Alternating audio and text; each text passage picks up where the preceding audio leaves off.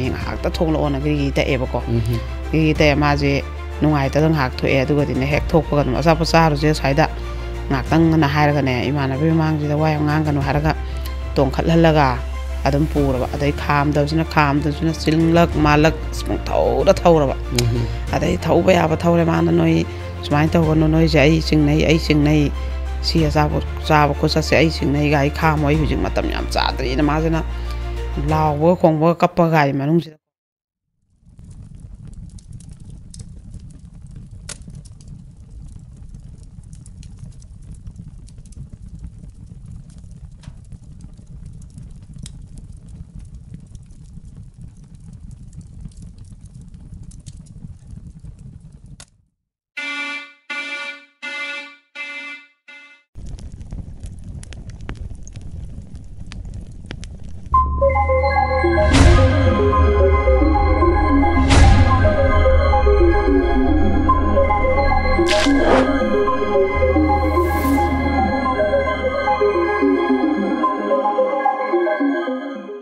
Mayambu Kurumzeri and a very good evening. Ipo media miyang tabir pumnamakpo ahanba magtada Suraj Khongban tabam na taram na okchari. Mayam gidamakta ipo media na puthokchariba series 9 na puthokchariba Crime Diaries yangkhay nithoy suba episode yengbiriba singbu thagachari amadi taram na okchari. Loinana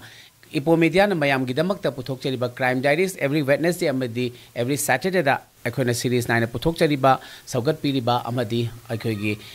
viewers singbusu hanana thagachari loinena ngasigi Crime Diaries ki yangkhay nithoi suba episode sida yengbiriba amadi akhigi viewers singna like amadi comments sungsoi soidena thaminaba ahanba maktada nizage loinena disclaimer thamjabasu tare warok biroi haibadi below 18 years minus si avoid to hanjaningi aduga loinena akhigi legal platform na chade haibasi masu mayam si understanding to minasi loinena akhigi Crime Diaries haibagi akhoi motto si every nook and corner the crime mitigate tawna ba Manipur society da akhoi healthy society ama purakna ba crime mitigate to ba crime Hantaba crime leitaba society ama oibda mayamgi akhoi support tuma loinena Crime Diaries na pizariba platform sidagi lominaraga Manipur si tinjang kaijang daba society ama oinabagi damakta mayam support of you hana thamjage loinena ngasigi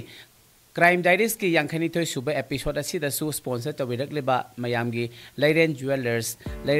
si ekoi hanana su thamjari ahan bada sagol banipa kethelda leijai ani subana kwa kethel segaro thauda bhabok leikaida leijariba Lairen Jeweler asida mayamgi jewelries items akoigi Manipur gi tradition da culture da attached to design kayama mayambu elegant oinabagi damakta semja sajariba Lairen Jewelry da mayamna visit to biraga apamba sana akoigi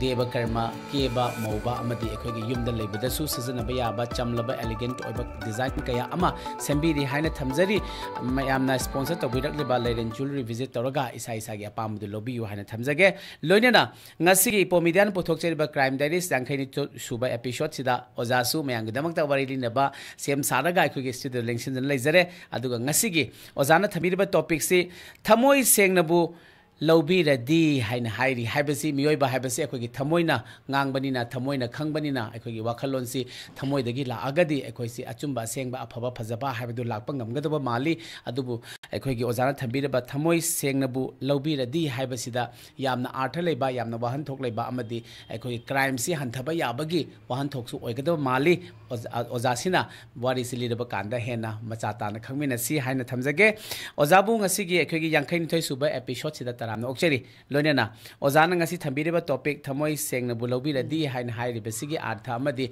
masina crime hantagadoba wakhalondi yamnadi mali adubu ozagi wakhalondo karino haibdo oza thambise han mamaktada ipo media gi subscribers sing Crime Diaries ki viewers sing wai kokno na korumjari kanoze ahanbada kaino khak law thoksage aigi phone number je kaino jingda khoigi sigi add tawriba jingi happy phone number jingja tawraga ahingda bang khangda gai panghang dangena lan phone toksen biba hoi ado isir tai number pu na complain yam tawnare aduna mi thabak loi sinna banina pung trama thoida bu phone tawre isi adu nangi isi gi number hangaya na mayam je loi ngawnare aduna aigi number je hek aina de dum haijabane ba ado phajana koigi haiga safety tawdaba karamba episode no thiba karai wai dono je khangdaba aduna ngasi de yam problem oina de aingon da juni messenger da tharakpa ꯑꯗꯒꯤ ꯑꯗꯨ ꯃꯌꯥꯝꯁꯦ ꯑꯩꯁꯨ ꯌꯥꯝ ꯋꯥꯔꯦꯕ ꯃꯦꯁꯦꯖꯇ ꯊꯥꯔꯛꯄ ꯈꯣꯠꯂꯛꯄ ꯃꯌꯥꯝꯁꯦ ꯑꯗꯨꯅ ꯑꯗꯨꯝ ꯑꯩꯒꯤ ꯁꯨꯃꯥꯏꯅ ꯍꯦꯛ ꯊꯣꯛꯂꯛꯄꯒꯤꯁꯤꯗ ꯑꯗꯨꯝ ꯑꯩꯒꯤ ꯃꯤꯡ ꯑꯣꯖꯥꯒ ꯔꯤꯂꯦꯇꯦꯗ ꯑꯣꯏꯕꯁꯤꯡꯗꯣ ꯍꯣꯏ ꯑꯗꯨꯝ ꯑꯩꯒꯤ ꯅꯝꯕꯔꯁꯦ ꯍꯥꯞꯇꯣꯛꯇ꯭ꯔꯒꯗꯤ ꯌꯥꯔꯔꯣꯏ ꯃꯔꯝꯗꯤ ꯃꯌꯥꯝꯁꯦ ꯍꯪꯅꯕꯗ ꯑꯋꯥꯕ ꯑꯣꯏꯗꯣꯔꯦꯕ ꯃꯈꯥꯗꯁꯨ ꯏꯔꯁꯤ ꯑꯗꯨꯒ ꯑꯣꯖꯥꯅꯁꯨ ꯆꯤꯟꯅꯁꯨ ꯑꯗꯨꯝ ꯍꯥꯏꯕꯤꯔꯣ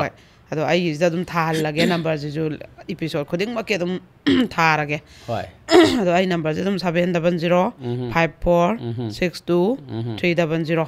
ꯁꯤꯁꯤꯅꯦꯕ ꯑꯗꯣ ꯑꯗꯨꯝꯁꯨ ꯊꯥꯍꯜꯂꯒꯦ ꯏꯄꯤꯁꯣꯠ ꯈꯨꯗꯤꯡꯒꯤꯁꯨ ꯅꯠꯇ꯭ꯔꯗꯤ ꯃꯌꯥꯝꯁꯤꯗ ꯌꯥꯝ ꯗꯤꯁꯇꯔꯕ ꯇꯧꯗꯣꯔꯦꯕ ꯃꯥꯅꯤ ꯑꯣꯖꯥꯗ ꯑꯩꯈꯣꯏꯒꯤ ꯔꯤꯂꯦꯇꯦꯗ ꯑꯣꯏꯕ ꯍꯪꯅꯤꯡꯕ ꯀ꯭ꯔꯥꯏꯝꯁꯤꯡ ꯑꯣꯔ ꯍꯦꯜꯞ ꯂꯧꯅꯤꯡꯕꯁꯤꯡꯒꯤꯗꯤ 700-5462-300ꯗ ꯁꯨꯡꯁꯣꯏ ꯁꯣꯏꯗꯅ ꯀꯟꯇꯦꯛ ꯇꯧꯕꯤꯌꯨ ꯑꯗꯨꯒ ꯑꯩꯈꯣꯏꯒꯤ ꯃꯔꯛꯇ ꯑꯦꯗꯚꯔꯇꯤꯁꯃꯦꯟꯒꯤ ꯃꯔꯤ ꯂꯩꯅꯕ ꯑꯇꯣꯞꯄꯒꯤ ꯑꯩꯈꯣꯏꯅ ꯍꯥꯄꯛꯄ ꯃꯇꯝꯗꯅ ꯑꯗꯨꯒꯤ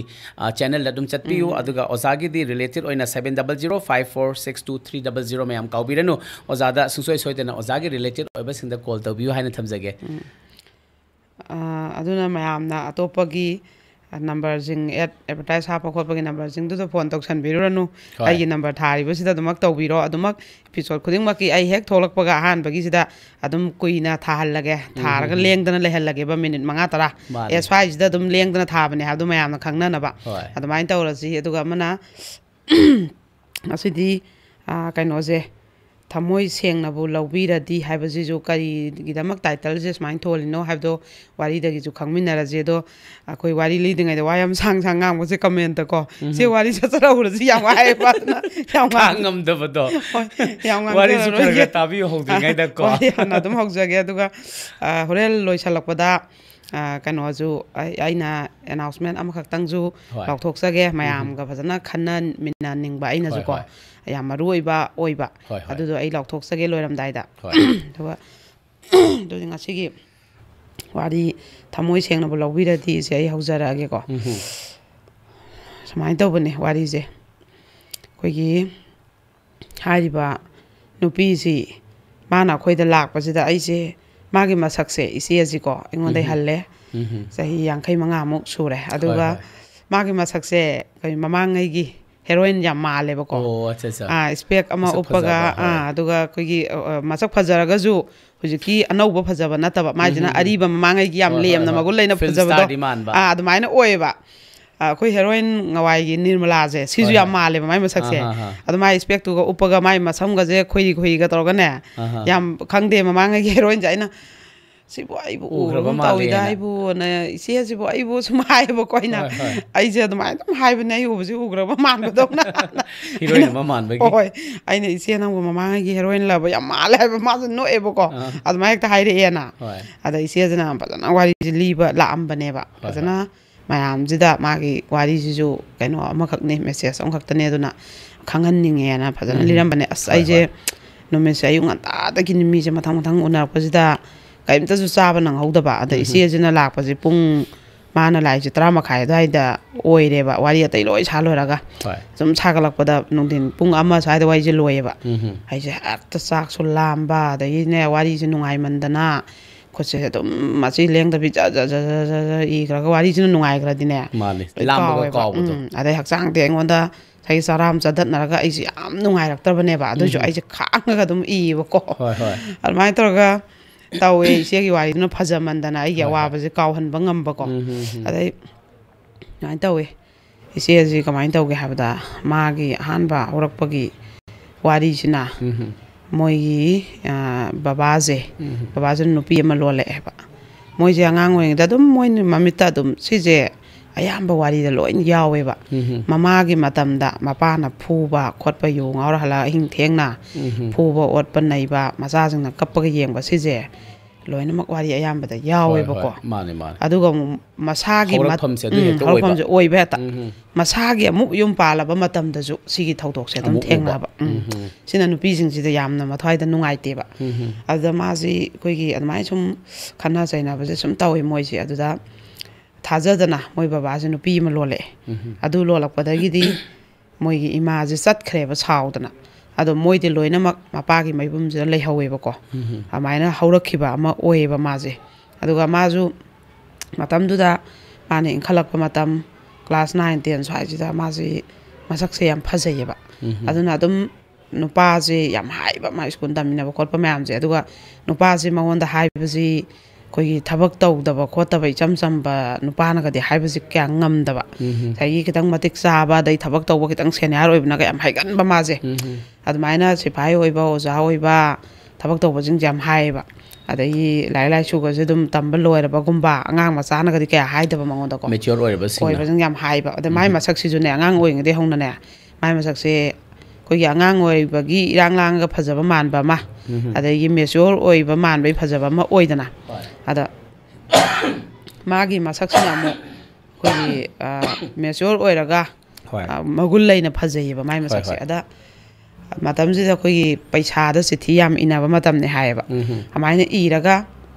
ꯀꯩꯅꯣꯁꯦ ꯃꯥꯒꯤ ꯁꯤꯐꯥꯏ ꯑꯣꯏꯕ ꯅꯨꯄꯥ ꯑꯃꯈꯛ ꯃꯥꯒ ꯅꯨꯡꯁꯤꯅꯖꯕꯀꯣ ꯑꯗꯨꯁꯦ ꯍꯌꯦꯡ ꯆꯪꯒꯗꯕꯅꯤ ꯑꯩ ꯍꯥꯏꯔꯒ ꯆꯤꯊꯤꯗꯨꯗ ꯑꯩꯈꯣꯏꯒꯤ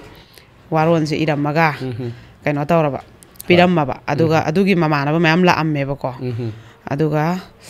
ꯑꯗꯨꯒꯤ ꯃꯃꯥꯟꯅꯕ ꯃꯌꯥꯝ ꯂꯥꯛꯑꯝꯕꯁꯤꯗ ꯃꯃꯥꯟꯅꯕꯁꯤꯡꯁꯤꯒꯤ ꯃꯔꯛꯇ ꯑꯃꯈꯛꯅꯅꯦ ꯍꯧꯖꯤꯛꯀꯤ ꯅꯨꯄꯥꯁꯤꯗꯤ ꯆꯠꯈ꯭ꯔꯦꯕ ꯑꯗꯩ ꯃꯥꯁꯨ ꯂꯥꯏꯔꯤꯛ ꯂꯥꯏꯁꯨ ꯀꯟꯅ ꯍꯣꯠꯅꯔꯒꯦ ꯃꯥ ꯊꯣꯛꯂꯛꯄ ꯉꯥꯏꯔꯒꯦꯒ ꯂꯩꯖꯕ ꯑꯗꯨꯀꯥꯟꯗ ꯃꯃꯥꯟꯅꯕ ꯃꯌꯥꯝꯁꯤꯅ ꯃꯃꯥꯟꯅꯕꯁꯤꯡꯁꯤꯒꯤ ꯃꯔꯛꯇꯒꯤ ꯈꯔꯅ ꯃꯥꯅꯗꯤ ꯈꯪꯍꯧꯗꯕ ꯃꯃꯥꯟꯅꯕꯁꯤꯡꯗꯨꯅꯗꯤ ꯈꯪꯈꯤꯕ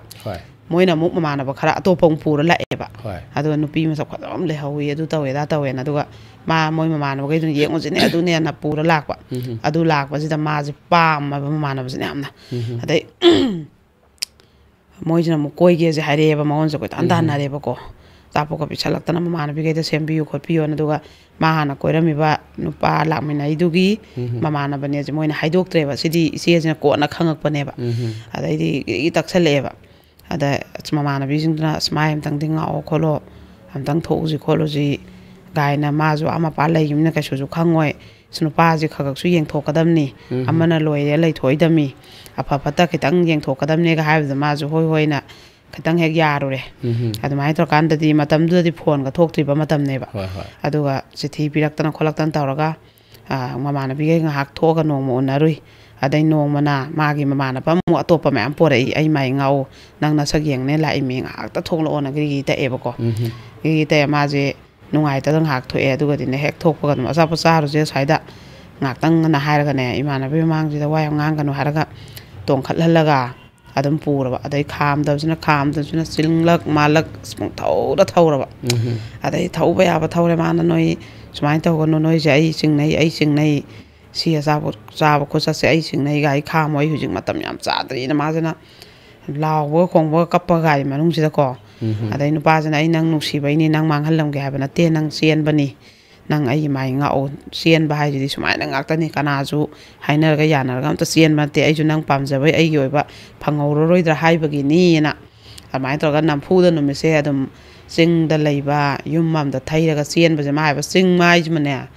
ꯅꯤꯜꯂꯝꯒꯅꯤ ꯃꯥꯅ ꯀꯞꯄꯗ ꯁꯪ ꯃꯅꯨꯡꯗ ꯆꯪꯁꯦ ꯍꯥꯏꯕꯁꯦ ꯃꯥꯅ ꯁꯨꯡꯌꯥ ꯌꯥꯗꯕ ꯑꯗꯨꯒ ꯁꯪ ꯃꯄꯥꯟꯁꯦ ꯀꯞꯄꯁꯦ ꯃꯃꯥꯟꯅꯕ ꯃꯌꯥꯝꯁꯦ ꯀꯣꯏꯆꯦꯟ ꯆꯦꯟꯅꯩꯌꯦ ꯃꯤ ꯇꯥꯔꯗꯤ ꯑꯩꯈꯣꯏꯁꯦ ꯅꯨꯄꯤ ꯐꯥꯔꯦꯅ ꯑꯩꯈꯣꯏꯁꯦ ꯃꯌꯥꯝ ꯂꯥꯛꯇꯥꯔꯦꯅꯅꯦ ꯅꯪ ꯇꯣꯛꯑꯣꯅ ꯊꯦꯝꯅꯕꯗ ꯑꯗꯨꯃꯥꯏꯅ ꯇꯧꯔꯒ ꯅꯝꯐꯨꯗ ꯆꯦꯟꯕꯤꯈꯤꯕ ꯑꯣꯏꯌꯦꯕꯀꯣ ꯑꯗꯩ ꯃꯇꯝꯗꯨꯗꯗꯤ ꯑꯩꯈꯣꯏꯒꯤ ꯆꯦꯜꯂꯒꯗꯤ ꯌꯨꯝꯗ ꯊꯝꯕ ꯏꯀꯥꯏꯅꯩ ꯑꯗꯩ ꯃꯁꯥꯅ ꯌꯥꯗꯦ ꯈꯣꯠꯇꯦꯒ ꯀꯦꯁ ꯇꯧꯅꯕ ꯄꯤꯗꯕ ꯐꯥꯕꯅꯤ ꯍꯥꯏꯒꯁꯦ ꯇꯧꯅꯗꯕ ꯑꯍꯜ ꯂꯃꯟꯁꯤꯡꯁꯤꯅ ꯅꯨꯄꯤꯗꯤ ꯃꯪꯉꯅꯤ ꯁꯨꯍꯩꯗꯦꯅ ꯍꯥꯏꯔꯒ ꯑꯗꯨꯝ ꯄꯤꯕ ꯃꯇꯝꯁꯦ ꯑꯣꯏꯌꯦꯕ ꯑꯗꯨꯃꯥꯏꯅ ꯃꯁꯥꯅ ꯏꯌꯥ ꯌꯥꯗꯅ ꯅꯝꯗꯅ ꯎꯅꯕ ꯊꯣꯛꯄꯗ ꯐꯥꯕꯤꯈꯤꯕ ꯑꯗꯨꯝ ꯃꯊ꯭ꯋꯥꯏ ꯅꯨꯡꯉꯥꯏꯇ ꯃꯪꯉꯅꯤ ꯁꯨꯅꯤꯡꯗꯦꯅ ꯂꯩꯈꯤꯕ ꯅꯨꯄꯤ ꯀꯌꯥꯅꯦꯕ ꯃꯃꯥꯡꯉꯩꯒꯤ ꯃꯇꯝꯗꯗꯤꯀꯣ ꯃꯥꯁꯨ ꯑꯗꯨꯝ ꯂꯩꯈ꯭ꯔꯦ ꯏꯔꯥꯏꯕꯛꯀꯤꯅꯦꯅꯀꯣ ꯂꯩꯈ꯭ꯔꯦ ꯑꯗꯨꯒ ꯃꯥꯒꯤ ꯀꯩꯅꯣꯁꯤ ꯑꯩꯈꯣꯏꯒꯤ ꯃꯥꯒ ꯃꯣꯠꯁꯤ ꯌꯥꯝ ꯆꯥꯟꯅꯗꯕ ꯅꯨꯄꯥꯁꯦ ꯑꯗꯨꯒ ꯌꯨꯁꯦ ꯊꯛꯆꯜꯂ ꯑꯗꯨꯝ ꯈꯠꯅꯕ ꯍꯧꯕ ꯈꯣꯠꯄ ꯃꯉꯣꯟꯗ ꯀꯥꯔꯟ ꯇꯧꯕ ꯑꯔꯥꯟꯕ ꯋꯥꯁꯤ ꯄꯉꯥꯡꯗ ꯉꯥꯡꯉ ꯈꯠꯅꯍꯧꯕ ꯁꯨꯝꯕꯁꯦ ꯌꯥꯝ ꯇꯧꯔꯦꯕ ꯑꯗꯩ ꯃꯣꯏꯁꯦ ꯃꯆꯥꯁꯦ ꯑꯅꯤꯅꯦ ꯃꯣꯏ ꯃꯆꯥꯁꯦ ꯃꯊꯪ ꯃꯆꯥ ꯑꯅꯤꯁꯨ ꯌꯥꯎꯔꯦ ꯑꯗ ꯃꯥꯁꯤꯅ ꯑꯩꯈꯣꯏꯒꯤ ꯑꯍꯥꯟꯕ ꯃꯆꯥ ꯌꯥꯎꯔꯛꯄꯁꯤꯗ ꯃꯥꯒ ꯑꯃꯨꯛ ꯃꯣꯏꯒꯤ ꯅꯤꯉꯣꯜ ꯃꯆꯟꯅꯨꯄꯤ ꯊꯣꯛꯄ ꯑꯃ ꯅꯨꯄꯥꯁꯤꯒꯤ ꯅꯤꯉꯣꯜ ꯃꯆꯟꯅꯨꯄꯤ ꯊꯣꯛꯄ ꯑꯃꯒ ꯃꯥꯒꯁꯦ ꯌꯥꯝ ꯂꯨꯅ ꯂꯣꯏꯅꯩꯕ ꯑꯗ ꯃꯣꯏ ꯑꯅꯤ ꯅꯨꯄꯥꯁꯤꯅ ꯄꯩꯁꯥꯁꯦ ꯐꯖꯅ ꯇꯥꯜꯂꯛꯇ꯭ꯔꯕꯅꯤ나 마주 마탄들 레이베야 마탄다 좀 누파좀 부살락바나 레이톡바 야드라바니나 마사지마 보살라가 닝원두가네 살라 사나 요on바 하웨바 사나디 고텍 그게 아루파 쿠지누지 릭농 mayamje 고텍 보로브로 yumda changa yoonba haweba 노모길 파삼 헥 렘바 산니 헥 렘바 마담도 잠자니 아이주기 정알리 싱 오이도이네바 아두나 마나 할라 생 농 와라 사자바 좀 호네야다 마나 함다지 마탄다 살람바네바 ada mai nupa jan sum badnam piba ko sa pam pam baina chatle ne yimthong mayam chatlabni na thengnaramani ne pam pam ba adudu na sungang basida e moi masan masam puraga chatlaga aina tawrije hayang kainom hainarakpada khangan bana phani na masan piji pu ke bane ba adai mabani changda yon minaraga nang som yum changoina som yum changage harga no moi dum chahum jamri to nge masan piji ju dun pacham kai kai khai bi re chan piji wa bani na tonga ma sai sing ja tho dum thokle adai adum ngang pase lepte chera adugi matam dagi hogre ba maonda badram pi ba ngang ba khotpa mayam je ko adai nupa unning bai khatning bai rang tawning bagi yumda lening da bai chatli bani ke sala satning bai chatli bani ga kai amsu ke jab su nataba adumai sum hogre adum mana thoina mana de ko adai adumai sum hogi dai masa je ani sura e adumana dum miron matam ba ma je thabak chatli hai lepte hai ko aduga angang pokadaba ni humni khak ka ngai ra kan daga lepi hai de angang je poya du ma chanu pi duna seba sebi tawdana moi gi kaino hoi mama hoi lak tan hona ramaga ma dum angang pokpa tha mu kai mu lei dei ga je dum ma chanu pi ji kam thabak chat pa je hoi hai ba duga maban je tuka loina phamma je nupas na ju sakat yam ngange na moi gi yum dagi moi gi adugi lei ba lam dugi area gi bazar je moi gi yum dagi khoi gi minute kun muk cycle thau jani da amai oi bajane da matam du moi je gaim jaga thau ba haina dri ba cycle dum thau ba tuka lam thoke school lam chat ke hai ba ju khatang hai da bam du cycle doi tong no matam du ne ba ada tuka loina phamma je pangang da ju ngange aduna tuka loina phamma je na chana kote ki dum ba lik lei myam je gi ne adai mu khalega phirwal hapsan ji anang phirwal mu hapsan le pesa jana pura la aga made adai khongup hapsan ji na khongup sa hapsan le bag hapsan le cosmetic hapsan le mai to ka tukan je tek tagi chau thokre ba adu ma je masin makha so am phaba mi je dro do ngang ba dei pesa ga je sendong gi kai khang da ba mi ne yak yaw rok ta ba du uradi lupa manga da tonga ju ya hoi logro ek tha dok pi sendong ge ka khan da ba aduna adumaina mai kai je moi gi je muslim yam tai singmi yam tai mai tai aduna muslim gi it tho edana mai to kan sei loi po lai lak no pi sing na cosmetic tai khongup tai bag tagi puri phiron dagi sanale kon ko te ki ko lu gi myam je adai gi muk singmi gi tho edana christmas sei loi mon dai mai tai gi tho edana ningon ja ko ba tholak pa yaw sang tholak pa mon dai la raw ba tholak pa loi leina ba amai to dan tek tagi mingon dai ju pui daily collection adu ga som thada dai dukan som chok thokre ba mai nu pa na ju nai ba hengale mana thabak se hen na mai pa ingai mapung phari ngai mai nu pa jan nai bagi chang je hengalak pa sigi ani jne ba mon da wari je yu thakchala hala ga kai then ta ba nu pi na bu kam ju go cha doino nu pi na kai then thok ninga ba hai je loi ra bani hai dana kana ga tumin nei ju khangde kana ga lemin nei no ju khangde to ko chai chang kanu adu adana ado yu thaktra ga de mu kai chu hai da ba thoina hai ro dana mafam matam nang sinu pa je koi hai unnai hai na puthoga ma je ai di to ko chare nang ana khaina ro dana adu sunna ta ba pongang dangang ba yu thaktra ga kaim ta yu thaga wangang ba si je ayamba mapan thokna thabak taw ba nu pi sing na thengna ba chaina ma khak nei ba ko nu pa ayamba si je smai chu loi hai bu je ma sa gi habit ne ba koi gi adum imung da kam da mai gi tumna himna ba matam da ka ji wang malan gi ba to pa mina di khang da ba imung da din nai na ba nu pi da di awa ba oi ba nu pi du na oi na nu pa ji da tha saraga koi gi nang nu pi koi ba tu kat sei ma pan thok ka di du na ngang ba na te da na nu pa ji noi na nu pi da ngang ni da na adu na nungai ja da ba do sam ma du da ma na re phudat na doi ba ma chin khum na doi ba adu gi khang ba ngam ba nu mit na tumin hek ta thok ba ngam da nu mit na hek khum na ru ba hek khat na ba adai phurak pa ju hek yaw ba adai po chai hek thu ga rak pa ju yaw ba makhan ne ba ko adai di kaino tawre ma jina da mai na no pi jina hare nang adamai ni yu tha ga ingon da khana udoi sorbudi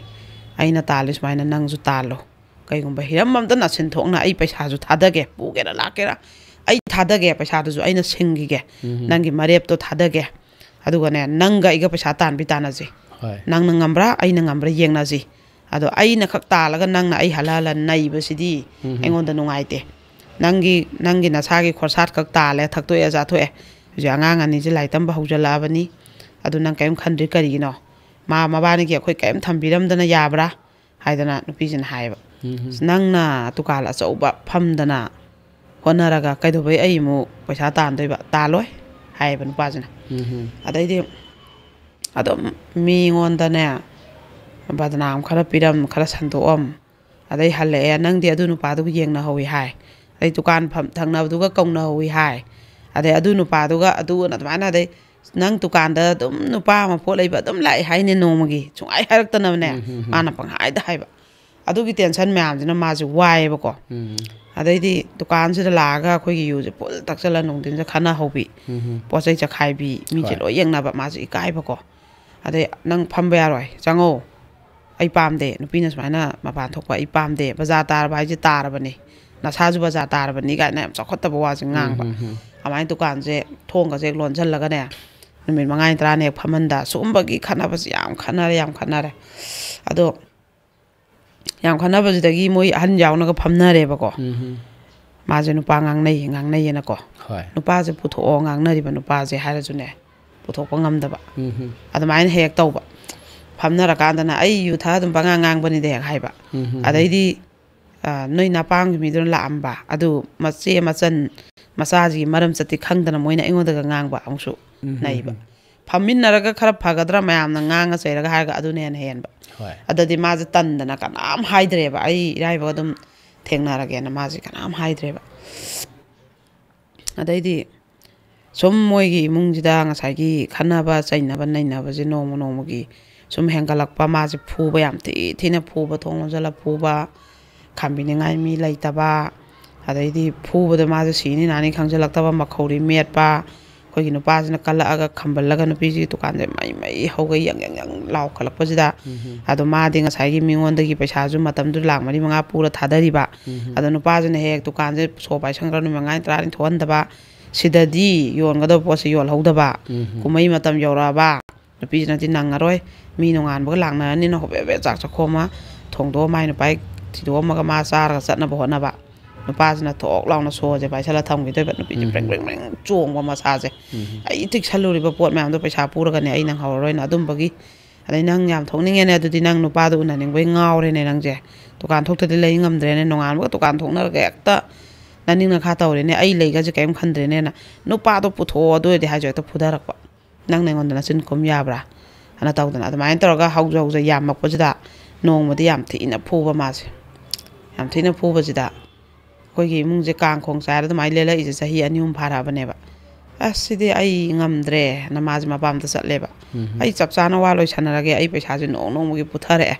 ꯆꯥꯎꯈꯠꯂꯝꯕ ꯑꯩꯁꯦ ꯃꯥꯅ ꯗꯨꯀꯥꯟ ꯈꯔ ꯐꯝꯍꯟꯗ ꯀꯨꯝꯍꯩ ꯍꯔꯥꯎꯗ ꯃꯤꯉꯣꯟꯗ ꯄꯩꯁꯥꯗꯤ ꯄꯨꯁꯜꯂꯦ ꯁꯦꯟꯗꯣꯏ ꯑꯆꯧꯕꯗ ꯀꯥꯔꯤꯃꯤ ꯑꯗꯨꯒ ꯄꯨꯕꯗꯣ ꯐꯪꯗꯕꯅꯤꯅ ꯑꯗꯨꯒ ꯄꯣꯠꯅ ꯃꯥꯅ ꯌꯣꯜꯍꯟꯗ꯭ꯔꯦ ꯄꯣꯠꯇꯤ ꯅꯝꯃ ꯂꯩꯍꯧꯔꯦ ꯏꯠꯇ ꯌꯣꯜꯍꯧꯒꯗꯕ ꯄꯣꯠꯇꯨꯕꯨ ꯏꯠ ꯂꯣꯏꯈ꯭ꯔꯒ ꯗꯨꯀꯥꯟ ꯊꯣꯡ ꯍꯥꯡꯉꯨꯕꯗ ꯀꯅꯥ ꯂꯩ ꯂꯥꯛꯇꯣꯏꯅꯣ ꯑꯗꯨꯃꯥꯏꯅ ꯃꯥꯁꯦ ꯑꯩ ꯃꯁꯤꯗꯤ ꯈꯥꯏꯅꯔꯒꯦ ꯕꯗꯅꯥꯝꯁꯤꯅ ꯑꯩ ꯈꯥꯡꯉꯝꯗ꯭ꯔꯦ ꯕꯖꯥꯔꯁꯤꯗ ꯂꯩꯔꯤꯕ ꯅꯨꯄꯥ ꯄꯨꯝꯅꯃꯛꯁꯦ ꯑꯩꯒꯤ ꯅꯨꯄꯥꯅꯦ ꯍꯥꯏꯔꯦ ꯑꯗꯨꯅ ꯑꯩ ꯁꯤꯗꯤ ꯉꯝꯗ꯭ꯔꯦꯅ ꯑꯗꯨꯃꯥꯏꯅ ꯐꯝꯅꯗꯅ ꯈꯣꯠꯇꯅ ꯇꯧꯕꯁꯤꯗꯁꯨ ꯃꯥꯅ ꯁꯣꯏꯈ꯭ꯔꯦ ꯈꯣꯠꯈ꯭ꯔꯦ ꯑꯩꯅ ꯍꯥꯏꯈꯤꯕꯗꯣ ꯍꯥꯏꯕꯒꯤ ꯃꯍꯨꯠꯇ ꯌꯥꯝ ꯎꯁꯤꯠꯇꯅ ꯉꯥꯡꯕ ꯌꯥꯝ ꯊꯤꯅ ꯉꯥꯡꯕ ꯌꯥꯝ ꯍꯟꯊꯅ ꯉꯥꯡꯕꯀꯣ ꯑꯗꯨꯗꯩ ꯅꯪꯅꯁꯨ ꯕꯗꯅꯥꯝ ꯄꯤꯔꯕꯅꯤꯅ ꯑꯗꯨꯝ ꯁꯤꯗꯤ ꯂꯩꯃꯤꯟꯅꯕꯗ ꯅꯨꯡꯉꯥꯏꯔꯔꯣꯏ ꯍꯧꯖ ꯌꯥꯝꯃꯦ ꯅꯣꯏꯒꯤꯁꯦ ꯑꯗꯨꯅ ꯃꯄꯥꯝꯁꯤꯅꯁꯨ ꯑꯗꯨꯝ ꯈꯥꯏꯗꯣꯛꯅꯔꯁꯦꯅ ꯃꯣꯏꯁꯦ ꯈꯥꯏꯗꯣꯛꯅꯔꯦꯕ ꯑꯗ ꯅꯨꯄꯤꯁꯤꯅ ꯂꯨꯄꯥ ꯑꯃ ꯂꯧꯗꯦ ꯅꯨꯄꯥꯁꯤꯗꯒꯤ ꯑꯩ ꯀꯔꯤꯝ ꯂꯧꯔꯣꯏ ꯃꯉꯣꯟꯗ ꯑꯩ ꯀꯔꯤꯝ ꯅꯤꯔꯣꯏ ꯑꯩ ꯏꯁꯥ ꯏꯈꯣ ꯄꯥꯜꯂꯤ ꯈꯣꯡ ꯇꯦꯛꯇꯦ ꯃꯤꯠ ꯇꯥꯡꯗꯦ ꯀꯩꯁꯣꯏ ꯅꯥꯏꯗꯦ ꯑꯩ ꯇꯥꯅꯤ ꯑꯅ ꯍꯥꯏꯔꯦ ꯅꯨꯄꯥꯁꯤꯅ ꯑꯉꯥꯡ ꯑꯅꯤꯗꯤ ꯃꯥꯅ ꯌꯣꯛꯀꯅꯤ ꯁꯤꯅꯦꯕ ꯑꯗ ꯅꯨꯄꯤꯁꯤꯅ ꯍꯥꯏꯔꯦ ꯌꯣꯛꯎ ꯀꯩꯁꯨ ꯀꯥꯏꯗꯦ ꯑꯗꯨꯕꯨ ꯃꯅꯤꯄꯨꯔꯁꯤꯗ ꯈ꯭ꯋꯥꯏꯗꯒꯤ ꯂꯤꯡꯕ ꯁ꯭ꯀꯨꯜꯗ ꯇꯝꯍꯟꯒꯗꯕꯅꯤ ꯈ꯭ꯋꯥꯏꯗꯒꯤ ꯂꯤꯡꯕ ꯈꯨꯠ ꯊꯦꯛꯄ ꯌꯥꯎꯕ ꯁ꯭ꯀꯨꯜꯗ ꯑꯗꯨꯒ ꯃꯤ ꯑꯣꯏꯅꯕ ꯁꯦꯝꯒꯗꯕꯅꯤ ꯑꯗꯨꯒꯤ ꯁꯣꯏ ꯍꯥꯟꯅ ꯇꯧꯅꯁꯤ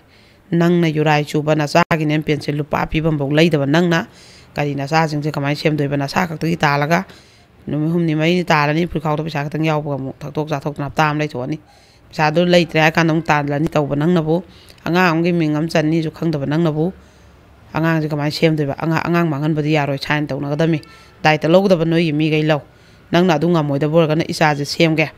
ꯅꯪ ꯀꯃꯥꯏꯅ ꯑꯩꯅ ꯑꯉꯥꯡꯁꯦ ꯁꯦꯝꯃꯛꯑꯦ ꯑꯗꯨ ꯅꯨꯃꯤꯠ ꯊꯨꯞꯅ ꯌꯦꯡꯉꯨ ꯑꯩꯅ ꯍꯦꯛ ꯏꯆꯥ ꯃꯥꯡꯍꯜꯂꯛꯑꯕ ꯅꯪꯅ ꯂꯧꯅꯤꯡ ꯅꯨꯃꯤꯠꯇ ꯂꯧꯅ ꯍꯥꯏꯔꯦꯕ ꯑꯗꯩꯗꯤ ꯅꯨꯄꯥꯁꯤꯅ ꯑꯉꯥꯡ ꯄꯨꯒꯦ ꯍꯥꯏꯗ꯭ꯔꯦ ꯅꯨꯄꯤꯁꯤꯅ ꯄꯣꯔꯛꯑꯦ ꯑꯗꯨꯒ ꯉꯁꯥꯏꯒꯤ ꯃꯆꯟꯅꯨꯄꯤꯗꯨ ꯇꯧꯔꯒ ꯃꯥꯒꯤ ꯗꯨꯀꯥꯟꯁꯤꯗ ꯃꯥꯁꯦ ꯑꯗꯨꯝ ꯂꯩꯔꯦꯕ ꯑꯗꯩꯗꯤ ꯗꯨꯀꯥꯟꯁꯤꯗ ꯑꯗꯨꯝ ꯂꯩꯕꯁꯤꯗ ꯃꯣꯏ ꯃꯄꯥꯝꯒꯤ ꯃꯤꯁꯤꯅ ꯅꯪꯅ ꯂꯩꯔꯤꯕ ꯖꯒꯥꯁꯤ ꯈꯥꯏꯅꯔꯛꯑꯦ ꯍꯥꯏꯗꯤ ꯃꯄꯥꯝꯂꯣꯝꯗ ꯂꯣꯏꯅ ꯂꯥꯛꯄꯅꯦ ꯁꯣꯝꯗ ꯑꯣꯏꯅ ꯗꯨꯀꯥꯟ ꯁꯦꯝꯒꯠꯁꯤ ꯍꯥꯏꯔꯤꯕ ꯂꯝꯗꯨꯗꯤ ꯅꯨꯄꯥꯒꯤ ꯂꯝꯅꯤꯅ ꯅꯨꯄꯥꯗꯨꯅ ꯐꯠ ꯊꯣꯛꯂꯛꯑꯒ ꯍꯥꯠꯄ ꯇꯨꯞꯄ ꯅꯪꯉꯣꯟꯗ ꯄꯣꯠ ꯆꯩ ꯊꯨꯒꯥꯏꯕ ꯀꯩꯅꯣꯝ ꯇꯧꯔꯛꯑꯒꯗꯤ ꯅꯪ ꯀꯅꯥꯅ ꯀꯟꯕꯤꯗꯣꯔꯤ ꯃꯤꯒꯤ ꯃꯔꯝꯅꯤ ꯑꯗꯣ ꯈꯥꯏꯅꯔꯒꯗꯤ ꯑꯗꯣꯝꯗ ꯆꯠꯂꯅꯣꯅ ꯊꯤꯡꯉꯦꯕ ꯑꯩꯗꯤ ꯂꯣꯟ ꯅꯨꯡꯁꯨ ꯃꯌꯥꯝ ꯍꯨꯜꯂꯤ ꯗꯨꯀꯥꯟ ꯍꯧꯖꯤꯛ ꯍꯣꯡꯕꯗ ꯅꯥꯇꯩ ꯆꯥꯔꯣꯏ ꯑꯩꯒꯤ ꯍꯥꯟꯅ ꯁꯤ ꯐꯝꯃꯤꯕꯁꯤꯗ ꯑꯩ ꯐꯖꯅ ꯐꯝꯒꯦꯅ ꯅꯨꯄꯤꯁꯤꯅ ꯍꯥꯏꯔꯦꯕ ꯑꯩꯅ ꯂꯥꯟꯗꯦ ꯃꯌꯥꯝ ꯂꯣꯏ ꯈꯪꯕꯅꯤ ꯃꯤ ꯃꯌꯥꯝ ꯂꯩꯔꯤ ꯕꯖꯥꯔꯅꯤ ꯃꯥꯅ ꯀꯩꯗꯧ ꯉꯝꯗꯣꯏꯅꯣꯅ ꯅꯨꯄꯤꯁꯤꯅ ꯍꯥꯏꯌꯦꯕ ꯑꯗꯨꯃꯥꯏꯅ ꯃꯥꯁꯦ ꯑꯗꯨꯝ ꯐꯝꯃꯤ ꯃꯆꯟꯅꯨꯄꯤꯗꯨꯒ ꯇꯧꯔꯒ ꯑꯗꯨꯝ ꯐꯝꯃꯤ ꯑꯗꯩꯗꯤ ꯈꯔ ꯂꯩꯔꯒ ꯃꯥꯁꯦ ꯑꯩꯈꯣꯏꯒꯤ ꯆꯍꯤꯃꯨꯛ ꯂꯩꯔꯦ ꯃꯥꯏ ꯅꯨꯄꯥꯒ ꯀꯥꯏꯅꯕ ꯑꯗꯨꯒ ꯅꯨꯄꯥꯗꯨꯗꯤ ꯅꯨꯄꯤ ꯑꯃ ꯊꯤꯈꯔꯦꯕ ꯑꯗꯨꯒ hꯧꯖꯤꯛꯀꯤ ꯅꯨꯄꯤꯁꯤꯅ ꯃꯥꯅ ꯀꯩꯅꯣ ꯇꯧꯔꯒ ꯃꯔꯨꯞ ꯊꯥꯡꯉꯛꯄ ꯌꯥꯎꯈꯤꯕ ꯈꯣꯠꯈꯤꯕ ꯃꯌꯥꯝꯗꯣ ꯇꯧꯔꯒ ꯃꯥꯁꯦ ꯃꯣꯏꯒꯤ ꯗꯨꯀꯥꯟꯁꯦ ꯌꯣꯟꯊꯣꯛꯀꯅꯤ ꯍꯥꯏꯕ ꯃꯥꯅ ꯐꯝꯃꯤꯕ ꯗꯨꯀꯥꯟꯗꯣꯀꯣ ꯑꯗꯨꯒꯤ ꯃꯁꯥꯅ ꯂꯩꯁꯟꯖꯍꯧꯔꯦꯕ ꯑꯗꯨꯃꯥꯏꯅ ꯇꯧꯔꯒ ꯗꯨꯀꯥꯟ ꯄ꯭ꯂꯣꯠꯁꯤꯃ ꯑꯩꯅ ꯂꯩꯁꯟꯕ ꯉꯝꯖꯔꯦꯅ ꯃꯥꯁꯦ ꯍꯔꯥꯎꯖꯩ ꯃꯊꯛꯇꯅ ꯃꯣꯏ ꯂꯩꯅꯔꯦ ꯃꯆꯥ ꯑꯅꯤꯁꯨ ꯃꯥ ꯂꯣꯏ ꯕꯣꯔꯗꯤꯡꯗ ꯊꯝꯃꯦ ꯑꯗꯨ ꯀꯟꯅ ꯍꯣꯠꯅꯈꯠꯂꯦ ꯑꯗꯩ ꯃꯆꯥ ꯑꯅꯤꯒꯁꯦ ꯃꯥꯅ ꯕꯣꯔꯗꯤꯡꯗ ꯊꯝꯕꯁꯦ ꯑꯔꯤꯡꯕ ꯁ꯭ꯀꯨꯜ ꯑꯃꯗ ꯊꯝꯃꯤ ꯑꯗꯩ ꯑꯣꯖꯥꯗꯨꯗ ꯍꯥꯏ ꯑꯩꯗꯤ ꯑꯩꯒꯤ ꯃꯇꯝ ꯅꯥꯏꯕꯤꯒꯅꯨ ꯑꯉꯥꯡ ꯎꯅꯕ ꯃꯇꯝ ꯁꯤ ꯅꯨꯃꯤꯠꯇ ꯅꯠꯇꯗꯤ ꯌꯥꯗꯦ ꯍꯥꯏꯕꯤꯔꯛꯀꯅꯨ ꯑꯩ ꯂꯥꯛꯅꯤꯡꯕ ꯃꯇꯝꯗ ꯂꯥꯛꯆꯒꯦ ꯑꯗꯨ ꯎꯅꯒꯦ ꯐꯠ ꯎꯅꯔꯒ ꯑꯩ ꯐꯠ ꯆꯠꯈꯤꯒꯦ ꯅꯣꯏꯗꯁꯨ ꯌꯦꯠꯆꯔꯣꯏꯅ ꯃꯥꯒꯤ ꯑꯣꯏꯅꯗꯤ ꯃꯇꯝꯒ ꯅꯥꯏꯗꯦꯕ ꯑꯗꯩ ꯃꯥꯁꯤꯅꯅꯦ ꯉꯁꯤꯗꯤ ꯌꯦꯟ ꯊꯣꯡ ꯆꯥꯁꯤꯅ ꯗꯨꯀꯥꯟꯁꯤꯗ ꯃꯆꯟꯅꯨꯄꯤꯒꯤ ꯃꯕꯥꯅꯤꯁꯦ ꯆꯥꯕ ꯌꯦꯟꯁꯦ ꯍꯨꯛꯄꯁꯦ ꯉꯝꯗ꯭ꯔꯕ ꯃꯆꯥ ꯑꯅꯤꯁꯦ ꯅꯤꯡꯁꯤꯡꯉꯛꯑꯕ ꯅꯨꯡꯗꯥꯡꯁꯤꯗ ꯑꯩꯅꯦ ꯆꯧꯈꯤꯒꯦ ꯑꯉꯥꯡ ꯑꯅꯤꯗꯣ ꯑꯝꯇ ꯑꯩ ꯍꯨꯛꯄ ꯉꯝꯗ꯭ꯔꯦꯍꯦꯅ ꯆꯥꯛꯁꯤꯒ ꯇꯤꯐꯤꯟꯗ ꯇꯧꯔꯒ ꯃꯥꯁꯦ ꯆꯠꯂꯦꯀꯣ ꯅꯨꯡꯗꯥꯡ ꯒꯥꯔꯤ ꯃꯆꯥꯁꯦ ꯊꯧꯔꯒ ꯃꯆꯥꯒꯤ ꯁ꯭ꯀꯨꯜ ꯁꯤꯅ ꯏꯝꯐꯥꯜ ꯑꯦꯔꯤꯌꯥꯗꯅꯦꯕ ꯑꯗꯩꯗꯤ ꯆꯪꯉꯒ ꯑꯉꯥꯡ ꯑꯅꯤꯗꯣ ꯑꯝꯇ ꯊꯣꯛꯍꯜꯂꯧ ꯍꯥꯏꯔꯒ ꯌꯦꯅꯈꯥꯗꯒ ꯀꯧꯊꯣꯛꯑꯒ ꯀꯤꯠ ꯆꯥꯛꯇꯨꯒ ꯄꯤꯖꯔꯝꯕ ꯃꯥꯅ ꯕꯣꯔꯗꯤꯡꯒꯤ ꯅꯥꯀꯟꯗ ꯀꯧꯊꯣꯛꯑꯒ ꯑꯗꯨꯃꯥꯏꯅ ꯇꯧꯔꯒ ꯍꯜꯂꯛꯄ ꯃꯆꯥꯁꯤꯡꯁꯤꯒꯤ ꯃꯥꯅ ꯑꯗꯨꯝ ꯄꯨꯔꯥꯅ ꯀꯠꯊꯣꯛꯑꯒ ꯃꯥꯁꯦ ꯑꯩ ꯏꯆꯥꯈꯩꯒꯤꯗꯤ ꯋꯥꯠꯍꯜꯂꯣꯏꯅ ꯍꯣꯠꯅꯈ꯭ꯔꯦꯕ ꯑꯗꯩꯗꯤ ꯃꯥꯁꯦ ꯅꯣꯡꯃꯒꯤ ꯁꯨꯝ ꯆꯥꯎꯈꯠꯂꯛꯄ ꯄꯣꯠꯁꯦ ꯀꯠꯂꯛꯄ ꯈꯣꯠꯀꯠꯂꯛꯄ ꯇꯧꯕꯁꯤꯗ ꯃꯣꯏꯒꯤ ꯅꯨꯄꯥ ꯃꯌꯨꯝꯒꯤ ꯃꯤ ꯈꯔꯅ ꯌꯥꯝ ꯊꯨꯅ ꯆꯠꯈꯣꯌꯣ ꯁꯦ ꯃꯉꯛ ꯄꯥꯏꯔ ꯏꯟꯗ꯭ꯔꯤꯉꯩꯗ ꯃꯥꯅ ꯑꯩꯈꯣꯏꯒꯤ ꯅꯨꯄꯥꯁꯤꯒ ꯈꯥꯏꯅꯔ ꯃꯨꯛꯈꯥꯏꯗꯅ ꯑꯩꯈꯣꯏꯒꯤ ꯂꯝꯁꯦ ꯁꯨꯝ ꯂꯩ ꯌꯥꯕ꯭ꯔꯥ ꯑꯩꯈꯣꯏ ꯃꯌꯥꯝ ꯂꯥꯛꯑ ꯗꯨꯀꯥꯟꯁꯦ ꯃꯩ ꯊꯥꯗꯣꯛꯇ꯭ꯔꯤꯉꯩꯗ ꯌꯥꯝ ꯊꯨꯅ ꯆꯠꯈꯣꯌꯣꯅ ꯍꯥꯏꯕꯖꯥꯠꯅꯤ ꯑꯗꯩꯗꯤ ꯃꯥꯅ ꯍꯥꯏꯔꯤꯕ ꯃꯤꯁꯦ ꯍꯦꯛꯇ ꯀꯧꯔꯒ ꯊꯤꯅ ꯉꯥꯡꯕꯅꯦ ꯅꯪꯅ ꯉꯝꯃꯒ ꯊꯨꯒꯥꯏꯌꯨ ꯊꯨꯗꯦꯛꯎ ꯑꯩ ꯂꯩꯖꯕꯁꯦ ꯀꯩꯗꯧꯔꯦ ꯑꯩ ꯏꯆꯥ ꯑꯅꯤ ꯁꯦꯝꯕꯅꯦ ꯏꯆꯥ ꯑꯅꯤꯁꯦ ꯅꯣꯏꯒꯤ ꯏ ꯅꯠꯇꯕ꯭ꯔꯥ ꯑꯗ ꯃꯥꯁꯦ ꯉꯥꯡꯉꯕ ꯑꯗꯩ ꯈꯔ ꯂꯩꯔꯒ ꯃꯥꯏ ꯅꯨꯄꯥꯒꯤ ꯍꯤꯡꯒꯣꯜ ꯁꯔꯨꯛꯁꯦ ꯂꯣꯏ ꯌꯣꯜꯂꯦꯅ ꯄꯥꯎ ꯇꯥꯏꯌꯦꯕ ꯑꯗ ꯃꯥꯅ ꯄꯥꯎ ꯊꯥꯈ꯭ꯔꯦ ꯑꯩ ꯊꯤꯡꯉꯣꯏ ꯑꯗꯨꯕꯨ ꯃꯆꯥ ꯑꯅꯤꯁꯦ ꯍꯌꯦꯡ ꯀꯗꯥꯏꯗ ꯂꯩꯗꯣꯏꯅꯣ ꯃꯆꯥ ꯑꯅꯤꯒꯤ ꯈꯤꯇꯪꯗꯤ ꯊꯝꯃꯣ ꯍꯥꯏꯌꯨ ꯖꯒꯥ ꯅꯠꯇ꯭ꯔꯒꯅ ꯃꯆꯥ ꯑꯅꯤꯒꯤ ꯐꯤꯛꯁ ꯗꯤꯄꯣꯖꯤꯠꯇ ꯍꯌꯦꯡ ꯍꯤꯡꯒꯣꯜ ꯂꯩꯖꯅꯕ ꯄꯩꯁా ꯈꯤꯇꯪꯗꯤ ꯍꯥꯞꯄꯨ ꯍꯥꯏꯌꯨ ꯂꯤꯁꯤꯡ 10 ꯑꯣꯏꯔꯁꯨ 10 ꯑꯣꯏꯔꯁꯨ ꯍꯥꯟꯅ ꯍꯥꯏꯕꯁꯤꯗ ꯌꯥꯗ꯭ꯔꯦ ꯂꯣꯏꯁꯟꯈ꯭ꯔꯦꯕ ꯃꯗꯩꯗꯤ ꯃꯥꯁꯦ ꯏꯁꯤ ꯀꯥꯔꯛꯇꯅ ꯃꯥ ꯏꯁꯤꯡꯁꯦ ꯂꯩꯔꯝꯕ ꯏꯁꯤꯡꯁꯤꯅ ꯃꯣꯏꯅ ꯂꯣꯏ ꯌꯣꯟꯈ꯭ꯔꯦ ꯍꯥꯞꯄꯨ ꯌꯥꯗꯦꯅ ꯐꯣꯟꯗ ꯄꯥꯎ ꯄꯤꯔꯛꯄꯀꯣ 이지 까다나 마나 이승지 좀 짜이다버네 아도 마사지 이승지는 좀 짜이더라 너희 사가이기고 어떠다다디 아이 자네 이제 솔랄라 가로이 너희 사가이 오헬라로이 너희 나사네나 람바시 앙카모주 야데 모이 마밍다 디보지 기당 tꯧ비요주 야데 아이나 루밤 로우스 나타바 이자네주 아이나 욕바 아두가 낭가나 마지 사우닝기버고 아다이디 거기 누피 하이지나네 마나 마삭가 파자래 아다이디 카이나라가 레이버지 얌 베라제 이사나 얌 좀나 잣라주 잣닝가가주 거기 까임보 누파 탐바 콧바 좀 바지 tꯧ자로이나 칼라가주네 누파징지나 누피 레이디 칸가 딱락도이네바 아두가 거기 까노제 거기 누피 카이나기바 항바 더이나 ලꯧ게 하이바 누피 시기바 항바 dum바나 लꯧ게 하이바지나 좀 나타바 마루이나 누피 안강 레이바나 लौगे हाबदी नतबा दिल्लेनाजी लोना कोइनाजी मी खांगंदबिदा हाइदना सिजे याम हौबा मंगोंदजुने हौबजे याम हौरे मोइगे दुकान जुमाना मायोकनाबा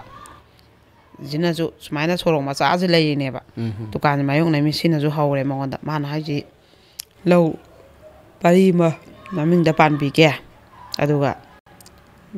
लौगे नंगी करबागे वारपा पैसाजु लोइना थादाबिराके मिंगोंदा हाइरोकनो लोना लौगे सिनेबा फोंगनादि लौनारोइसि सिनेबा माइ नुपि आंगांग लेबनिना अदु नंजु नंगि नुपा लेतबनिना नंगि नुपागे आंगबदो अइना मेलो सिनेबा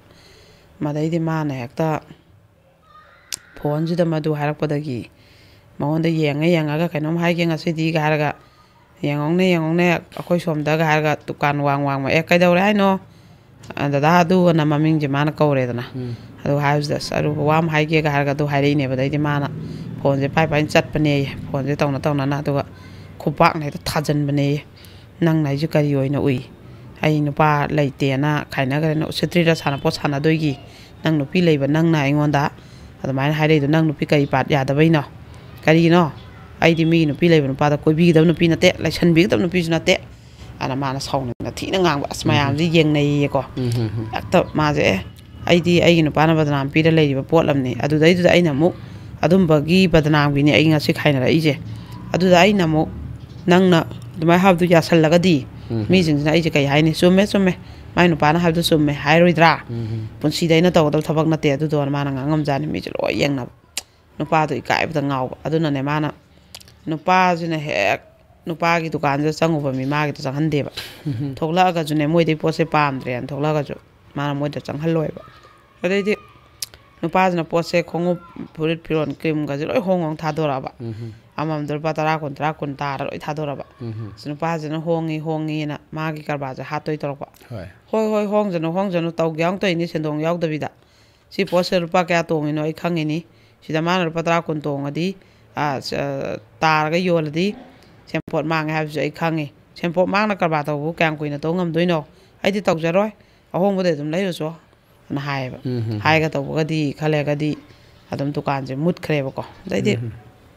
ꯑꯃꯨꯛ ꯀꯩꯅꯣꯁꯤꯅ ꯑꯣꯐꯤꯁꯥꯔ ꯑꯃꯈꯛꯅ ꯃꯣꯏꯒꯤ ꯂꯝꯁꯤꯗ ꯊꯕꯛ ꯇꯥꯕ ꯑꯣꯐꯤꯁꯥꯔ ꯑꯃꯈꯛꯇꯅ ꯃꯥꯁꯦ ꯑꯃꯨꯛ ꯀꯣꯏꯇꯥꯟ ꯇꯥꯟꯅꯔꯦꯕ ꯑꯗꯨꯁꯨ ꯃꯥꯒꯤ ꯑꯣꯐꯤꯁꯥꯔꯁꯤꯒꯤ ꯃꯈꯥꯗ ꯂꯩꯕ ꯊꯕꯛ ꯇꯧꯕ ꯏꯁꯇꯥꯐ ꯃꯌꯥꯝꯁꯤꯁꯨ ꯂꯥꯛꯑ ꯑꯆꯥꯄꯣꯠ ꯊꯤꯜꯂꯛꯄ ꯑꯗꯩ ꯑꯩꯈꯣꯏ ꯁꯥꯔꯅ ꯅꯝꯕꯔ ꯂꯧꯔꯛꯑꯣꯌꯦ ꯑꯗꯣ ꯁꯥꯔꯒꯤ ꯅꯝꯕꯔꯗꯤ ꯁꯤꯅꯤ ꯒꯥꯅ ꯍꯦꯛ ꯇꯧꯕ ꯁꯨꯝꯕ ꯃꯌꯥꯝꯁꯦ ꯑꯣꯐꯤꯁꯥꯔꯅꯤꯅ ꯃꯥꯅ ꯊꯤꯅ ꯉꯥꯡꯕꯁꯨ ꯍꯦꯛ ꯉꯝꯗꯕ ꯑꯗꯨꯒꯗꯤ ꯃꯥꯅ ꯑꯩꯗꯤ ꯁꯨꯃꯥꯏꯅ ꯃꯥꯗꯤ ꯃꯥꯏ ꯅꯨꯄꯤ ꯑꯉꯥꯡ ꯂꯩ ꯑꯣꯐꯤꯁꯥꯔꯅꯤ ꯑꯩꯈꯣꯏꯅ ꯄꯩꯁꯥ ꯄꯥꯝꯗꯅ ꯃꯤ ꯑꯣꯐꯤꯁꯥꯔ ꯑꯣꯏ ꯍꯥꯏꯕꯗꯨ ꯂꯩꯁꯜꯂꯛꯄꯣꯏ ꯅꯤꯡꯅꯤ ꯑꯩꯗꯤ ꯌꯥꯝ ꯁꯦꯡꯅ ꯏꯆꯥ ꯊꯥꯛꯆꯕꯅꯤ ꯑꯗꯨꯅ ꯅꯣꯏ ꯁꯥꯔꯗ ꯑꯩ ꯌꯥꯕ ꯉꯝꯃꯣꯏ ꯑꯩꯉꯣꯟꯗ ꯌꯦꯠꯂꯛꯀꯅꯨ ꯍꯥꯏꯌꯨꯅ ꯍꯥꯏꯔꯦꯗꯅꯀꯣ ꯑꯗꯨ ꯍꯥꯏꯔꯨꯔꯒꯅꯦ ꯌꯦꯠꯂꯛꯇꯕꯗꯤ ꯍꯥꯏꯔꯅꯨ ꯒꯥꯔꯤ ꯇꯧꯔꯒ ꯂꯥꯛꯑ ꯊꯧꯔꯒ ꯃꯃꯥꯡꯗ ꯍꯦꯛꯇ ꯈꯥꯝꯖꯜꯂꯕ ꯗꯨꯀꯥꯟ ꯃꯃꯥꯡꯗ ꯑꯗꯨ ꯅꯪ ꯑꯩꯅ ꯍꯥꯏꯕ ꯌꯥꯗꯦ ꯀꯩꯒꯤꯅꯣ ꯑꯩꯕꯨ ꯕꯦꯕꯥꯔ ꯇꯧꯗꯕꯅꯤ ꯑꯩ ꯎꯁꯤꯠꯇꯕꯅꯤ ꯑꯩ ꯏꯀꯥꯏꯕꯤꯕꯅꯤ ꯑꯩꯒꯤ ꯏꯁꯇꯥꯐꯁꯤꯡꯒꯤ ꯃꯃꯥꯡꯗ ꯑꯩ ꯀꯌꯥꯝ ꯆꯣꯞꯄꯝꯒꯅꯤꯅꯅꯦ ꯅꯨꯄꯥꯁꯦ ꯑꯣꯏꯅ ꯂꯥꯛꯑꯒ ꯑꯗꯨꯃꯥꯏꯅ ꯇꯧꯔꯦꯕ ꯑꯗꯩ ꯅꯪꯒꯤ ꯆꯣꯞꯇꯕ ꯑꯩ ꯈꯪꯗꯦ ꯑꯩ ꯁꯨꯝꯕꯁꯦ ꯄꯥꯝꯗꯦ ꯅꯪ ꯅꯨꯄꯤ ꯂꯩꯔꯤꯗꯨꯗꯤ ꯅꯪ ꯑꯩ ꯂꯧꯒꯦꯅ ꯅꯨꯡꯁꯤꯕ ꯅꯠꯇꯦ ꯑꯩꯗꯤ ꯏꯆꯥꯁꯨ ꯂꯩ ꯏꯆꯥ ꯀꯥꯏꯅꯕꯁꯨ ꯉꯝꯃꯣꯏ ꯑꯗꯨ ꯏꯆꯥ ꯌꯥꯎꯅ ꯂꯧꯕꯗꯤ ꯀꯩꯁꯨꯁꯨ ꯑꯣꯏꯔꯣꯏ ꯑꯗꯨꯅ ꯃꯈꯥ ꯇꯥꯅ ꯌꯦꯜꯂꯛꯀꯅꯣꯅ ꯌꯥꯝ ꯈꯟꯅꯩꯕꯀꯣ ꯑꯗꯨꯅ ꯑꯗꯩꯗꯤ ꯑꯣꯐꯤꯁꯥꯔꯁꯤꯅꯅꯦ ꯃꯥꯁꯦ ꯕꯖꯥꯔꯗ ꯄꯣꯠ ꯇꯤꯛꯄ ꯍꯦꯛ ꯆꯠꯂꯦꯕ ꯑꯗꯨ ꯆꯠꯂꯦꯗꯅ ꯑꯣꯐꯤꯁꯥꯔꯁꯤꯅ ꯍꯦꯛꯇ ꯇꯥꯟꯅꯔꯛꯄ ꯑꯗꯨꯒ ꯕꯖꯥꯔ ꯌꯧꯔꯀꯥꯟꯗꯅꯦ ꯃꯥꯗꯤ ꯂꯥꯏꯟꯗ ꯆꯠꯂꯤꯅꯦ ꯑꯣꯐꯤꯁꯥꯔꯗꯨꯗꯤ ꯀꯥꯔꯗ ꯆꯠꯂꯤꯃꯤꯗꯅ ꯃꯁꯥꯒꯤ ꯑꯗ ꯌꯧꯔꯒꯅꯦ ꯇꯣꯡꯉꯨ ꯂꯥꯛꯑꯣ ꯑꯗꯨ ꯇꯧ ꯂꯥꯛꯑꯣ ꯌꯥꯝꯅ ꯃꯉꯣꯟꯁꯤꯗꯩꯁꯤꯗ ꯅꯨꯄꯤꯁꯤꯗ ꯌꯥꯝ ꯌꯦꯠꯂꯦꯕ ꯃꯥꯁꯤꯅꯀꯣ ꯑꯗꯩꯗꯤ ꯅꯨꯄꯤꯁꯤꯒꯤ ꯅꯣꯡꯃꯁꯨ ꯑꯩꯈꯣꯏꯒꯤ ꯅꯨꯡꯗꯥꯡꯗ ꯐꯣꯟꯁꯦ ꯅꯨꯄꯤꯁꯤꯗꯤ ꯃꯥꯏ ꯐꯣꯟ ꯇꯧꯕꯁꯨ ꯄꯥꯏꯗ꯭ꯔꯦꯗꯅ ꯄꯥꯏꯗꯕ ꯅꯝꯕꯔ ꯑꯃꯗꯩ ꯇꯧꯔꯁꯨ ꯄꯥꯏꯗꯕꯤ ꯑꯃꯗꯩ ꯇꯧꯔꯁꯨ ꯄꯥꯏꯗꯕꯤ ꯅꯨꯄꯤꯁꯤꯅ ꯈꯪꯉꯦꯕ ꯍꯧꯖꯤꯛꯀꯤ ꯑꯣꯐꯤꯁꯥꯔꯁꯤꯅ ꯃꯣꯏ ꯄꯥꯔꯇꯤ ꯇꯧꯔ ꯌꯨꯁꯦ ꯐꯨꯜ ꯉꯥꯎꯔꯒꯀꯣ ꯑꯝꯇꯪ ꯎꯟꯅꯁꯤ ꯉꯥꯛꯇꯪ ꯊꯣꯛꯂꯛꯎꯗꯅ ꯑꯩ ꯂꯧꯕ ꯂꯥꯛꯀꯦꯅ ꯃꯥꯅ ꯍꯥꯟꯅ ꯃꯦꯁꯦꯖꯁꯦ ꯊꯥꯔꯛꯑꯝꯃꯕꯅꯦꯕ ꯑꯗꯩꯗꯤ माꯁꯦ ꯁꯥꯎꯅꯤꯡꯉꯦꯅꯦ ꯑꯩꯉꯣꯟꯁꯤꯗ ꯅꯨꯄꯥ ꯂꯩꯇꯦꯅ ꯁꯨꯝ ꯃꯣꯏꯅ ꯍꯧꯔꯤꯁꯦ ꯀꯔꯤ ꯃꯔꯝꯒꯤꯅꯣꯅ मासे इजे कारब अदुगदि फोन से सुपाई पाइरक्तेना ऑफिसर से लागा नोगी कनो मखासे लई याम थुना थोलवने तौरबनेब अदैनि माना थोक्तब अदुगी मागी छतरगा तो लोई कौदना खोतना तौरंबा हाइतारे अदैदि मीगैसे निंबुंग नोंगालगदि लोई ngangnरेदना अमाइना हौजा हौजा माजे नुपा लैतबगी अवाबसे नंगएबको अदैदि नोंमदि खोगी मतम खरा लाउद्रे ऑफिसर मी थारक पोखलौजे थारक्त्रेबा खोगी नुमित 10 मुकी मतुंगदा ऑफिसर मी खरा थारेबा मागी स्टाफ खैनेनाको थारेबा स्टाफ खैजिदा अतैदि हानागिनी अदुगा अमदि अनौबनेबा अदो इतैमा तामोना फोन अमता पाइरोये अदो सारना तौबदुसु पाइदेये सेना पिरक्पा अदैनि नुपा नुपीजना थिना ngangaबा हे फोन दो पिसलकनो करिगिनो मा नुपी लैबा नत्रा नोइना सा खंगी नत्रा अदुगा माना माजेना नोइगी नथकी सेनियरनेना ऑफिसरनेना नोइना मखा थाबनेना नियम चादबा हाइरादि यागनो एसागी इतैबेम लैदुबुना हायो अदुगा नोइना ngalega hui सादना अचापोंग थिलै फोन पाइरो अमु हायना हाय अदै नंबर पियो न हायना हाय नोइ सुम तौरि कैगिनो आइजु उसेत्रिरा आई नुपा लैते नुपा खाइनाबा नुपीने नोइ उसेत्रिरा नोइ याउन उसेत्रिराना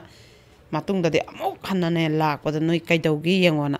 माना दुकान मांगज लाइ लम सिंग बजानी मखोंजिनाको सिगी लाइन जिदगी नोइ हेंजलगनो चलो चखो चलो नोइना पोरैबा चापोको थमंगनो अना माजिना तौरबा जानेबा अदैदि अदु नोंगालगा हजिकेदा यावरखिबा ममानबदो अदु फोन तौरेबा इतैमा फोन थंबिगिनो आई कैनोमता हाइजगे आइदि याम नुंगाइते ai staff oina ngarang khak lakjabane da khoi sarna chalu zona ai lakminnabani ado taimana dumai ngang ko yam nungaite aduna ai di yaujade hoi sarna toije lali taimana haidu summi ana adumaina wadi ji mabanje saba hogre bako ada e madi gyan taine he ana ada nupa di yame mangon haire iba nupa pakrana zo haire ada nupi khaina gi nupa zo haire ada mangon da nupi leibana zo haire maje yamna mangon da sigi ayet pajina ne thabak to bam jabam khangde ba amanu yelakpa da nupa na phataw se kyam phatage da mana ya ki da nupa je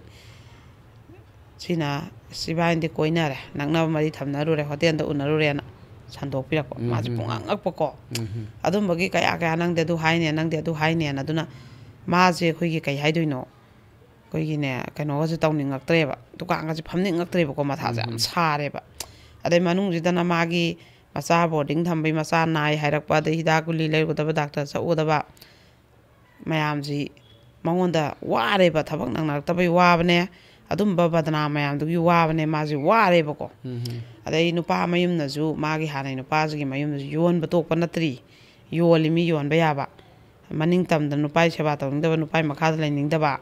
adumaina dukan da lam gi kaino ina laining ba aduna laigre maning thung jaramani adu amagam koi nupa ji yaw da min yeng chan bidramina na badnam ji tawrak ba adai di kaino tawre ji ki nupa ji di adum maje taima khoi kaino tawre thabak loire noi adugi bora du loire ba kita lai lakke tawbani na kaino haibiram ge na mane haibi ba ramai sum tawraga dai di taima gi kaino problem le ju dum haibiro ko ana adai mana ju smai tawine ai ji angang una bane salaga garim cha ji holai thokre ne kamai tawni sidi ai di na taima ai la na haraga majna phat thawgalaga taima nai gai ja sapiramo ai na si gai ja sem pura gen hek porak pa adai mu boarding da angang je nai lo hai ai som da thawk se thadok pa ji yadre hara ju taima ai lo rage na gai do yarak tab dai di maje numi su ta challa ba adai hai ba mafam ji ju koi gi lamhang chungya yam pharak ta ba hoi maje magi sumaina he kainom thorpa ji gi nupa jina dana haibam ji leite ba ai di sumaina ngang lo bane sala gai ji ya da lei gre ne pamsar oi lei gre taima ai la ha ga mana gai ma hekta thawra lai adui taima nang thengani angang gai ga salamo ai si sema la age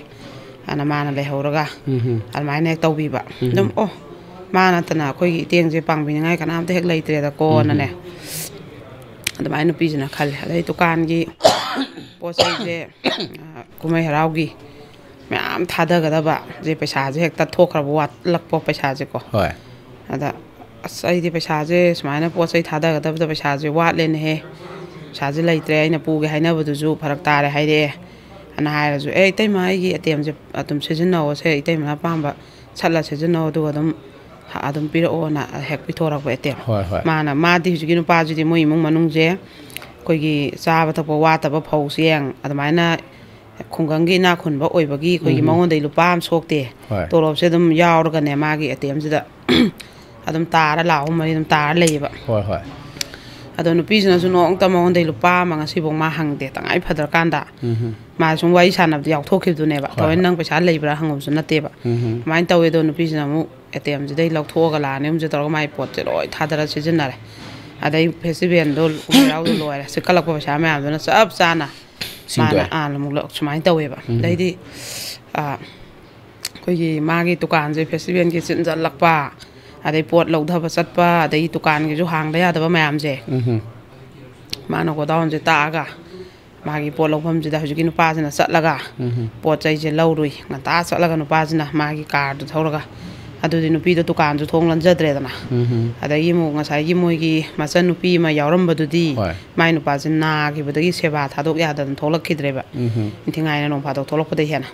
mai to dana adai macha ga ji boarding dagi asom dadi lawbagi matam loi dore nu mi ta gi dore sa sa law ji bolak tiba te angang di loi lawgre harakpa ma de som do tukan de thadok ya daba angang gai to smai hai ne he na haraju nu pa jang chala lawruba adai mai tawe da ma som do tukan gi kan no hanai da macha ga ji matam jana sai chimbo pijaba ꯁꯪꯗꯦꯕꯀꯣ ꯆꯥꯛꯇꯤ ꯂꯣꯏꯔꯝꯃ ꯏꯟꯁꯥꯡꯁꯦ ꯊꯣꯡꯕꯤꯒꯦꯅ ꯇꯧꯔꯝꯃꯒ ꯁꯣꯝꯗ ꯃꯤꯁꯦ ꯃꯊꯪ ꯂꯥꯛꯈꯤꯕꯗꯩ ꯄꯨꯡꯗꯤ ꯑꯥ ꯌꯥꯝ ꯇꯥꯊꯣꯛꯈ꯭ꯔꯕ ꯑꯉꯥꯡꯈꯩꯗꯨ ꯆꯥꯛ ꯂꯥꯝꯃꯟꯗꯅ ꯆꯥꯛꯇꯨ ꯊꯤꯗꯣꯛꯑꯒ ꯑꯉꯥꯡ ꯑꯅꯤꯗꯨ ꯃꯆꯦꯒ ꯃꯧꯄꯥꯒꯗꯨ ꯆꯤꯅꯤ ꯇꯣꯠꯂꯒ ꯇꯪꯈꯥꯏ ꯇꯪꯈꯥꯏ ꯌꯦꯟꯅꯔ ꯆꯥꯔꯝꯃꯕ ꯑꯗꯩꯗꯤ ꯑꯃꯨꯛ ꯀꯩꯗꯧꯔꯦ ꯑꯩꯈꯣꯏꯒꯤ ꯅꯣꯡꯃꯅ ꯏꯟꯖꯥꯡꯁꯦ ꯊꯣꯡꯉꯝꯗꯕ ꯃꯃꯥꯁꯤꯅ ꯕꯣꯔꯥ ꯀꯥꯡꯁꯣꯏ ꯈꯔꯒ ꯕꯣꯔꯥꯒ ꯆꯥꯖꯦꯅ ꯕꯣꯔꯥꯗꯤ ꯂꯩꯔ ꯊꯝꯃꯝꯃꯕ ꯆꯥꯛꯇꯤ ꯂꯣꯏꯔꯝꯃꯕ ꯑꯗꯩꯗꯤ ꯑꯗꯨꯁꯨ ꯑꯗꯨꯝ ꯑꯉꯥꯡ ꯑꯅꯤꯗꯨ ꯕꯣꯔꯥꯗꯨꯒ ꯊꯨꯝ ꯇꯣꯠꯂ ꯆꯥꯔ ꯍꯦꯛ ꯂꯩꯔꯝꯕ ꯑꯗꯩ ꯅꯣꯡꯃ ꯅꯨꯡꯗꯥꯡꯁꯦ ꯃꯥ ꯗꯨꯀꯥꯟꯒꯤ ꯄꯣꯠ ꯆꯩꯁꯦ ꯂꯣꯏ ꯂꯣꯏꯁꯤꯜꯂꯒ ꯆꯪꯉꯛꯄꯗꯗꯤ ꯃꯆꯥ ꯑꯅꯤꯗꯣ ꯇꯦꯕꯜꯗꯨꯗ ꯐꯛꯅꯤ ꯀꯣꯏꯁꯜꯂꯒ ꯇꯨꯝꯃ ꯂꯩꯔꯝꯕ ꯇꯦꯕꯜ ꯃꯅꯨꯡꯗꯨꯗꯀꯣ ꯑꯗꯨꯃꯥꯏꯅ ꯍꯦꯛ ꯃꯆꯥꯕꯨ ꯐꯖꯅ ꯌꯦꯡꯕꯤꯕꯁꯦ ꯉꯝꯗꯕ ꯃꯥꯅꯀꯣ ꯌꯥꯝ ꯅꯨꯡꯉꯥꯏꯖꯗꯦꯕ ꯃꯉꯣꯟꯁꯤꯗꯩꯗ ꯑꯗ ꯍꯧꯖꯤꯛꯀꯤ ꯀꯩꯅꯣꯁꯤꯗ ꯑꯩꯈꯣꯏꯒꯤ ꯃꯣꯏꯒꯤ ꯄꯣꯠꯐꯝꯕꯤ ꯊꯪꯅꯅ ꯐꯝꯕ ꯈꯣꯠꯄ ꯃꯌꯥꯝꯁꯤꯅꯅꯦ ꯃꯥꯁꯦ ꯃꯁꯛ ꯃꯇꯧꯁꯦ ꯐꯖꯔꯕꯅꯤꯅ ꯅꯨꯄꯥꯁꯦ ꯌꯥꯝ ꯍꯥꯏꯔꯦꯕ ꯃꯣꯏꯅ ꯀ꯭ꯋꯥ ꯍꯩ ꯆꯥꯊꯣꯛꯎꯕ ꯌꯥꯅꯕ ꯊꯦꯝꯕꯤꯌꯨ ꯈꯣꯠꯂꯣ ꯀꯥꯏꯅ ꯅꯨꯄꯥꯈꯩꯗꯨꯅ ꯃꯥꯏ ꯃꯔꯤ ꯃꯇꯥꯁꯦ ꯅꯪꯕꯨ ꯌꯥꯔꯣꯅꯦ ꯐꯒꯖꯥꯠꯅꯤ ꯂꯧꯁꯤꯡ ꯑꯗꯨꯛ ꯂꯩ ꯑꯗꯨꯗ ꯍꯥꯏꯕꯁꯦ ꯃꯥꯅ ꯌꯥꯖꯗꯕꯁꯦ ꯑꯩ ꯏꯆꯥ ꯌꯣꯛꯑꯒ ꯂꯩꯒꯦꯅ ꯍꯥꯏꯕꯁꯦ ꯁꯥꯎꯕꯤꯔꯦꯕ ꯃꯉꯣꯟꯗ ꯄꯩꯗꯅ ꯀꯧꯗꯅ ꯈꯨꯝꯗꯗꯅ ꯃꯣꯏꯅ ꯍꯥꯏꯕ ꯌꯥꯗꯦꯅꯀꯣ ꯑꯗꯨꯃꯥꯏꯅꯁꯨ ꯃꯤ ꯀꯧꯅꯗꯕꯐꯥꯎ ꯌꯥꯎꯁꯜꯂꯛꯑꯦꯕ ꯑꯗꯩ ꯑꯃꯨꯛ ꯑꯗꯨꯝ ꯃꯥꯏ ꯗꯨꯀꯥꯟ ꯃꯅꯥꯛꯁꯦ ꯂꯥꯛꯑꯒ ꯁꯪꯕꯤ ꯀꯥꯔ ꯈꯥꯝꯖꯜꯂꯕꯤ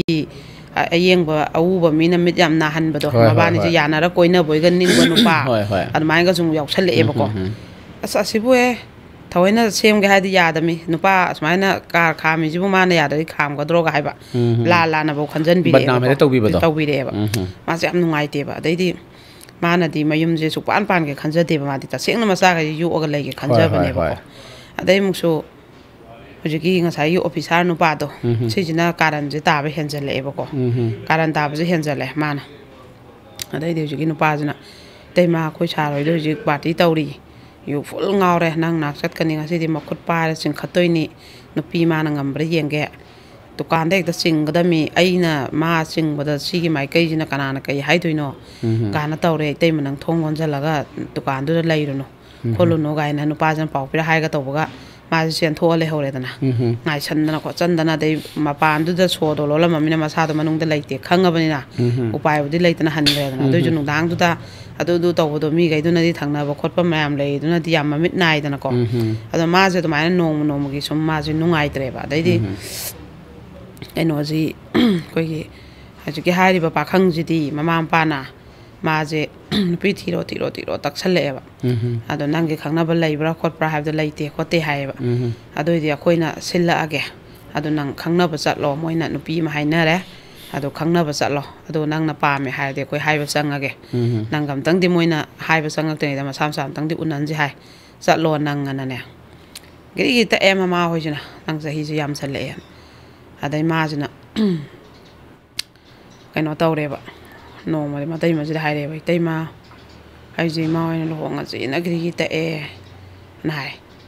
ꯑꯗꯨꯗꯤ ꯍꯣꯡꯉꯣ ꯀꯩꯅꯣ ꯑꯗꯨ ꯌꯥꯝ ꯐꯔꯦ ꯅꯪꯁꯨ ꯆꯍꯤꯁꯨ ꯌꯥꯝꯃꯛꯑꯦ ꯈꯣꯠꯂꯦꯅ ꯍꯥꯏ ꯏꯇꯩꯃ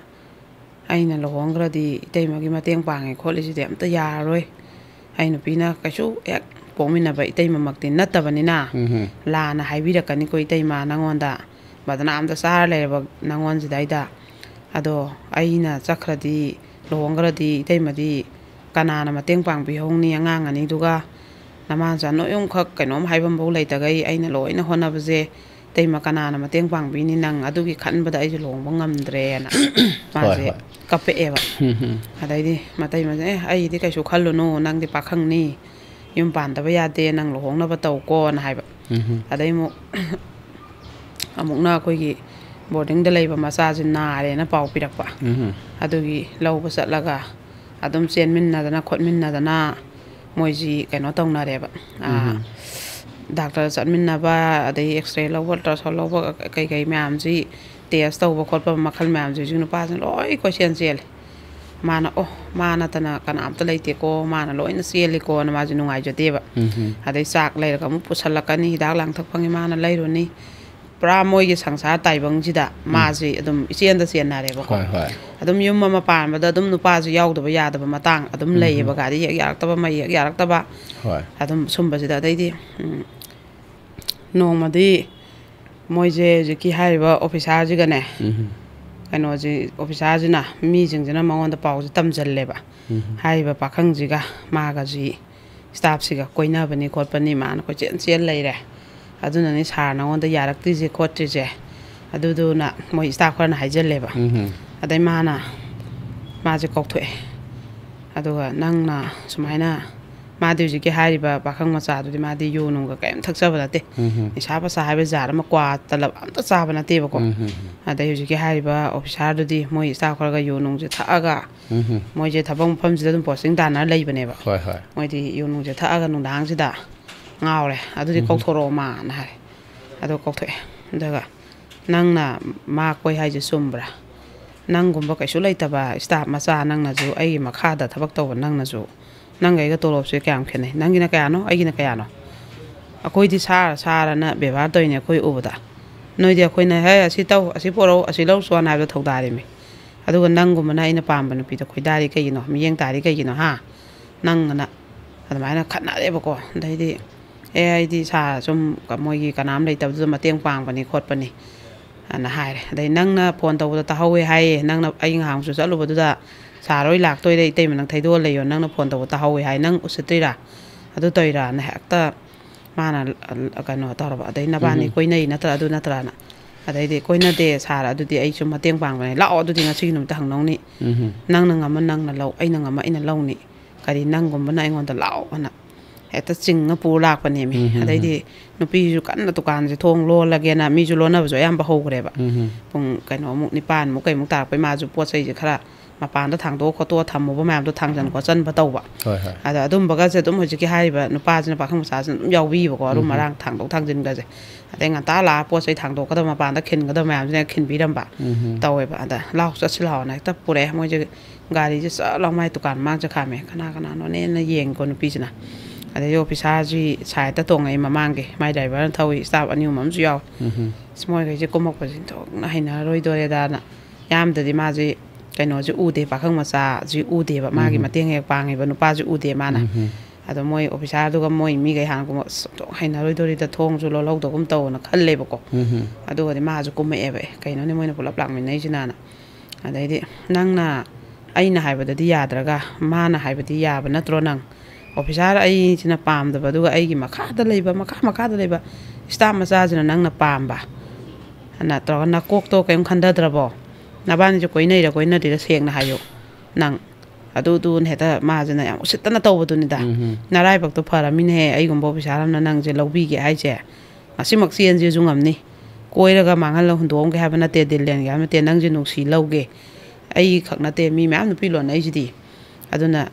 ꯑꯩꯒꯤ ꯑꯇꯣꯝꯕꯤ ꯑꯣꯏꯅ ꯄꯨꯁꯟꯒꯦ ꯌꯨꯝ ꯏꯪꯒꯣꯜ ꯅꯪꯒꯤ ꯇꯣꯉꯥꯟꯅ ꯑꯩꯒꯤ ꯍꯧꯖꯤꯛ ꯃꯤ ꯂꯩꯅꯗꯕ ꯌꯨꯝ ꯏꯪꯒꯣꯜ ꯂꯩꯔ ꯊꯝꯕ ꯁꯣꯜꯂꯣ ꯂꯩꯕ ꯂꯩ ꯑꯗꯩ ꯍꯦꯛꯇ ꯄꯨꯁꯟꯒꯦ ꯅꯪ ꯅꯃꯥ ꯄꯥꯟꯒꯦ ꯉꯁꯤꯃꯛ ꯆꯠꯁꯤ ꯑꯅ ꯍꯥꯏꯕ ꯑꯣꯐꯤꯁꯥꯔ ꯑꯩꯉꯣꯟꯗ ꯂꯩ ꯍꯥꯏꯕꯒ ꯁ꯭ꯇꯥꯐꯁꯤꯗ ꯂꯩ ꯍꯥꯏꯕꯒꯗꯤ ꯂꯦꯝꯕꯗꯣ ꯑꯩꯉꯣꯟꯗ ꯂꯩ ꯍꯥꯏꯕꯅ ꯍꯦꯟꯅꯤꯗ ꯅꯪꯒꯤ ꯍꯥꯟꯅꯩ ꯅꯨꯄꯥꯗꯨꯅꯁꯨ ꯎꯁꯤꯠꯄ ꯍꯦꯟꯅꯤꯗ ꯁꯤ ꯁ꯭ꯇꯥꯐ ꯃꯆꯥꯁꯤ ꯂꯩꯔꯒꯗꯤ ꯀꯅꯥꯅ ꯎꯁꯤꯠꯇꯣꯏꯕ ꯒꯥꯏꯅꯒ ꯅꯄꯨꯟꯁꯤꯗꯣ ꯅꯁꯥ ꯑꯁꯨꯛ ꯐꯖꯔꯒ ꯑꯍꯥꯟꯕꯁꯨ ꯅꯔꯥꯏꯕꯛ ꯊꯤꯔꯦ ꯀꯩꯁꯨ ꯅꯠꯇꯕꯗ ꯑꯃꯨꯛꯁꯨ ꯅꯔꯥꯏꯕꯛ ꯊꯤꯍꯟꯒꯦ ꯍꯥꯏꯔꯣ ꯒꯥꯅ ꯇꯧꯕꯗꯨꯅꯤ ꯑꯗꯩ ꯅꯨꯄꯤꯁꯤꯅ ꯑꯣ ꯅꯪꯅ ꯑꯗꯨꯃꯥꯏꯅ ꯍꯥꯏꯔꯒꯗꯤ ꯉꯁꯤꯒꯤ ꯅꯨꯃꯤꯠꯇ ꯑꯩ ꯃꯉꯣꯟꯗ ꯆꯦꯟꯅꯤ ꯍꯥꯏꯕꯅꯦꯕ ꯃꯥ ꯀꯩꯒ ꯅꯨꯡꯁꯤꯅꯩ ꯅꯪ ꯀꯩꯗꯧꯒꯦ ꯍꯥꯏꯅꯣ ꯅꯪ ꯑꯣꯐꯤꯁꯥꯔ ꯀꯩꯁꯨ ꯅꯠꯇꯦ ꯑꯩꯉꯣꯟꯗ ꯊꯃꯣꯏ ꯁꯦꯡꯅꯕ ꯅꯨꯡꯁꯤꯅꯕꯗꯨꯅꯤ ꯗꯔꯀꯥꯔ ꯑꯣꯏꯔꯤꯗꯤ ꯃꯥꯅ ꯑꯩꯉꯣꯟꯗ ꯄꯥꯡꯉꯤ ꯃꯇꯦꯡꯁꯦ ꯅꯪꯅ ꯄꯥꯡꯕ ꯉꯝꯒꯗ꯭ꯔꯣ ꯑꯅ ꯍꯥꯏꯔꯦꯕ ꯃꯥꯁꯤꯅꯁꯨ ꯑꯗꯩ ꯑꯗꯨꯃꯥꯏꯅ ꯇꯧꯔꯒ ꯃꯣꯏꯁꯦ ꯍꯦꯛꯇ ꯁꯤ ꯅꯪꯅ ꯉꯥꯡꯍꯜꯂꯤꯅꯦ ꯁꯤ ꯋꯥꯁꯦ ꯃꯥꯅ ꯎꯁꯤꯠꯇꯅ ꯉꯥꯡꯉꯤꯁꯦ ꯅꯪ ꯗꯨꯀꯥꯟ ꯃꯥꯡꯁꯤꯗ ꯐꯨꯔꯦꯅꯦ ꯃꯥꯅ ꯍꯧꯖꯤꯛꯀꯤ ꯁ꯭ꯇꯥꯐꯇꯣ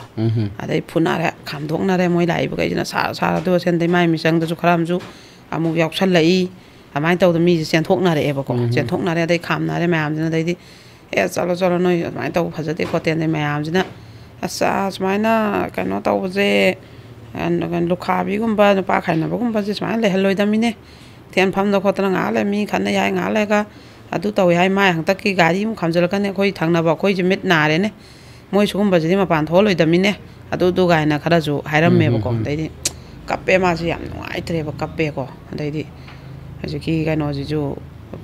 ꯄꯥꯈꯪꯁꯤꯁꯨ ꯊꯣꯛꯑꯒ ꯃꯥꯁꯨ ꯆꯠꯂꯣꯅ ꯈꯥꯝꯗꯣꯛꯅꯔꯒ ꯃꯥꯗꯤ ꯃꯣꯏ ꯄꯨꯂꯞ ꯂꯥꯛꯄꯗꯣ ꯃꯥꯗꯤ ꯀꯩꯅꯣ ꯃꯣꯏꯒꯤ ꯁ꯭ꯇꯥꯐ ꯈꯔꯅ ꯑꯃꯨꯛ ꯒꯥꯔꯤ ꯃꯆꯥꯗ ꯄꯨꯔ ꯆꯠꯈ꯭ꯔꯦꯕ ꯃꯣꯏ ꯁꯥꯔꯣꯏꯗꯨꯅ ꯇꯣꯉꯥꯟꯅ ꯆꯠꯈ꯭ꯔꯦꯕ ꯑꯗꯩꯗꯤ ꯃꯥꯁꯤꯅ ꯐꯣꯟ ꯇꯧꯔꯛꯑꯦꯕ ꯏꯇꯩꯃ ꯅꯪ ꯀꯔꯤ ꯈꯜꯂꯤ ꯑꯅ ꯍꯥꯏꯔꯛꯑꯦꯕ ꯑꯩ ꯍꯧꯖꯤꯛ ꯏꯇꯩꯃ ꯂꯧ ꯂꯥꯛꯀꯅꯤ ꯑꯅ ꯑꯩ ꯄꯥꯈꯪ ꯑꯣꯏꯔꯁꯨ ꯑꯩ ꯊꯃꯣꯏ ꯁꯦꯡꯅ ꯑꯩ ꯏꯇꯩꯃ nang lꯧꯕ ngamgani ꯏꯇꯩꯃꯒꯤ ꯏꯆꯥꯈꯩꯁꯨ ꯏꯇꯩꯃꯅ ꯅꯨꯡꯁꯤꯔꯤꯕ ꯑꯉꯥꯡ ꯑꯅꯤꯗꯨꯒꯤ ꯈꯜꯂꯒ ꯃꯈꯥ ꯇꯥꯕ ꯌꯨꯝ ꯄꯥꯟꯗꯅ ꯍꯤꯡꯖꯔꯤꯕꯗꯣ ꯑꯩ ꯂꯣꯏ ꯈꯪꯉꯦ ꯑꯗꯣ ꯑꯩ ꯃꯄꯥ ꯁꯛꯅ ꯌꯣꯛ ꯉꯝꯅꯤ ꯏꯆꯥ ꯑꯅꯤꯗꯣ ꯏꯆꯥ ꯑꯅꯤꯒ ꯀꯥꯏꯅꯗ꯭ꯔꯗꯤ ꯏꯇꯩꯃ ꯅꯪ ꯌꯥꯕ ꯅꯠꯇ꯭ꯔꯥ ꯅ ꯍꯥꯏꯔꯦꯕ ꯑꯩꯅ ꯃꯄꯥ ꯁꯛꯅ ꯌꯣꯛꯑꯗꯤ ꯏꯇꯩꯃ ꯅꯪ ꯌꯥꯕ ꯅꯠꯇ꯭ꯔꯥ ꯏꯇꯩꯃꯅ ꯑꯗꯩ ꯃꯥꯅꯁꯨ ꯅꯪꯕꯨ ꯁꯨꯛ ꯌꯥꯝꯅ ꯏꯀꯥꯏꯕ ꯄꯤꯕ ꯏꯃꯥꯃꯛꯇꯗ ꯐꯨꯗꯅ ꯅꯪꯅ ꯁꯨꯛ ꯀꯨꯏꯕ ꯆꯦꯟꯕꯤꯔꯒ ꯆꯣꯡꯕꯤꯔꯒ ꯂꯥꯎ ꯂꯧ ꯂꯥꯎ ꯅꯪꯅꯕꯨ ꯏꯆꯥ ꯑꯅꯤꯁꯤꯒꯤ ꯃꯄꯥ ꯑꯣꯏꯕ ꯉꯝꯅꯤ ꯏꯆꯥ ꯑꯅꯤꯁꯤꯒ ꯀꯥꯏꯅꯍꯟꯗꯕꯤꯗ ꯑꯩꯈꯣꯏ ꯄꯨꯂꯞ ꯂꯩꯁꯦ ꯍꯥꯏꯔꯗꯤ ꯂꯥꯎ ꯑꯩꯒꯤꯁꯨ ꯁꯤ ꯁ꯭ꯋꯥꯏꯁꯦ ꯂꯩꯕ ꯌꯥꯝ ꯅꯨꯡꯉꯥꯏꯔꯔꯣꯏ ꯌꯣꯟꯊꯣꯛꯑꯝꯃꯒꯦ ꯑꯗꯨꯒ ꯃꯐꯝ ꯑꯃꯗ ꯌꯨꯝ ꯏꯪꯒꯣꯜ ꯂꯩꯔꯒ ꯅꯨꯡꯉꯥꯏꯅ ꯑꯩꯈꯣꯏ ꯅꯨꯡꯁꯤ ꯆꯥꯟꯅꯅ ꯄꯥꯟꯃꯤꯟꯅꯔꯨꯁꯦ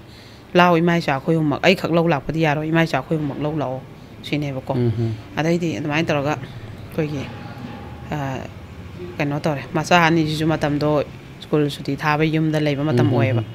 ꯑꯗꯩꯗꯤ ꯃꯥ ꯂꯥꯛꯑꯦ ꯑꯗꯨꯒ ꯆꯠꯂꯦ ꯑꯍꯤꯡꯗ ꯑꯗꯨꯝ ꯃꯣꯏꯁꯦ ꯑꯗꯨꯒ ꯃꯥꯅ ꯀꯩꯅꯣꯗ ꯑꯩꯈꯣꯏꯒꯤ ꯅꯨꯄꯤꯁꯤꯅ ꯍꯥꯏꯌꯦ ꯑꯩꯈꯣꯏ ꯉꯁꯤꯃꯛꯇꯤ ꯆꯦꯜꯂꯣꯏꯁꯤ ꯑꯗꯨꯒ ꯅꯣꯏ ꯏꯃꯥ ꯕꯕꯥ ꯑꯍꯜ ꯂꯃꯟ ꯍꯥꯟꯅ ꯂꯣꯏꯅ ꯍꯥꯏꯔꯨꯀꯣ ꯃꯣꯏꯅ ꯌꯥꯔꯦ ꯍꯥꯏ ꯀꯥꯟꯗꯨꯗ ꯏꯕꯥꯅꯤ ꯐꯖꯅ ꯆꯦꯟꯁꯦ ꯑꯗꯨꯕꯨ ꯑꯩꯁꯦ ꯅꯣꯡ ꯅꯤꯅꯤꯗꯤ ꯗꯨꯀꯥꯟ ꯊꯣꯡ ꯍꯥꯡꯉꯔꯣꯏꯒꯦ ꯑꯩ ꯇꯦꯟꯁꯟ ꯌꯥꯝ ꯂꯩꯔꯦ ꯑꯩ ꯀꯗꯥꯏꯅꯣꯝ ꯑꯝꯇ ꯄꯣꯊꯥꯒꯦ ꯅꯪ ꯑꯝꯇ ꯁꯤꯜꯂꯨ ꯍꯥꯏꯌꯦꯕ ꯑꯗ ꯃꯥꯅ ꯃꯣꯏꯒꯤ ꯍꯥꯟꯅ ꯑꯣꯐꯤꯁ ꯑꯣꯏꯔꯝꯕ ꯑꯍꯥꯡꯕ ꯆꯧꯀꯤꯗꯥꯔ ꯂꯩꯕ ꯑꯃ ꯂꯩꯌꯦꯕ ꯑꯗ ꯏꯇꯩꯃ ꯅꯪ ꯁꯤꯗ ꯃꯇꯝ ꯈꯔ ꯄꯣꯊꯥꯑꯣꯅ ꯃꯣꯏꯒꯤ ꯆꯧꯀꯤꯗꯥꯔꯗꯣ ꯁꯤꯟꯅꯔꯝꯃꯦꯕ ꯃꯃꯥ ꯃꯆꯥ ꯃꯣꯏꯁꯦ ꯑꯗꯣ ꯈꯠꯅ ꯆꯩꯅꯕꯁꯨ ꯁꯨꯝ ꯕꯖꯥꯔꯗꯣ ꯊꯣꯛꯈ꯭ꯔꯕꯅꯤ나 마주 ꯊꯣꯡ ꯍꯥꯡꯕ ꯈꯣꯡꯗꯣ ꯏꯀꯥꯏꯕ ꯑꯗꯩ ꯅꯨꯄꯥꯁꯤꯅ ꯃꯃꯥ ꯃꯄꯥ ꯂꯣꯏꯅ ꯍꯥꯏꯔꯦ ꯑꯩꯅ ꯊꯃꯣꯏꯅ ꯄꯥꯝꯖꯔꯦ ꯑꯩ ꯈꯣꯏꯗꯥꯖꯔꯦ ꯑꯩ ꯃꯧ ꯑꯣꯏꯔꯁꯨ ꯑꯩ ꯀꯔꯤꯝ ꯀꯥꯏꯗꯦ ꯑꯩ ꯃꯤꯒꯤ ꯅꯨꯄꯥ ꯂꯩꯕ ꯅꯨꯄꯤꯗꯣ ꯅꯨꯄꯥ ꯃꯌꯨꯝꯗꯩ ꯀꯣꯏꯕ ꯅꯠꯇꯦ ꯆꯦꯜꯂꯛꯄ ꯅꯠꯇꯦ ꯑꯩ ꯌꯥꯝ ꯅꯨꯡꯉꯥꯏꯇꯦ ꯑꯗꯣ ꯀꯩꯒꯨꯝꯕ ꯏꯇꯩꯃꯁꯤꯒ ꯑꯩꯒ ꯀꯥꯏꯅꯔꯗꯤ ꯑꯩꯒꯤ ꯄꯨꯟꯁꯤꯁꯦ ꯃꯈꯥ ꯇꯥꯅ ꯑꯩ ꯐꯖꯅ ꯍꯤꯡꯕ ꯉꯝꯃꯣꯏ ꯑꯗꯨꯅ ꯑꯩ ꯏꯇꯩꯃꯁꯦ ꯑꯗꯨꯝ ꯂꯧꯖꯔꯒꯦ ꯑꯩ ꯐꯖꯅ ꯂꯣꯏꯅꯖꯔꯒꯦ ꯑꯩ ꯃꯥꯒ ꯍꯦꯛ ꯀꯥꯏꯅꯔꯗꯤ ꯑꯩ ꯆꯪꯕ ꯁꯤꯕ ꯍꯥꯏꯕ ꯑꯩꯒꯤ ꯄꯨꯟꯁꯤꯁꯤꯗ ꯑꯩ ꯇꯝꯕ ꯉꯝꯃꯣꯏ ꯑꯅ ꯍꯥꯏꯔꯦꯕ ꯑꯗꯩ ꯃꯃꯥ ꯃꯄꯥꯅꯁꯨ ꯏꯆꯥꯅ ꯑꯗꯨꯛ ꯄꯥꯝꯃꯗꯤ ꯅꯨꯄꯤ ꯀꯥꯏꯅꯔꯒ ꯍꯌꯦꯡ ꯁꯤꯈ꯭ꯔꯦꯌꯦ ꯊꯧꯔꯤ ꯌꯥꯟꯗꯅ ꯍꯨꯊꯛꯇꯅ ꯑꯗꯩ ꯅꯤꯁꯥ ꯆꯥꯔꯦꯌꯦ ꯅꯤꯁꯥꯗ ꯂꯥꯏꯆꯨꯔꯦꯌꯦ ꯍꯥꯏꯕꯗꯨꯒꯤ ꯁꯔꯨꯛꯄꯨꯗꯤ ꯅꯊꯃꯣꯏꯅ ꯄꯥꯝꯃꯗꯤ ꯂꯧ ꯀꯩꯁꯨ ꯀꯥꯏꯗꯦ ꯅ ꯍꯥꯏꯔꯦꯕ ꯃꯃꯥ ꯃꯄꯥꯅꯁꯨ ꯃꯆꯥꯅ ꯌꯥꯔꯔꯣꯏ ꯍꯧꯖꯤꯛ ꯈꯪꯉꯕ ꯑꯗ ꯍꯧꯖꯤꯛꯀꯤ ꯍꯥꯏꯔꯤꯕ ꯃꯆꯥꯅꯨꯄꯥꯁꯤꯗꯤꯅꯦ ꯃꯃꯥ ꯃꯄꯥꯅ ꯄꯤꯁꯛ ꯄꯤꯛꯏꯉꯩꯗꯒꯤ ꯃꯥꯏ ꯃꯊꯛꯇ ꯋꯥ ꯉꯥꯡꯍꯜꯂꯛꯄ ꯃꯆꯥꯅꯨꯄꯥ ꯅꯠꯇꯦꯕ ꯃꯥꯗꯤ ꯌꯥꯝ ꯃꯔꯝ ꯃꯣꯛꯂꯛꯄ ꯃꯃꯥ ꯃꯄꯥꯗ ꯀꯔꯤꯝ ꯋꯥꯍꯟꯗꯕ ꯑꯗꯨꯅ ꯃꯥꯁꯦ ꯌꯥꯝ ꯆꯦꯠꯅ ꯃꯃꯥ ꯃꯄꯥꯅ ꯊꯥꯖꯕ ꯃꯤꯅꯦꯕ ꯑꯗꯣ ꯃꯥꯅ ꯁꯤꯃ ꯇꯧꯒꯦꯅ ꯍꯥꯏꯕꯗ ꯃꯃꯥ ꯃꯄꯥꯅ ꯌꯦꯠꯄ ꯉꯝꯗꯦꯕꯀꯣ ꯑꯗꯩꯗꯤ ꯅꯨꯄꯤꯗꯨꯅꯁꯨ ꯑꯣꯐꯤꯁꯥꯔꯗꯨꯗꯁꯨ ꯍꯥꯏꯈꯤ ꯃꯥꯗꯤ ꯄꯥꯈꯪꯅꯤ ꯄꯥꯈꯪ ꯅꯪꯒ ꯃꯧ ꯅꯪꯒ ꯂꯧꯅꯕ ꯌꯥꯕ꯭ꯔꯥ ꯀꯥꯏꯅ ꯎꯁꯤꯠꯇꯅ ꯍꯥꯏꯔꯝꯕ ꯑꯗ ꯃꯥꯗꯤ ꯄꯥꯈꯪꯅꯤ ꯑꯩꯅ ꯂꯩꯕ ꯌꯥꯏ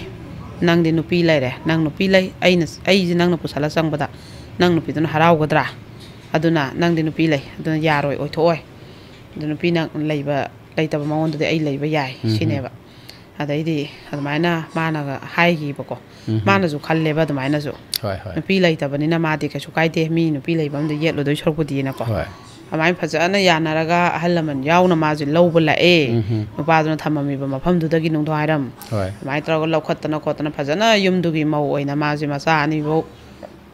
ꯃꯣꯏꯅ ꯂꯣꯏꯅ ꯃꯆꯥ ꯑꯅꯤꯒꯁꯦ ꯂꯧꯁꯟꯗꯅ ꯈꯣꯠꯇꯅ ꯑꯗꯩ ꯃꯥꯏ ꯃꯃꯥꯗꯣ ꯃꯅꯦꯝꯕꯣꯛꯇꯣ ꯑꯗꯨꯅꯒ ꯃꯀꯨꯕꯣꯛꯇꯨꯅꯒ ꯂꯨꯅ ꯇꯧꯗꯅ ꯑꯉꯥꯡꯈꯩꯒꯗꯣ ꯑꯗꯨꯃꯥꯏꯅ ꯇꯧꯗꯅ ꯃꯇꯝ ꯈꯔ ꯃꯣꯏꯁꯦ ꯃꯣꯏꯒꯤ ꯌꯨꯝꯗꯨꯗ ꯄꯨꯂꯞ ꯂꯩꯃꯤꯟꯅꯔꯦ ꯑꯗꯨꯒ ꯑꯃꯨꯛ ꯃꯣꯏꯒꯤ ꯑꯥꯒꯤ ꯀꯩꯅꯣꯁꯦ ꯂꯣꯏ ꯌꯣꯟꯊꯣꯛꯑꯦꯗꯅ ꯑꯗꯨ ꯌꯣꯟꯊꯣꯛꯑꯒ ꯃꯣꯏꯁꯦ ꯏꯝꯐꯥꯜ ꯑꯦꯔꯤꯌꯥꯁꯤꯗ ꯌꯨꯝ ꯍꯤꯡꯒꯣꯜ ꯐꯖꯅ ꯂꯩꯗꯅ ꯈꯣꯠꯇꯅ ꯗꯨꯀꯥꯟ ꯆꯥꯎꯅ ꯐꯝꯗꯅ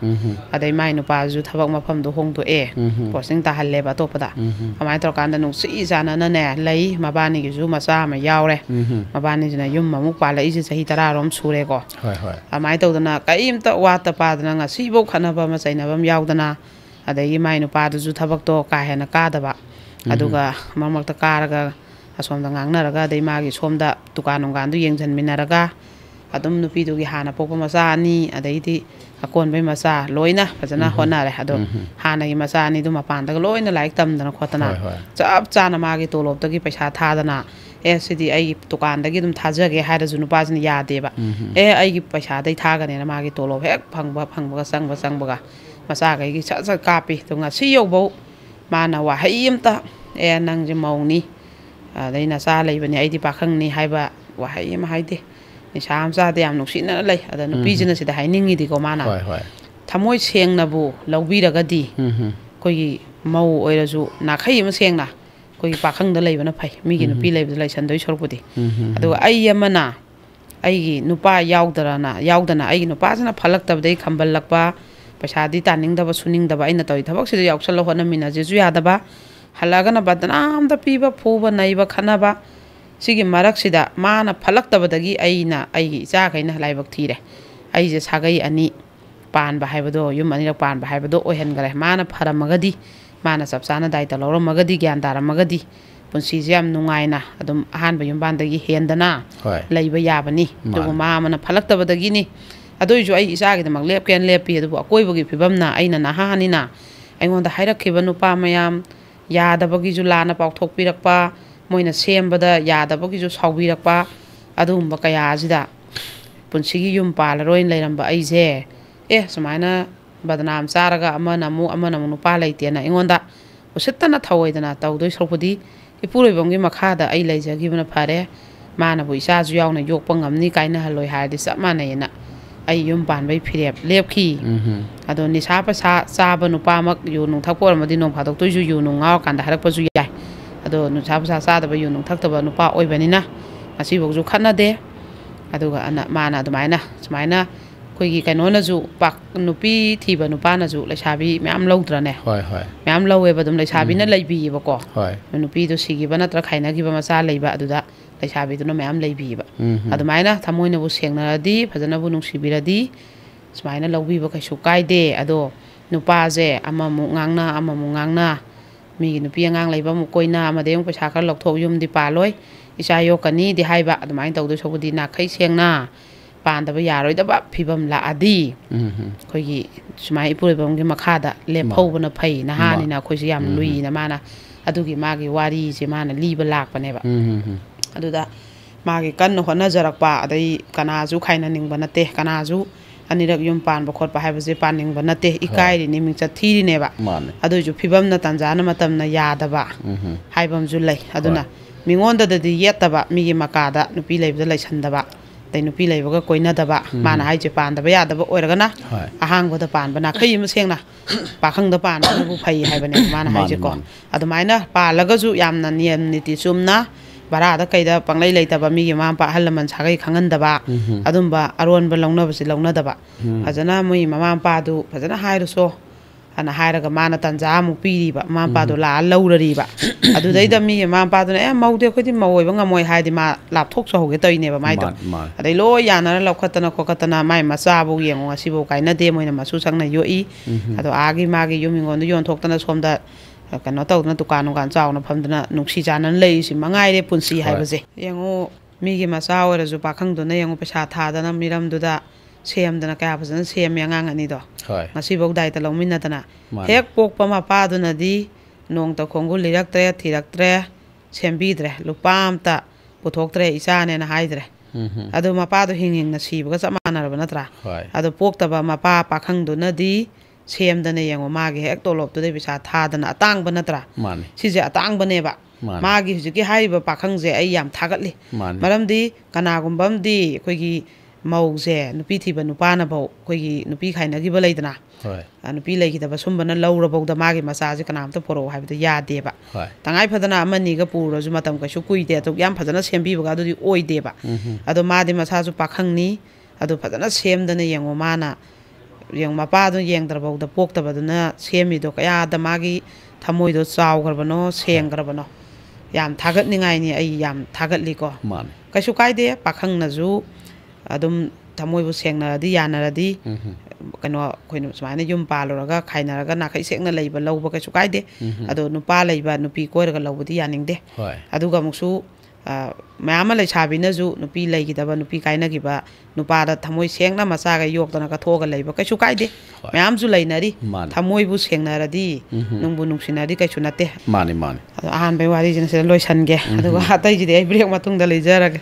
ꯃꯥꯅꯤ ꯌꯥꯝ ꯑꯆꯨꯝꯕꯅꯤ ꯍꯥꯏꯕꯗꯤ ꯉꯁꯤꯒꯤ ꯋꯥꯔꯤꯁꯤ ꯑꯣꯖꯥꯅ ꯑꯩꯈꯣꯏꯒꯤ ꯌꯥꯝꯅ ꯆꯝꯕ ꯍꯥꯏꯕꯗꯤ ꯊꯃꯣꯏ ꯁꯦꯡꯅꯕꯨ ꯂꯧꯕꯤꯔꯗꯤ ꯍꯥꯏꯕꯁꯤ ꯌꯥꯝꯅꯁꯨ ꯑꯥꯔꯊ ꯂꯩ ꯑꯗꯨꯒ ꯌꯥꯝꯅꯁꯨ ꯃꯄꯨꯡ ꯐꯥꯕ ꯌꯥꯝꯅ ꯀꯝꯄ꯭ꯂꯤꯠ ꯑꯣꯏꯕ ꯂꯥꯏꯐ ꯑꯃꯗꯤ ꯑꯣꯏꯕ ꯃꯥꯒꯤ ꯏꯟꯁꯤꯗꯦꯟ ꯑꯃ ꯊꯣꯛꯎꯔꯒꯁꯨ ꯌꯥꯝꯅ ꯀꯝꯄ꯭ꯂꯤꯠ ꯑꯣꯏꯕ ꯂꯥꯏꯐꯅꯤ ꯑꯗꯨꯒ ꯑꯩꯈꯣꯏꯅꯁꯨ ꯌꯥꯝꯅ ꯑꯦꯄ꯭ꯔꯤꯁꯤꯌꯦꯠ ꯇꯧꯕ ꯌꯥꯕ ꯋꯥꯔꯤꯅꯤ ꯍꯥꯏꯅ ꯊꯝꯖꯅꯤꯡꯉꯤ ꯍꯥꯏꯕꯗꯤ ꯉꯁꯥꯏꯒꯤ ꯂꯤꯔꯤꯕ ꯋꯥꯔꯤ ꯃꯌꯥꯝꯗ ꯑꯩꯈꯣꯏꯒꯤ ꯑꯣꯖꯥꯒꯤꯁꯤ ꯃꯆꯥ ꯇꯥꯅ ꯑꯩꯈꯣꯏꯒꯤ ꯃꯤꯅꯣꯛ ꯑꯩꯈꯣꯏꯒꯤ सोसाइटी की मिनोक अखोई मिनै अखोई युमगी डोमेस्टिक वायलेंस के आमसु यावरब मतुंगदा ngasai nupiti ki thongna du so aduki mati photo oba matungda magi su haidi mana tawjaba afaba karmadugi afaba phal phangba gumbagi mongda akoina sum loksen ba su yai adu mayamna akoi ngasigi break lodringai mamang sida ngasigi ahanba wari yamna phajaraba yamna changkhonba yamna lemlaba habedi thamoi sengna bolobiradi haina title sida su akoi gi base oiriba ngasigi wari sigi mayamgi afaba wakholon mayam puthokpiraga akoi mayam khana nena nabi khudong chabado akoi comments ki through the lomina si aduga akoi gi mayamna sungsoi soidana ahenba viewers kaya amasu puthokminaraga akoi gi nungai yaifaba kaya amasu akoina share tominaraga manipur da akoi gi every nook and corner da akoi gi crime diaries si akoi gi viewers hengatlaga crime mitigate tawbada mayam mateng pangmina si haijalaga mayam gi marakta akoi gi matang sida break masa amatang lawsage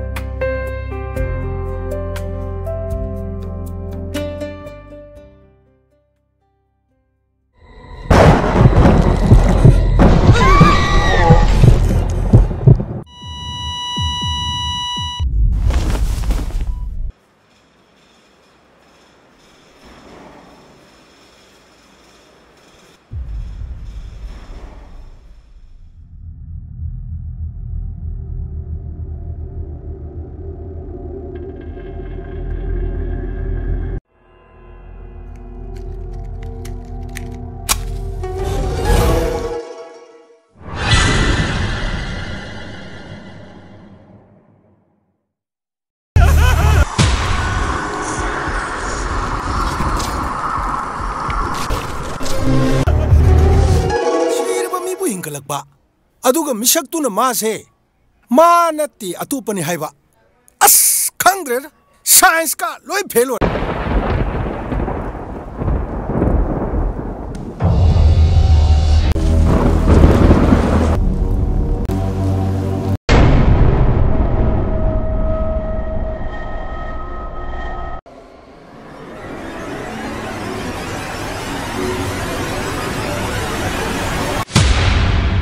break ki matungda mayam bo amuka hana taram nokchiri mayam ne yengbiriba ipo media na puthokchariba crime diaries yangkhai ni thoisibo episode yengbiriba singbu hana thagachari loinana crime diaries ki akhoi gi motto haibadi every nook and corner da akhoi gi state ta akhoi gi society da crime mitigate tongmina si haibagi pandam da thamjariba crime diaries mayam na ahenba viewers amadi ahenba subscriber kayama puthokminaraga hena ahenba akhoi gi mating leiba platform ama ohenmina si haibasi ma thamjage loinana ipo media na mayam gi damakta puthokchagi ba nupadi sanani haibasi amutanga hana ningsing jarabada every nook and corner da yohanjaraga akhoi nupadi sanani si charity ki khuthang da yohannabagi mayam da thamjari ba khudong chabasi mayam na lobiyu akhoi clubs organization maira paibi sing amadi akhoi youth sing na focus tobiraga nupadi sanani haibasi akhoi po media na puthokchari basi crime da base tawjabana maram oiraga mayam da hen akhoi na khanghaning ba ama leijabanina nupadi sanani haibasi gi akhoi thamjari ba mayam da khudong chaba pizari ba charity show gi khuthang da mayam na akhoi every nook and corner yohannabagi damakta ipo media da lengsin biraklaga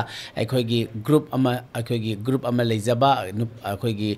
sangsthan sing club organization maira paibi sing na akhoi ipo media da lakpiraga akhoi khana tana minaraga karamba mongda nupadi sanani haibagi message si yohanba yabage haibagi akhoi na thamjari ba platform sida mayam sungso sodan lakpiraga nupadi sanani haiba akhoi ipo media na putakchari ba ahan ba feature film si mayam manipur sinba thungna yohanmina si haibasi ma thamjaraga break ki makha ta basi akhoi ozada ge mo anobo bari ama mulomina si ozada sinajege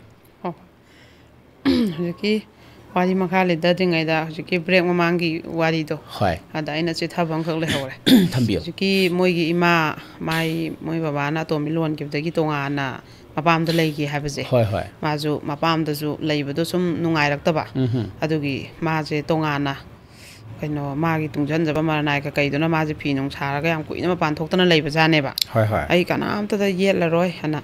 tongana hingolam leraga mana mil phau taknaba minje adu lei haiba aduda moigi maikai duda phau taknaba minje am lamna leiba jane ba adu imana adu leiraga hekta icha mangagi paisa talamge nangna thamamba icha ga gi naranga aina thamnupi aina tala thamba iranga kanane hene ngam henna gi yengna jina hekta mana hing taibang khangdagai koigi chengkok takpi thammaga phau se myam lodaraga koigi phau tainaba matamjida hekta tai haiba phau gai loksalledana aduga taaga cheng ji imphanda tharaga yumgi takpalakpa ju loba adumai ju lalonbi thammaga ju thaba tawraga hekta taaga tan bane ye nomai khombi marup se yawraga ko aduga moi manga gi hingon manga aduju ada nataba imphal area da loi leiramme ye mamajina yam chap manana aduga ne amam loi yen thome ye adu mamaje magi driver thamdana mai karbar sum chawkhalaktana ko godaw loina ga yam chawna cheng godawn super fan gi ju kai ju loi tawredana mai kai ji dekta cheng gi kano ja maming chatpane ye mamaje du car thowa driver thamdana magi helper chak thongba thamdana honna ga yam nungai na mamaje si gi haeba ko aduga mana yam nungai tabam khakna mamagi matam da ju mamaji na henna ne masak phajai haeba mawondagi aduna mamaji ju admaina mana tongana leiba matam du da yam sathina nupa hairakpa kholakpa minong maisa yam nangi haye yam wana ngak thoki hai mana koigi kaino na bok thongak chaina bok ne kallaga tanba nupa yauki haeba ai paloi asuk phataba nupa noibu kadawa yum panja doiba na ithanda nungaina leibjina kanamna jungang bidre kanam ju sei bidre hore halalaga kari ngang doiba kamai phu doiba ju khandre adu kadabagi isa leire panda ju yare ana dumaina pan gi te haiba duga moigi masa jing jil hong badane masa no pa tom bajina isa imagine khoi manga pom babu dalam ta ju phangde ai lo hong badi imana phangan biro ana atom bijina lo imbak dan pi ba moi lo hong baje aduda imana phangan biyo na ne tawbajida koigi mayum janghande ya tombiduna yaroina koi binita di mama ga na haptaba aduga mayum janghandabida thongandagi pihalle aduga ekta nupi ahanjil hongba chatte ye atombido mana tawgrena ado mana ekta sumchitne sitolakpane moi lohongba chatingaida magi khongon mafam tahalloina isinga khektoktana isau langdana ta tawbane ado macha jingdo pisak pi ngaida atombidu laurakhrabana mama jina sakhrabana atombina kuina macha mai jo humong pue kuina marata na leigrabana atombidu mu khaire ineba aduga asomda lohongbado mama duga mapa duga mama pa saraga honguredana aduga halakpada ma changaktreba nupa jigi mayum jida ko admaina mayum asem naw jingina yam thina nungai gi deba magi punsi mahingdo aduna mana ju khangi haiba ima ju admaina halloraba matamdadi koiju ayagi yum panabanina nongmana amana palitai narakanda nongna ama palitai koi chen nei are pa haibadu leite ado ayimana ju yumda pora thamge na seba tawba ngamgide adai ma mana ju ngamgide admaina pali nai naraga yang wana koi chen na gi narakpa doctor daga thakhaim leibaduda aduna nakhai ma sengna dum yumje phajana palaga dum isa jingjena phajana ai puroiba magi makada sejagi bana ju phaida minong mai sami gi min handana yangbo setaba amagi laknabam ngangnabam sombagi ju minong mai saji phangdaba ipuroiba ma lei haidi kanamtana dum mi yang karan ju chalakpa ju ngamdaba na mana aduna ju mayum ji pan gi bani haeba ko aduna mama hangtaktagi nungai taba kaya masa hangtakta ju mu admaina mapuroiba na mama gi da ju naiba masa gi da ju naiba sigi thawtok ju hujik wari liba laiba jingna sab mana na loi haeba mama hangtaki mu masa gi mu sije aduna nupi gi laibak haibje koina yumji palo banina tamba ngamdaba phibamda leiba adagi mathanggi wari jina masa nupi jina lirakpane yam nungaite moi je nupa pokte moi ahum kata neba aduda mapa je yuje yam thina thakpa yuje thakpa je pura roibine yuje suwat wat pa yadabe aduga ne ma jina haire masa nupi na mana yu thaga nei khala ije yamna kuire akhoi khangba ngamdre haiba akhoi je khangba lakpa ngamdre aduna ma amuk ꯀꯩꯅꯣꯃ ꯃꯣꯏꯁꯦ ꯀꯩꯅꯣꯁꯤꯒ ꯃꯥꯅ college ꯇꯝꯕ ꯂꯣꯏꯔꯦ ꯃꯅꯥꯎꯄꯤ ꯑꯃꯅ 12 ꯊꯥꯒꯗꯕ ꯑꯗꯩ ꯑꯇꯣꯝꯕꯤꯗꯨꯅ class 6 ꯇꯪ ꯀꯥꯔꯤꯕ ꯑꯗꯣ ꯑꯩꯈꯣꯏꯅ ꯀꯩꯅꯣ ꯇꯧꯒꯦꯅꯅꯦ ꯄꯩꯁꯥꯁꯦ ꯐꯤꯁꯥ ꯇꯨꯡꯁꯟꯖꯔꯅꯤ ꯃꯥꯒꯤ ꯅꯥꯔꯛꯄꯗ ꯑꯃꯨꯛ ꯆꯪꯉꯅꯤ ꯂꯤꯚꯔ ꯁꯤꯔꯣꯁꯤꯁ ꯇꯥꯗꯅ ꯊꯈꯥꯏ ꯑꯃ ꯊꯥ ꯑꯃ ꯗꯥꯛꯇꯔ ꯂꯩ ꯈꯔ ꯐꯔꯛꯑꯦ ꯂꯥꯏꯌꯦꯡꯉꯒ ꯍꯥꯏꯔꯒ ꯑꯃꯨꯛ ꯊꯛꯆꯜꯂꯅꯤ ꯑꯃꯨꯛ ꯅꯥꯔꯅꯤ ꯑꯗꯣ ꯏꯅꯥꯎꯅꯨꯄꯤꯒꯤ 12ꯀꯤ ꯑꯦꯛꯖꯥꯝ ꯊꯥꯒꯗꯕꯁꯦ ꯁꯤ ꯐꯥꯎꯕꯗ ꯊꯥꯗ꯭ꯔꯦ ꯐꯣꯔꯝ ꯐꯤꯜ ꯑꯞꯀꯤ ꯊꯝꯕ ꯄꯩꯁꯥꯗꯣ ꯃꯥ ꯅꯥꯔꯛꯇꯅ ꯗꯥꯛꯇꯔꯗ ꯂꯩꯗꯅ ꯆꯪꯊꯣꯛꯈ꯭ꯔꯦ ꯂꯥꯏꯌꯦꯡꯈ꯭ꯔꯦ ꯑꯗꯨꯅ ꯏꯅꯥꯎꯄꯤꯁꯨ ꯍꯧꯖꯤꯛ 12 ꯊꯥꯕ ꯇꯣꯛꯑ ꯂꯩꯔꯦ ꯑꯗꯨꯅ ꯃꯥꯅ ꯑꯣꯠꯂꯛꯏꯕꯁꯦ ꯑꯩꯈꯣꯏꯅ ꯍꯦꯛ ꯒ꯭ꯌꯥꯟ ꯇꯥꯔꯛꯄꯗꯒꯤ ꯑꯣꯠꯂꯦ ꯏꯃꯥ ꯈꯛ ꯅꯠꯇ꯭ꯔꯦ ꯑꯩꯈꯣꯏ ꯌꯥꯎꯅ ꯑꯣꯠꯂꯦ ꯑꯩꯈꯣꯏ ꯌꯥꯎꯅ ꯐꯨꯏ ꯑꯗꯒꯤ ꯑꯩꯈꯣꯏꯅ ꯃꯤꯀꯞ ꯊꯣꯛꯂꯛꯄꯗ ꯃꯥꯅ ꯏꯃꯥꯁꯦ ꯐꯨꯔꯒ ꯂꯩꯔꯝꯕ ꯐꯃꯨꯡ ꯃꯈꯥꯁꯦ ꯃꯁꯝꯁꯦ ꯄꯨꯂꯞ ꯐꯣꯏꯗꯠꯂꯒ ꯆꯤꯡꯊꯔꯒ ꯍꯥꯏꯔꯒ ꯃꯈꯣꯡꯅ ꯅꯦꯠꯊꯗꯅ ꯂꯩꯔꯝꯕ ꯑꯗꯩꯗꯤ ꯃꯥꯅ ꯏꯃꯥꯁꯦ ꯐꯨꯕꯁꯦ ꯃꯃꯥꯏ ꯃꯃꯤꯠ ꯈꯪꯗꯒꯩ ꯁꯦꯟꯗꯟꯅ ꯀꯟꯕ ꯑꯗꯩ ꯍꯦꯛꯇ ꯀꯤꯟꯅ ꯊꯤꯟꯖꯟꯕꯗ ꯃꯅꯥꯇꯣꯟꯁꯦ ꯅꯥꯍꯤ ꯇꯥꯕ ꯃꯃꯤꯠ ꯄꯣꯝꯈꯠꯄ ꯃꯆꯤꯟꯁꯦ ꯀꯩꯅꯣ ꯇꯧꯈꯤꯗꯅ ꯍꯟꯖꯟ ꯁꯤꯗ ꯊꯤꯟꯖꯟꯕꯗ ꯀꯥꯏꯗꯅ ꯆꯥꯛꯄꯧ ꯆꯥ ꯌꯥꯗꯕ ꯏꯃꯥꯁꯦ ꯌꯥꯝ ꯊꯤꯅ ꯋꯥꯅ ꯈꯥꯡꯉꯤ ꯅꯥꯗꯅ ꯍꯧꯒꯠꯄ ꯉꯝꯗꯕ ꯑꯗꯨꯅ ꯄꯨꯔꯥ ꯏꯃꯨꯡꯁꯤꯗ ꯃꯥꯅ ꯅꯩꯔꯛꯏꯁꯦ ꯏꯃꯥꯒ ꯑꯩꯈꯣꯏ ꯑꯍꯨꯝꯁꯤꯅ ꯃꯥꯅ ꯐꯨꯅꯦꯅ ꯇꯥꯟꯅꯔꯛꯄꯗ ꯂꯣꯠꯂꯒ ꯅꯣꯡꯉꯥꯜꯂꯀꯥꯟꯗ ꯈꯔ ꯆꯪ ꯅꯤꯅꯤ ꯍꯨꯝꯅꯤ ꯂꯩꯔ ꯈꯔ ꯆꯪ ꯌꯥꯝꯅ ꯍꯥꯏꯐꯝ ꯇꯧꯐꯝ ꯈꯪꯗꯒꯩ ꯑꯩꯈꯣꯏꯁꯦ ꯋꯥꯔꯛꯑꯦ ꯑꯗꯣ ꯍꯧꯖꯤꯛꯁꯦ ꯏꯃꯥꯁꯨ ꯑꯗꯨꯝ ꯑꯩꯗꯤ ꯅꯣꯏ ꯂꯩꯁꯥꯕꯤ ꯐꯥꯔꯕ ꯅꯣꯏ ꯄꯨꯔ ꯀꯃꯥꯏ ꯏꯄꯥꯝꯗ ꯍꯟꯗꯣꯏꯅꯣ ꯏꯔꯥꯏꯕꯛꯀꯤꯅꯦꯅ ꯏꯃꯥꯗꯤ ꯀꯔꯤꯝꯐꯧ ꯀꯦꯟꯅꯤꯡꯕ ꯃꯧꯅꯤꯡꯕ ꯃꯥꯏ ꯃꯁꯥꯁꯤꯗ ꯂꯩꯇ꯭ꯔꯦ ꯑꯗꯨꯝ ꯃꯥꯒꯤ ꯂꯩꯐꯝ ꯊꯣꯛꯄ ꯐꯤ ꯅꯨꯡ ꯁꯥꯔꯒ ꯂꯩꯐꯝꯁꯤꯕꯨ ꯐꯪꯉꯗꯦꯅ ꯂꯩꯈ꯭ꯔꯦ ꯈꯥꯡꯕꯁꯦ ꯉꯝꯗ꯭ꯔꯦ ꯀꯅꯥꯅ ꯋꯥꯔꯛꯇꯣꯏꯅꯣ ꯁꯤꯕꯨ ꯑꯩꯈꯣꯏꯁꯦ ꯁꯨꯃꯥꯏꯅ ꯁꯨꯝ ꯈꯥꯡꯒꯗ꯭ꯔꯥꯅ ꯑꯗꯩ ꯃꯄꯥꯁꯦ ꯍꯨꯟꯗꯣꯛꯑꯒ ꯑꯩꯈꯣꯏꯁꯦ ꯊꯣꯛ ꯂꯥꯎꯅ ꯃꯃꯥ ꯃꯆꯥ ꯃꯣꯏꯁꯦ ꯀꯗꯥꯏꯗꯅꯣ ꯑꯃꯨꯛꯀ ꯂꯥꯛꯅꯤꯡꯕꯗꯣ ꯑꯗꯣ ꯅꯦꯅꯦꯒꯤ ꯍꯣꯝꯗꯨꯗ ꯑꯩꯈꯣꯏꯁꯦ ꯂꯩ ꯌꯥꯒꯗ꯭ꯔꯥ ꯄꯨꯂꯞ ꯀꯥꯟꯅ ꯃꯥꯁꯦ ꯇꯥꯟꯅꯔꯛꯏꯅꯦꯕ ꯑꯁ ꯌꯥꯝ ꯐꯖꯅ ꯀꯞꯄꯒ ꯋꯥꯔꯤ ꯂꯤ ꯃꯥꯅ ꯌꯥꯝ ꯅꯨꯡꯉꯥꯏꯇꯦ ꯑꯗꯨꯃ ꯑꯗꯣ ꯍꯧꯖꯤꯛꯅꯤꯀꯣ ꯊꯣꯛꯏꯕ ꯊꯧꯗꯣꯛꯁꯦ ꯍꯧꯈꯤꯕꯒꯤ ꯉꯋꯥꯏꯒꯤ ꯋꯥꯔꯤ ꯅꯠꯇꯦꯕ ꯑꯗꯣ ꯃꯥꯁꯨ ꯌꯥꯝ ꯅꯨꯡꯉꯥꯏꯇꯦ ꯃꯥꯒꯤ ꯀꯩꯅꯣꯁꯤꯃ ꯑꯩꯅ ꯑꯗꯣ ꯍꯧꯖꯤꯛꯁꯦ ꯑꯗꯨꯝ ꯁꯨꯃꯥꯏꯅ ꯅꯨꯄꯥꯁꯤꯡꯅ ꯉꯥꯎꯔꯒ ꯃꯆꯥꯐꯧ ꯌꯥꯎꯅ ꯁꯤ ꯋꯥꯔꯤꯁꯤꯅꯦꯕ ꯃꯆꯥꯗꯨꯅ ꯃꯃꯤꯇꯩ ꯃꯄꯤ ꯇꯥꯔ ꯃꯆꯥ ꯂꯩꯁꯥꯕꯤꯗꯨꯅ ꯂꯤꯔꯛꯏꯗꯨꯅꯦꯕ ꯃꯥꯅ ꯑꯩꯈꯣꯏꯁꯦ ꯁꯨꯝ ꯑꯣꯠꯂꯒ ꯁꯨꯃꯥꯏꯅ ꯁꯨꯝ ꯂꯩꯈꯤꯗ꯭ꯔꯥꯅꯀꯣ ꯑꯗꯣ ꯃꯃꯥ ꯃꯆꯥ ꯃꯣꯏ ꯍꯨꯝ ꯐꯤ ꯁꯥꯒꯠꯂꯛꯏꯃꯤ ꯏꯃꯨꯡ ꯄꯨꯈꯠꯂꯛꯏꯃꯤ ꯑꯗꯨꯃꯥꯏꯅ ꯂꯩꯁꯥꯕꯤ ꯃꯆꯥ ꯏꯃꯨꯡ ꯃꯅꯨꯡ ꯃꯊꯣꯡ ꯈꯪꯗꯕ ꯃꯄꯥ ꯅꯥꯇꯩ ꯆꯥꯗꯕ ꯑꯁꯨꯝꯕꯤ ꯃꯆꯥ ꯅꯤꯉꯣꯜ ꯃꯌꯥꯝ ꯍꯧꯖꯤꯛꯁꯦ ꯃꯃꯤꯇꯩ ꯃꯄꯤ ꯀꯪꯕ ꯅꯠꯇꯦꯕ ꯃꯃꯥ ꯇꯣꯛꯈ꯭ꯔꯣ ꯃꯣꯏꯅ ꯍꯦꯟꯅ ꯈꯪꯒꯠꯂꯛꯑꯕꯅꯦꯕ ꯑꯋꯥꯕꯁꯦ ꯑꯗꯣ ꯃꯣꯏꯅꯁꯨ ꯃꯄꯥꯁꯤꯗ ꯊꯤꯡꯕꯁꯨ ꯉꯝꯖꯗꯕ ꯅꯨꯄꯤꯅꯤꯅꯀꯣ ꯃꯄꯥꯗꯨꯅ ꯑꯣꯏꯅ ꯃꯃꯥꯗ ꯍꯦꯟꯗꯣꯛꯇꯅ ꯃꯣꯏꯕꯨ ꯑꯣꯏꯅ ꯑꯣꯜꯂꯛꯄ ꯃꯣꯏꯅ ꯈꯤꯇꯪ ꯉꯥꯡꯉꯨꯗꯅ ꯃꯥꯏ ꯃꯤꯆꯪ ꯑꯗꯨꯗꯨ ꯅꯣꯏ ꯃꯥꯟꯅꯔꯦꯅꯦ ꯅꯨꯄꯤ ꯂꯣꯏꯅꯕ ꯅꯣꯏ ꯄꯨꯂꯞ ꯍꯥꯠꯇꯣꯛꯎꯔꯥ ꯁꯣ ꯂꯣꯟꯖꯜꯂ ꯏꯃꯨꯡꯁꯤꯗ ꯄꯨꯂꯞ ꯃꯩ ꯊꯥꯗꯣꯛꯎꯔꯣ ꯒꯥꯅ ꯌꯥꯝꯅ ꯇꯥꯕ ꯅꯨꯡꯉꯥꯏꯇꯕꯁꯦ ꯃꯆꯤꯟ ꯃꯈꯥ ꯊꯤꯗꯅ ꯃꯆꯥꯅꯨꯄꯤꯁꯤꯗ ꯊꯤꯕ ꯌꯥꯗꯕ ꯃꯆꯤꯟ ꯍꯥꯏꯕ ꯌꯥꯗꯕ ꯋꯥꯍꯩ ꯍꯥꯏꯕꯀோ ꯑꯗꯨꯅ ꯌꯥꯝ ꯅꯨꯡꯉꯥꯏꯇꯅ ꯃꯆꯥꯅꯨꯄꯤꯁꯤꯅ ꯍꯥꯏꯔꯛꯑꯦꯕ ꯑꯗꯩ ꯀꯩꯒꯨꯝꯕ ꯃꯣꯏꯅ ꯁꯦꯟꯇꯔꯗ ꯊꯝꯃꯨꯔꯦ ꯁꯦꯟꯇꯔꯒꯤ ꯄꯩꯁా ꯊꯤꯅꯤꯡꯉꯥই ꯂꯩꯇꯕ ꯑꯗꯣ ꯃꯣꯏꯁꯦ ꯊꯝꯐꯝ ꯐ꯭ꯔꯤꯗ ꯁꯔꯀꯥꯔꯒꯤ ꯁꯨꯝꯕ ꯉꯥꯎꯁꯟꯅꯕꯁꯤꯡꯁꯦ ꯂꯩꯇ ꯂꯥꯏꯔꯒꯤ ꯁꯨꯝꯕ ꯁꯦꯟꯇꯔ ꯂꯩꯇ꯭ꯔꯥ ꯍꯪꯉꯛꯏꯅꯦꯕꯀꯣ ꯑꯗꯨꯃꯥꯏꯅ ꯂꯩ ꯃꯥꯒꯤ ꯀꯩꯅꯣꯁꯦ ꯌꯥꯝ ꯅꯨꯡꯉꯥꯏꯇꯦ ꯍꯧꯖꯤꯛ ꯃꯥꯅ ꯇꯥꯟꯅꯔꯛꯏꯁꯦꯀꯣ ꯑꯗꯒꯤꯗꯤ ꯃꯊꯪꯒꯤ ꯀꯩꯅꯣꯁꯤꯅ ꯁꯨꯃꯥꯏꯅ ꯇꯧꯕꯅꯦ ꯃꯣꯏ ꯃꯆꯤꯟ ꯃꯅꯥꯎ ꯅꯤꯉꯣꯜ ꯉꯥꯛꯇ ꯃꯔꯤꯅꯤ ꯃꯣꯏꯁꯨ ꯅꯨꯄꯥ ꯌꯥꯎꯗꯦ ꯑꯗ ꯃꯣꯏꯒꯤ ꯃꯃꯥꯁꯤ ꯑꯇꯣꯝꯕꯤ ꯑꯣꯏꯔꯨꯕꯅꯦꯕ ꯃꯄꯥꯁꯤ ꯅꯨꯄꯤ ꯂꯩꯕ ꯑꯗ ꯀꯩꯅꯣꯃꯒꯤ ꯊꯧꯗꯣꯛ ꯑꯃ ꯑꯗꯒꯤ ꯃꯄꯥꯁꯦ ꯀꯦꯁ ꯑꯃꯒꯤ ꯃꯥꯁꯦ ꯂꯣꯠꯇ ꯌꯥꯗꯗꯅ ꯂꯣꯠꯄ ꯄꯨꯂꯤꯁꯅ ꯀꯣꯏꯊꯤ ꯊꯤꯕꯁꯤꯗ ꯑꯗꯩꯗꯤ ꯂꯣꯠꯄꯁꯤꯗ ꯑꯩꯈꯣꯏꯒꯤ ꯂꯣꯠꯂꯤꯕ ꯏꯃꯨꯡꯁꯦ ꯃꯣꯏ ꯈꯪꯅꯕ ꯑꯃꯅ ꯁꯤꯜꯂꯒ ꯂꯣꯠꯄ ꯑꯩꯈꯣꯏꯒꯤ ꯂꯧꯕꯨꯛ ꯃꯌꯥ ꯑꯣꯏꯕ ꯃꯤ ꯌꯥꯝ ꯏꯇꯥ ꯇꯥꯗꯕ ꯈꯨꯟꯒꯤ ꯃꯇꯣꯜ ꯂꯩꯗꯣ ꯑꯗꯨꯗ ꯃꯆꯥ ꯂꯩꯁꯥꯕꯤ ꯑꯃꯒ ꯃꯃꯥ ꯂꯨꯈꯥꯕꯤ ꯑꯃꯒ ꯂꯩꯕ ꯏꯃꯨꯡ ꯑꯣꯏꯕ ꯑꯗꯨꯗ ꯂꯣꯠꯄ ꯃꯥꯁꯦ ꯑꯗꯨꯒ ꯊꯥ ꯑꯅꯤꯃꯨꯛ ꯂꯣꯠꯄꯁꯤꯗ ꯁꯨꯝ ꯀꯨꯏꯅ ꯂꯣꯜꯂꯛꯑꯃꯤꯅ ꯃꯥꯅ ꯄꯣꯠ ꯑꯃ ꯂꯩ ꯊꯣꯛꯂꯛꯄ ꯑꯗꯩ ꯀꯩꯅꯣꯝ ꯇꯧꯕ ꯃꯣꯏꯒꯤ ꯁꯝꯕꯟ ꯆꯌꯥ ꯍꯦꯛ ꯁꯦꯝꯕꯤꯕ ꯇꯧꯕ ꯃꯤ ꯂꯣꯏ ꯎꯅꯔꯦꯗꯅ ꯑꯗ ꯅꯣꯡꯃꯗꯤ ꯃꯤ ꯃꯌꯥꯝꯁꯦ ꯈꯣꯝꯃꯒ ꯂꯥꯛꯑꯒ ꯁꯤꯗ ꯅꯨꯄꯥ ꯅꯍꯥ ꯑꯃ ꯊꯝꯃꯤꯁꯦ ꯅꯣꯏ ꯅꯨꯄꯥꯁꯨ ꯂꯩꯇꯦ ꯃꯃꯥꯁꯨ ꯂꯨꯈꯥꯕꯤꯅꯤ ꯃꯆꯥꯁꯨ ꯂꯩꯁꯥꯕꯤ ꯐꯥꯔꯦ ꯀꯅꯥꯒꯤ ꯅꯨꯄꯥꯅꯣ ꯁꯤꯁꯦ ꯑꯅ ꯍꯥꯏꯔꯕꯖꯥꯠꯅꯤ ꯑꯗ ꯃꯃꯥꯒꯤ ꯑꯣꯏꯔꯒꯅ ꯃꯃꯥꯒ ꯀꯩꯅꯥ ꯀꯠꯂꯅꯤ ꯃꯆꯥꯒꯤ ꯑꯣꯏꯔꯒꯅ ꯃꯆꯥꯁꯦ ꯄꯨꯔ ꯆꯠꯍꯟꯀꯣ ꯑꯅ ꯍꯥꯏꯕꯁꯤꯗ ꯃꯣꯏꯅ ꯅꯠꯇꯦ ꯆꯝꯅ ꯂꯩꯕꯅꯦ ꯑꯗꯨꯅꯦ ꯍꯥꯏꯔꯨꯕꯁꯦ ꯊꯥꯖꯔꯣꯏꯗꯕ ꯃꯇꯥꯡ ꯑꯣꯏꯔꯦꯕ ꯃꯃꯥꯁꯦ ꯑꯣꯏꯅ ꯗꯁꯥ ꯇꯥꯗꯣꯔꯦꯕ ꯃꯥꯗꯤ ꯑꯉꯥꯡ ꯂꯩꯁꯥꯕꯤ ꯃꯆꯥꯅꯤꯅ ꯃꯉꯣꯟꯗꯗꯤ ꯀꯌꯥ ꯊꯥꯖꯅꯗ꯭ꯔꯦꯕ ꯃꯃꯥꯗ ꯑꯣꯏꯅ ꯂꯣꯏ ꯊꯥꯖꯅꯔꯦꯕ ꯍꯥꯏꯕꯗꯤ ꯃꯆꯥꯅꯨꯄꯤꯗꯨꯒ ꯀꯣꯏꯅꯕ ꯅꯨꯄꯥꯗꯤ ꯑꯗꯨꯃꯥꯏꯅ ꯂꯩꯍꯟꯒꯦ ꯍꯥꯏꯕꯗꯤ ꯃꯃꯥꯗꯨꯅ ꯌꯥꯔꯣꯏꯗꯅ ꯑꯗꯨꯅ ꯃꯃꯥꯗꯨꯅ ꯇꯧꯁꯟꯅꯔꯒ ꯂꯩꯍꯜꯂꯤꯔꯝꯒꯅꯦꯅ ꯃꯃꯥꯁꯦ ꯀꯩꯅꯥ ꯀꯠꯄꯤꯗꯣꯔꯦꯕ ꯑꯗ ꯅꯨꯄꯤꯁꯤꯅ ꯑꯩꯒ ꯅꯨꯡꯁꯤꯅꯕ ꯅꯨꯄꯥꯅꯦꯅ ꯈꯨꯝꯃꯨꯔꯦꯕ ꯑꯗꯨꯗꯩꯗꯤ ꯃꯌꯥꯝꯅ ꯆꯠꯂꯣ ꯑꯗꯨꯗꯤ ꯅꯪ ꯍꯥꯏꯅ ꯍꯥꯏꯔꯦ ꯅꯨꯄꯥꯁꯤꯗꯁꯨ ꯅꯪ ꯅꯨꯄꯤꯁꯦ ꯄꯨꯔ ꯆꯠ ꯉꯝꯒꯗ꯭ꯔꯥ ꯆꯠ ꯉꯝꯅꯤ ꯍꯥꯏꯔꯦꯕ ꯑꯗꯨꯃꯥꯏꯅ ꯅꯨꯄꯤꯁꯤꯅ ꯃꯃꯥꯁꯦ ꯀꯜꯂꯝꯃꯒ 마지 ꯂꯥꯛꯈꯤꯕꯅꯦ ꯍꯥꯏꯌꯦꯕ ꯑꯗꯨꯃꯥꯏꯅ ꯂꯩꯈꯤꯕ ꯑꯗꯩꯗꯤ ꯁꯣꯝꯗꯗꯤ ꯅꯨꯄꯤ ꯑꯍꯟꯗꯨ ꯂꯩꯔꯕꯅꯤꯅ ꯅꯨꯄꯤ ꯑꯍꯟꯗꯨꯅꯗꯤ ꯂꯩꯁꯥꯕꯤ ꯃꯆꯥꯗꯨ ꯄꯨꯔ ꯂꯥꯛꯄꯗꯣ ꯅꯨꯡꯉꯥꯏꯇ꯭ꯔꯦꯗꯅ ꯑꯗꯨꯒꯤ ꯑꯗꯨꯝ ꯈꯠꯅ ꯆꯩꯅꯕ ꯈꯣꯠꯄ ꯅꯨꯄꯤ ꯑꯍꯟꯁꯦ ꯑꯃꯨꯛ ꯃꯄꯥꯝ ꯆꯠꯈꯤꯕ ꯑꯃꯨꯛ ꯂꯥꯛꯄꯁꯤ ꯃꯌꯥꯝ ꯊꯣꯛꯑꯦꯀꯣ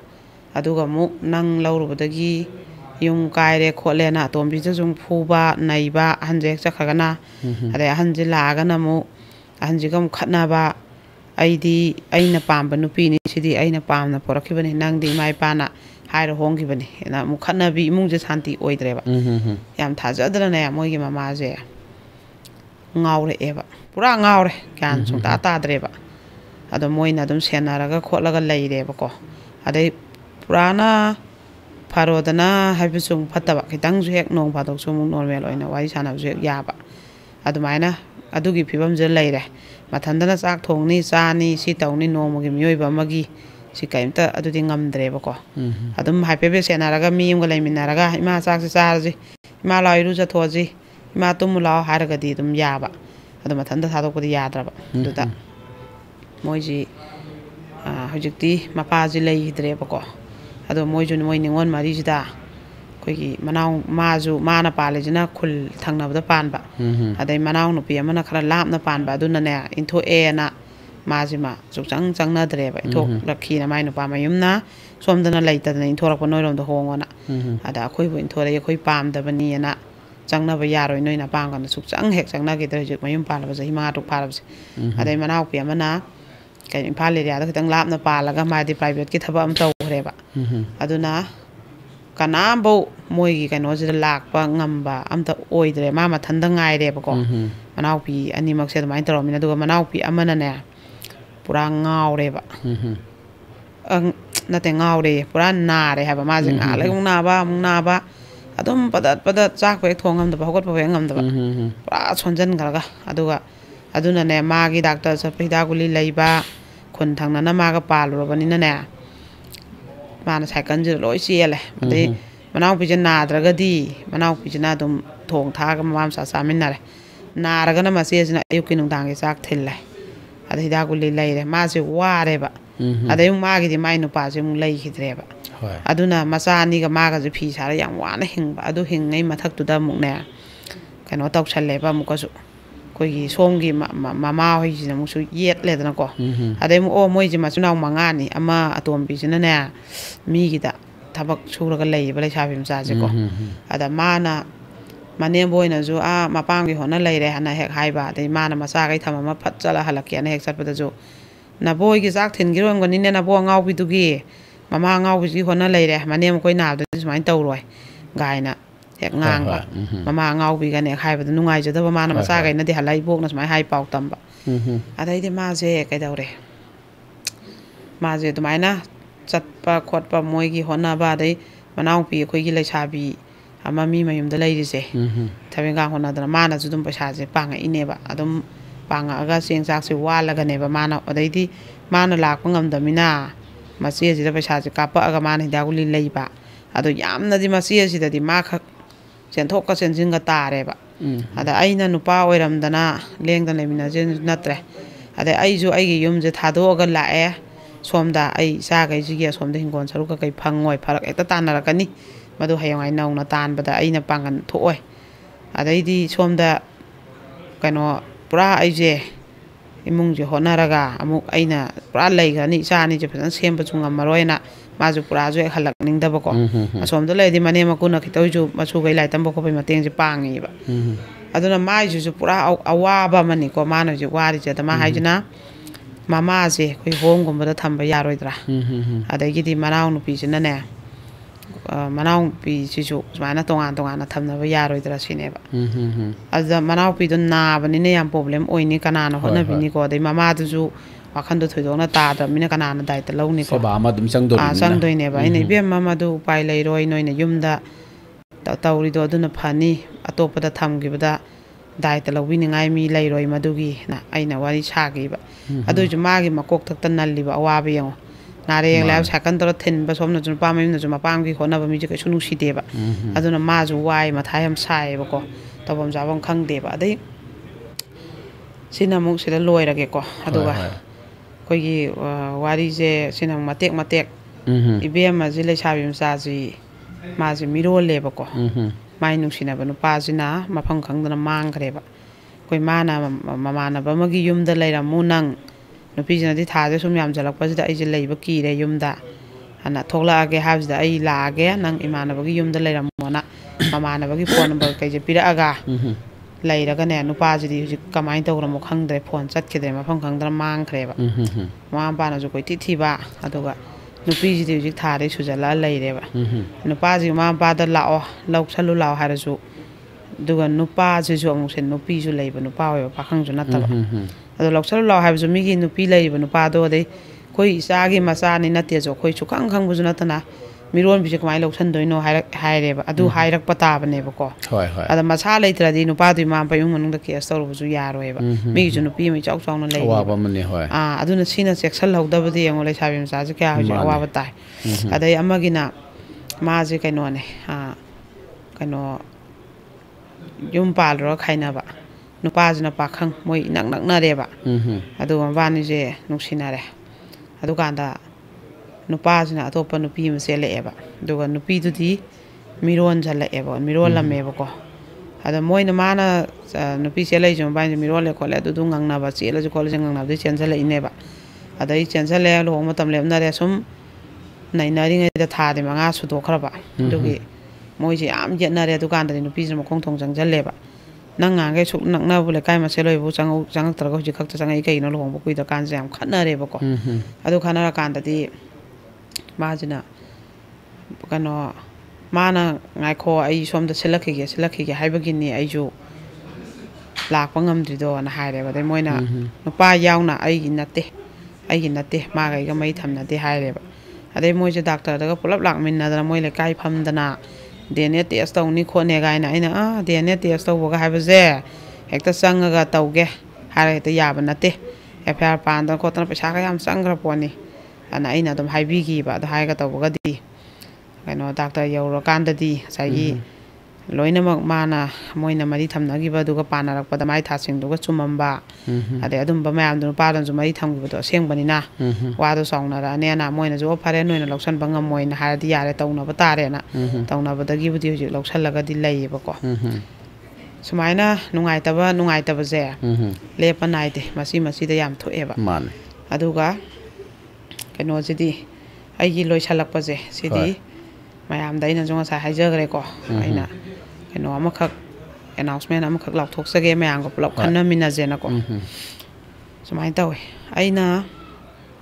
yari pokta boarding tawje hoi ai 2 years experience leire ko ingonda mamang sahi ga handak ka ko aduna hojiksi angang jingji ngawai ga hojika yamna ole honge ba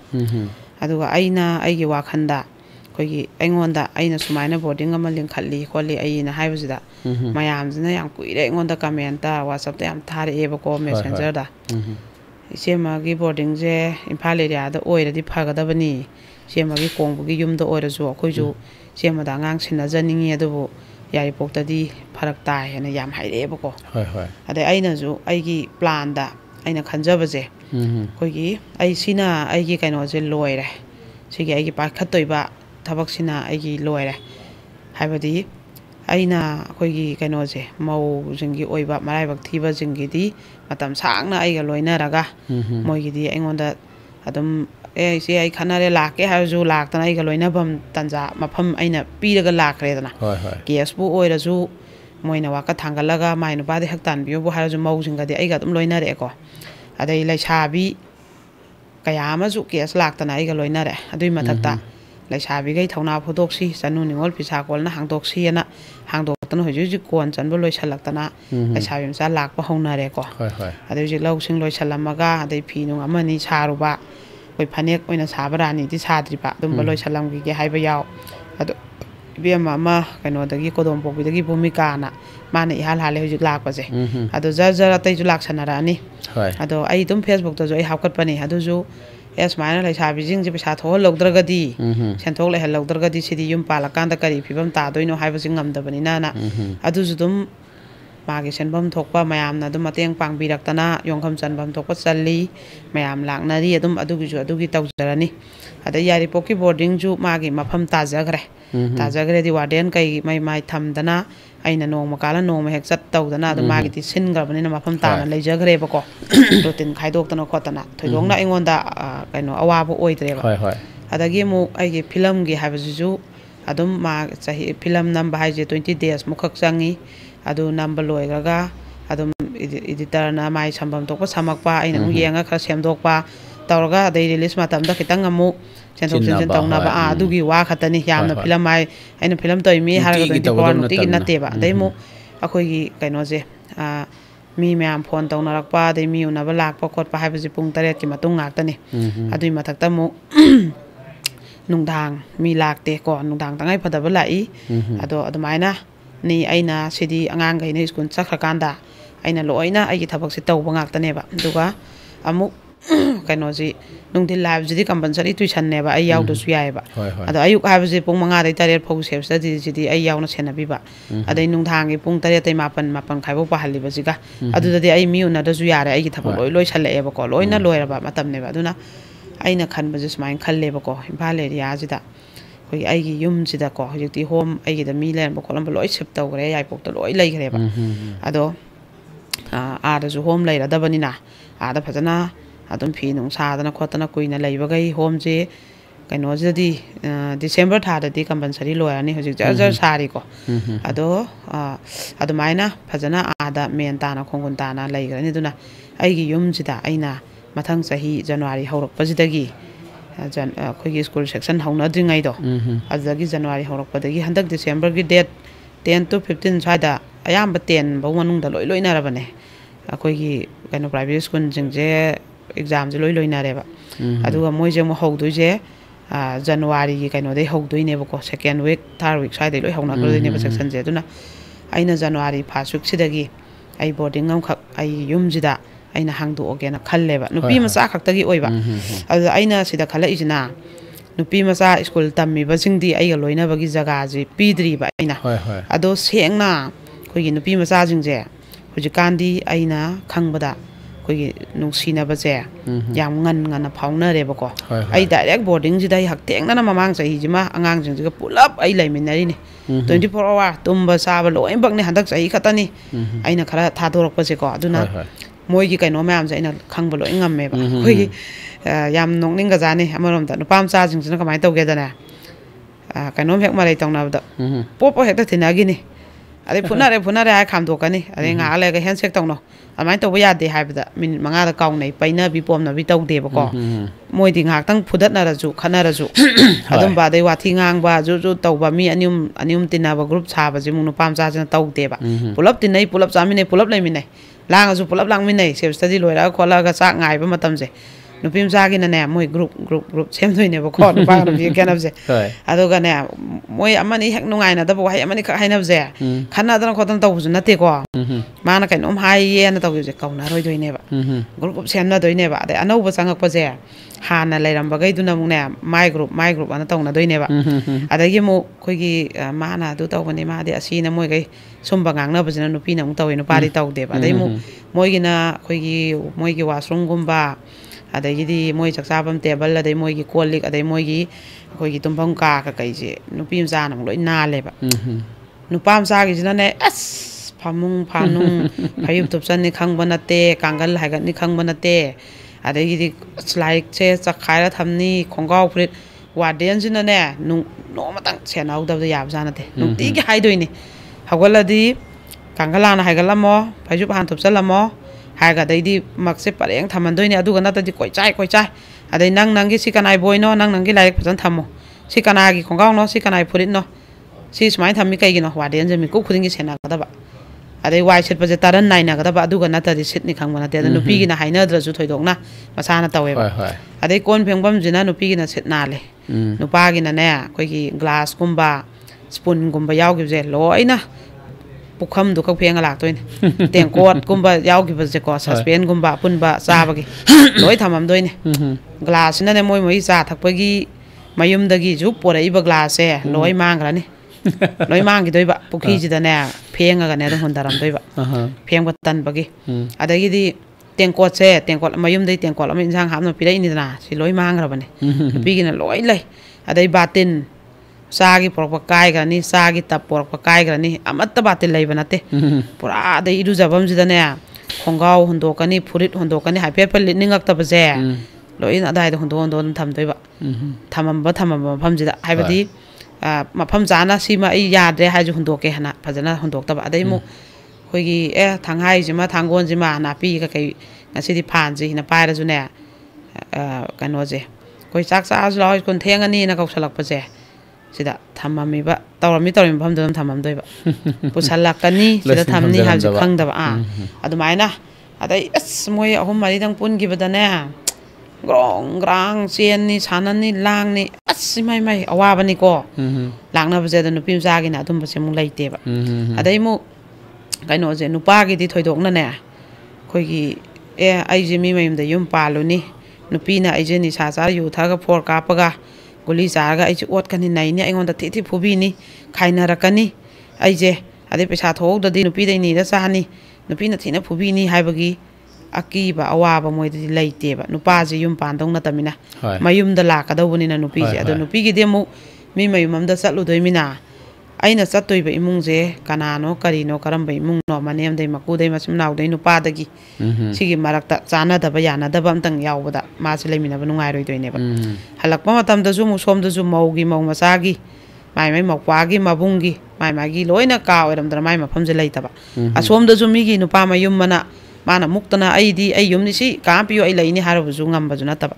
sina nupi ha ji thoidok na ai bak se am thi ba adugi mathakta ijat haibam ju nupi gi haksang da yawbani na nupa gi de adum ba thoidok na leita bani na aduna nupi ji koina yamna niyam jum na sembi gi ba ma sange ba koi gi lairik ki di koina apaw ba science ki oja math ki oja hindi ki oja hindi jima compulsory tuition bi da su ya de huji class 8 phok ji ko aduna math sonnai ayamba kano ji science sonnai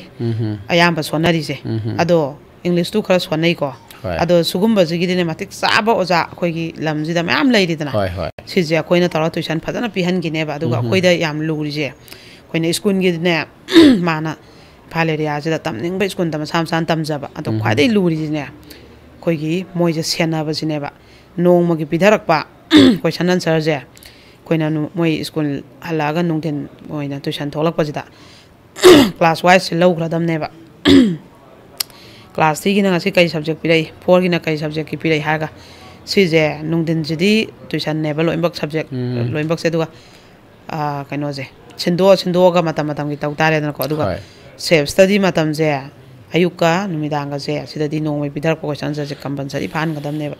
si je koina phajana si sen na ga ne tau khraba aduga sida ne test kak tau bana ya de ba ngang je senari mi langhan de harga nong mi pahalimi hara thamba yade moi de jo tumin na wai sa doi ne ba pa loi doi ne ba mana ai gi da tawri je ma jina ne ayu ki lai pa ba je pung manga de horni tong khai bok je tumin pahalani tong ma khai dei loi i halla ne ba adai mu i ba loi ba angang je hanga ne ba ko adamai tor ga nong gi mai lesson ji ma chap chana phare have je khoin khang doi ne ba moi je mu moi na kam singe da ne i ba khak oira ga di ne moi je chillaga putorak toy ne ba moi phara aroi ba mo adai mu koina hanga ne ba hanga di compulsory phada yadre adai i bje to ba hangba khak mu oira ba spelling ge ngaroi ba hangi du gi hai ngam na ba khak para ne ba aduna i hallijna koi gi spelling je soi da na ba hangi jina direct phare khang na ba adu di lip pa yadre na smaina tawr ga sat le ba ina toy je duga angang je koi gi helper ma wadel ma jina ne angang 30 swai mu khak tai hena chena bangam deba angang yakhai cha ma thamjalaga warden ani khak thamba jina di swaya deba aduga adai tes khak tang taw bajina ya deba ko adai mu moi je mu yam singe ba like paning da angang ji moi di masang khang na pasan ge ji khang bana te ba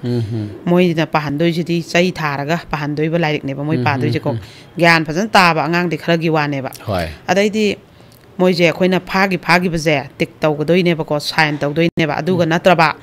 ꯍꯥꯟꯅ ꯐꯥꯈꯤꯕꯁꯦ ꯄꯨꯊꯣꯛꯑꯒ ꯄꯥꯗꯣꯏꯅꯦꯕ ꯑꯐꯥꯕꯗꯣ ꯑꯣꯏꯅ ꯁꯤꯡꯒꯖꯥꯠꯅꯤ ꯃꯣꯏꯅ ꯁꯤꯡꯕꯁꯦ ꯑꯗꯨꯅ ꯑꯩꯗꯤꯅꯦ sign ꯂꯣꯏ ꯇꯧꯔꯤꯅꯦꯕ ꯑꯗꯨꯒ ꯂꯣꯏ ꯈꯣꯠꯂꯤꯅꯦꯕ ꯃꯣꯏ ꯕꯣꯏꯁꯤꯗ ꯑꯩꯈꯣꯏ ꯁ꯭ꯀꯨꯜꯒꯤ ꯁꯤ ꯈꯣꯠꯂꯤꯁꯤꯗꯤ ꯁꯤ ꯍꯥꯟꯅ ꯐꯥꯈ꯭ꯔꯦ ꯍꯥꯟꯅ ꯑꯗꯩ ꯂꯦꯁꯟꯁꯦ ꯀ꯭ꯂꯥꯁ ꯋꯥꯏꯁꯀꯤ ꯅꯪ ꯀꯩꯅꯣꯒꯤ ꯁꯥꯏꯟꯁꯀꯤ ꯁꯤ ꯂꯦꯁꯟ ꯌꯧꯈ꯭ꯔꯦ ꯏꯪꯂꯤꯁ 1ꯒꯤ ꯁꯤ ꯌꯧꯈ꯭ꯔꯦ ꯑꯅ ꯍꯥꯏꯔꯒ ꯑꯩꯅ ꯑꯣꯏꯅꯅꯦ ꯑꯗꯩ ꯋꯤꯛꯁꯤꯃꯒꯤ ꯑꯃꯨꯛ ꯑꯩꯈꯣꯏꯁꯦ ꯀꯩꯅꯣꯁꯦ ꯁꯇꯔꯗꯦꯒꯤ इवनिंग नाइट सिजे मु लोइना रिविजन चलहल्लनेबा वीक तुमगी पिदरकिबा कइनो लेसनजिंगदो अदुगा मु संडे नमिसे मॉर्निंग द टेस्ट तवेबा मोइ मसाना ने कइनो जे माना हदकी वीक सिदा कई कई क्वेश्चन सर फाग्रे हाइबजे मोइ खंगदेबा कई कई लेसन फाग्रे हाइबजे खंगदेबको अइ नोइना क्लास 3 गिना हिंदी गिना लेसन सी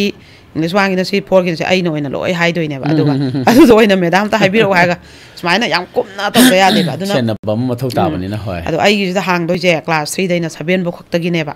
अदुगा अखोइना धक्लाउना 8 9 10 जे खुदक्ता लौबा यादेबा सी अखोइना सेमगतपा ngam-moiba 7 बौदिने खितंग angang-gaiजे याम थोइदोकना ब्रेन फगिबा जे अमुक खरा यावि तोंगाले अदुगा अतैदि चांगचल अमदा दum मानैबा अदुगा सुंफालेक फतबा लेसनजे चप माना पाव ना पाहनबजे क्वेश्चन आंसर जे मयामजना लोइ फागिबा माना फाबा सुंगम मौदबा सुम पुथौबा अदै फाग्रबा इग्रबजे अमुसु कावगदबा खितंग छांगिबदा अमुसु कावबा स्पेलिंग जुम सोनबा सुमाइना फनाम अखोइना सेमजुने खितंग सोलबा अंगांग जुदम यावेबा अदुगा अतैदि चांगचत मानैबा 7 बौजिदिने अखोइना सेमनिंगबा मोंगदा अंगांग जे सेमबा ngam-मेबको 8 9 10 दि खरा लुरे मसाना मखोंग सेंगक्त्रगदि मैथ दै साइंस दै लोइ लुरे मोय अदु 7 बौदि खरा लाइन थोएबा सुमाइना अखोइना सेमगतचरकबा अंगांग जे सुमाइना सिना सुम 8 9 10 ना सुमाइन कागिम फैयेबा कोइना मसक खंगबा angang-angangi मादि सुमाइन फागनबनि माना सियाबजे अंगांग अमंगि खंगलक्तोइनेबको अदुना सुमाइना अंगांग जिंग नुपि मसाजिंगजि मागी हयंग खोइना सिदा तरक्तोइजि अइना अदुम ममिंगदि IAS बोर्डिंग ना ai आइपौ थोलिजि अदुम थोनजगनि मरमदि आइदि सुम IAS कुंबा एग्जाम गा थारगा यावबा कइनोसे आम अचौबा माइ पाबा कइनोमनि सिदि मेरिट नेबको पैसा नुंसा नतेदना अदुना सुमबगी पांदमदनेबा अइना IAS थोलिजे अदुगा मोइगी वाखनदा अचौबा खन्ननबनेबा अदुगा मु कइनोजे कोइगी नुपि मचासिंगजे थोइदोकना कोइगी स्कूल दजु आइदि हुजिकी मतमजिददिने रोमांस अंगांजे क्लास 5 6 दैगा होना मोइगी थमोइजिदने नुक्सिबजे फावेबा मोइजे लाइक पाबदे येंगनाबा अदै नुपा मचा अमा सि नुपि मचा अमा माना पामजबा नुक्सिबा फावबा अचापोका लोना पिनादोइनेबा सुमाइना दे अंगांजिना बोर्डिंग दै होंग्रबा अमाजिना नुंगाइ हौदबा अदैदि मोइजे यानारिंगैनाने हराव लेमिनादोइबा मबानिजे यानाद्रे साउनारे अमाजिना अतोपा अमागा मु खंगनग्रेगा हादि अंगांजे नायबा लाइक पाव यादे चाव यादे सिबौ स्टेज यावेबा अइना खंगबै चांग ओइबदो मोइगा यानारिंगैना हराव स्लांगदा नुंगाइ लैदोइबा अदो ममा पा पेरेंट्स नादि खंगज पोंतेबा नायना कोइना अदु हाइदोकपचु मु यादबको होय होय माने अदुमबा अखोइ इसाना नंगैबा खंबिबा मसु मथौ ताबा होय अदे आइदि अइना चम थोगने आइदि नोइगी ना माने नोइना प्रॉब्लम लोटलगदि अइना खंगोय हाइ वाइज लोइ सादोहलेबा अइंगोंदा को मोइ लोइ सादोइनेबा अइंगोंदा अदैदि अदुना याम ngana सुगुंबजे फावरकपनिनाने मोइदा लाइरिक सिगा लाइक कइनोजे संगक्तबा अमख मोइदा लाइरिक अनिजे मुन्नरक पाइतारे सुंबम खक लैयेबा अदुना सिगी कइनोजे दि हुजिकति याम लुरेबा दैमुसु अंगांजिंजे फोन से दुम पाइनाबनि नक्सनबै चांग अदै ngawai नुसिनारंबा हुजिकि नुसिनाबो याम खेतनाबा मोइदादि मखुत से स्माइना मखुत पाइनाबा अदै हाइफेट लेंगोननाबा अदै किस सुंबजे कैम खलक्ते हुजिकानगि अंगांदिको अदै लंबीदबो अदुम मयाम चटपा मफमदा पब्लिक प्लेस अमदा मोइदि मखुत समनारगा लेंगोना चटपा ngam-मेबा अदुना नक्सनबै चांगदुदि याम थोइयेबा अंगांगनि मोइदि कैसु खंगज पोंतेबा अयंग थोगदोक थोगांददि माराइबा किनादुइनेबा अदुना बोर्डिंगदगा हुजिकने नुपि नुपा पुलक्का थंबा याबा मतम नत्रेबको अदुना तोंगाना नुपि खक्तगी कोइगी सिदा तमक्तोइजि लाइरि खक नत्रेको कोइगी मागिने कैरेक्टर याम चुमना चटखिबा पैसाइङैदा अइना सि तौबा यादे अइना सि तौरगना सि वादोइबा अदै माना हयेंग युम पालाकांदने खोइ सोन सोनदरा नुपाना फुइ याजु अमना ngang याजु अमना च याजु माना फेस तौबा ngamdaba इसन सोनबम लैयेबा अदुजे लोइ ngamhalakpa ए प्रॉब्लम खुदिमक से मसाना फेस तौबा ngamba मीने याम उसितना हंदरगा खोंगनेटनरगा थंबा यादबा नुपि ओइबा अदुगी अदै आइदि कार थौनी आइदि आई सागी सेंथो अम लैनबा आई होनानी आइदि ए मपानदा थबक तौनी अदु तौने मसागी उइन अमम खोइना हापीबा माजे याम सेंगना फजना चटखिबा अदुदो आइना ꯄꯥꯝꯃꯦꯕ ꯑꯗꯨꯃꯥꯏꯅ ꯁꯦꯝꯒꯠꯄꯤꯕꯀꯣ ꯑꯗꯨꯅ ꯑꯉꯥꯡꯁꯤꯡ ꯖꯦ ꯑꯩꯅ ꯏꯝꯐꯥꯜ ꯑꯦꯔꯤꯌꯥꯗ ꯑꯩ ꯌꯥꯏꯔꯤꯄꯣꯛꯀꯤ ꯃꯥꯏꯀꯩꯒꯤꯗꯤ ꯂꯣꯏꯅꯔꯦꯀꯣ ꯑꯗꯨꯅ ꯏꯝꯐꯥꯜ ꯑꯦꯔꯤꯌꯥꯁꯤꯗ ꯑꯩꯈꯣꯏꯒꯤ ꯃꯅꯤꯄꯨꯔꯒꯤ ꯃꯐꯝꯈꯨꯗꯤꯡꯃꯛꯇꯒꯤ ꯁꯤꯗꯗꯤ ꯊꯝꯃꯛꯄ ꯌꯥꯔꯦ ꯑꯦꯅꯤ ꯃꯥꯅ ꯑꯩꯈꯣꯏꯒꯤ ꯀꯣꯡꯕꯁꯤꯗ ꯂꯣꯏ ꯌꯧꯋꯦ ꯁ꯭ꯀꯨꯜ ꯏꯝꯐꯥꯜ ꯑꯦꯔꯤꯌꯥꯗ ꯂꯩꯕ ꯁ꯭ꯀꯨꯜ ꯈꯨꯗꯤꯡꯃꯛꯀꯤ ꯁ꯭ꯀꯨꯜ ꯈꯨꯗꯤꯡꯃꯛꯀꯤ ꯚꯦꯟꯁꯦ ꯑꯗ ꯌꯧꯋꯦꯕ ꯑꯗꯨꯅ ꯃꯥꯅ ꯁ꯭ꯀꯨꯜꯗꯨꯗꯤ ꯃꯥꯅ ꯄꯥꯝꯖꯕꯗ ꯇꯝꯖꯕ ꯑꯗꯨꯒ ꯑꯩꯈꯣꯏꯅ ꯃꯗꯨꯒꯤ ꯃꯥꯒꯤ ꯄꯤꯊꯔꯛꯄ ꯈꯣꯠꯄ ꯃꯌꯥꯝꯁꯤ ꯃꯈꯣꯡ ꯁꯦꯡ ꯆꯠꯍꯟꯈꯤꯕꯅꯕꯁꯦ ꯍꯣꯠꯅꯔꯛꯀꯗꯣꯏꯅꯦꯕ ꯑꯗꯒꯤ ꯀꯩꯅꯣꯁꯦ ꯑꯩꯈꯣꯏꯒꯤ ꯁꯤꯗ ꯑꯣꯖꯥ ꯅꯨꯄꯥ ꯑꯩꯈꯣꯏꯒꯤ ꯇꯨꯏꯁꯟꯒꯤ ꯑꯣꯏꯅꯗꯤ ꯃꯦꯠꯀꯨꯝꯕ ꯁꯥꯏꯟꯁꯀꯨꯝꯕꯁꯦ ꯑꯩꯒꯤ ꯍꯦꯛ ꯑꯦꯛꯁꯄꯤꯔꯤꯌꯦꯟꯁꯇꯅꯦꯀꯣ ꯑꯣꯖꯥ ꯅꯨꯄꯥꯅ ꯇꯥꯛꯄꯅ ꯈꯔ ꯃꯄꯥꯡꯒꯜ ꯂꯩꯌꯦꯕ ꯑꯣꯖꯥ ꯅꯨꯄꯥꯅ ꯁꯥꯏꯟꯁꯀꯁꯦ ꯁꯤꯗꯗꯤ ꯑꯣꯖꯥ ꯅꯨꯄꯥꯅ ꯑꯗꯨꯝ ꯇꯥꯛꯍꯟꯕ ꯌꯥꯏ ꯑꯗꯨꯒ ꯑꯩꯈꯣꯏꯒꯤ ꯋꯥꯔꯗꯦꯟ ꯀꯩꯀꯩꯁꯤꯗꯗꯤ ꯑꯩꯈꯣꯏ ꯅꯨꯄꯤ ꯉꯥꯛꯇ ꯑꯣꯏꯕ ꯅꯨꯄꯥ ꯌꯥꯎꯍꯟꯗꯕ ꯑꯗꯨꯒ ꯑꯉꯥꯡ ꯂꯥꯏꯔꯤꯛ ꯍꯩꯕ ꯃꯄꯥꯟꯗꯒ ꯑꯩꯈꯣꯏꯒꯤ ꯃꯅꯤꯄꯨꯔꯗ ꯑꯣꯏꯔꯁꯨ ꯃꯥꯁꯇꯔ ꯂꯣꯏꯔꯕꯁꯤꯡ ꯌꯥꯝ ꯀ꯭ꯋꯥꯂꯤꯐꯥꯏꯠ ꯑꯣꯏꯕ ꯍꯥꯟꯅ ꯑꯩꯈꯣꯏꯒꯤ ꯋꯥꯔꯗꯦꯟ ꯑꯣꯏꯕꯒꯤ ꯑꯦꯛꯁꯄꯤꯔꯤꯌꯦꯟꯁ ꯂꯩꯔꯕ ꯑꯗꯨꯒ ꯏꯪꯂꯤꯁ ꯉꯥꯛꯇ ꯉꯥꯡꯕ ꯃꯊꯧ ꯇꯥꯏꯕ ꯋꯥꯔꯗꯦꯟ ꯍꯥꯏꯕꯁꯦ ꯃꯥꯅ ꯏꯪꯂꯤꯁ ꯉꯥꯡꯈꯩ ꯑꯉꯥꯡꯁꯦ ꯉꯥꯡꯗꯣꯏꯅꯦꯕ ꯑꯗꯨꯃꯥꯏꯅ ꯇꯧꯋꯦꯕ ꯑꯗꯨꯃꯥꯏꯅ ꯇꯧꯔꯀꯥꯟꯗꯅꯦ ꯑꯉꯥꯡꯁꯤꯡꯁꯦ ꯑꯩꯈꯣꯏꯅ ꯌꯥꯝ ꯐꯖꯅ ꯑꯉꯥꯡꯁꯤꯡꯁꯤꯒ ꯑꯩꯒ ꯂꯣꯏꯅꯅꯕꯒꯤ ꯕꯣꯔꯗꯤꯡꯁꯦ ꯑꯩꯅ IAS ꯕꯣꯔꯗꯤꯡꯁꯤ ꯑꯩꯈꯣꯏꯒꯤ ꯑꯩꯒꯤ ꯌꯨꯝꯁꯤꯗ ꯍꯥꯡꯗꯣꯛꯆꯔꯅꯦꯕ ꯍꯟꯗꯛꯀꯤ ꯀꯩꯅꯣꯁꯤꯗꯒꯤꯀꯣ ꯃꯊꯪ ꯆꯍꯤꯗꯒꯤ ꯑꯗꯨꯅ ꯑꯗꯒꯤ ꯑꯃꯨꯛ ꯑꯩꯒꯅꯦ ꯌꯥꯝ ꯀꯨꯏꯅ ꯑꯩꯅ ꯊꯕꯛ ꯇꯧꯔꯛꯑꯕꯅꯤꯅꯅꯦ ꯑꯩꯈꯣꯏꯒꯤ ꯄꯨꯂꯤꯁ ꯑꯣꯐꯤꯁꯥꯔ ꯃꯌꯥꯝ ꯑꯃ ꯑꯗꯒꯤꯗꯤ ꯗꯣꯛꯇꯔ ꯃꯌꯥꯝ ꯑꯃ ꯑꯗꯒꯤ ꯑꯥꯔꯠ ꯑꯦꯟ ꯀꯜꯆꯔꯒꯤ ꯗꯥꯏꯔꯦꯛꯇꯔ ꯑꯣꯏꯒꯦꯔꯥ ꯁꯣꯁꯤꯌꯦꯜ ꯋꯦꯜꯐꯤꯌꯔꯒꯤ ꯗꯥꯏꯔꯦꯛꯇꯔ ꯑꯣꯏꯒꯦꯔꯥ ꯑꯩꯒ IAS ꯑꯣꯐꯤꯁꯥꯔ ꯑꯣꯏꯒꯦꯔꯥ ꯃꯌꯥꯝ ꯑꯃ ꯑꯩꯒ ꯂꯣꯏꯅꯔꯒ ꯂꯥꯛꯑꯦꯕꯀꯣ ꯑꯗꯩ IG ꯑꯣꯏꯒꯦꯔꯥ DIG ꯑꯣꯏꯒꯦꯔꯥ SP ꯑꯣꯏꯒꯦꯔꯥ ꯃꯌꯥꯝꯁꯦ ꯑꯩꯅ ꯌꯥꯏꯔꯤꯄꯣꯛꯇꯗꯤ ꯁꯤꯒꯤ ꯀꯩꯅꯣꯁꯦ ꯇꯧꯕꯗ ꯑꯩꯉꯣꯟꯗ ꯌꯥꯝ ꯋꯥꯅ ꯊꯣꯛꯑꯦꯕ ꯍꯥꯏꯕꯗꯤ ꯌꯥꯏꯄꯣꯛ ꯇꯥꯅꯗꯤ ꯃꯣꯏꯁꯨ ꯂꯥꯛꯄꯤꯌꯣꯁꯤ ꯌꯥꯗꯦꯕ ꯂꯥꯞꯄꯅꯤꯅ ꯑꯗꯩ ꯑꯩꯅ ꯑꯃꯨꯛ ꯑꯉꯥꯡ ꯃꯌꯥꯝꯗꯣ ꯍꯣꯜꯂꯒ ꯄꯣꯔꯛꯄꯗꯨꯗꯤ ꯌꯥꯝ ꯄ꯭ꯔꯣꯕ꯭ꯂꯦꯝ ꯑꯣꯏꯌꯦꯕꯀꯣ ꯃꯤꯒꯤ ꯃꯆꯥꯈꯩꯗꯨ ꯑꯩꯅ ꯏꯝꯐꯥꯜ ꯇꯥꯅ ꯒꯥꯔꯤ 3-4 ꯋꯥꯏꯔ ꯄꯨꯈꯠꯂꯛꯄꯗ ꯑꯦꯛꯁꯤꯗꯦꯟ ꯊꯣꯛꯑꯣ ꯑꯁꯣꯏ ꯑꯉꯥꯝ ꯊꯣꯛꯑꯣ ꯃꯤꯒꯤ ꯄꯦꯔꯦꯟꯁꯅ ꯑꯩꯉꯣꯟꯗ ꯔꯤꯛꯁ ꯌꯥꯝ ꯂꯩꯌꯦꯕ ꯑꯗꯣ ꯑꯩ ꯀꯣꯡꯕꯗꯗꯤ ꯅꯛꯄꯅꯤꯅ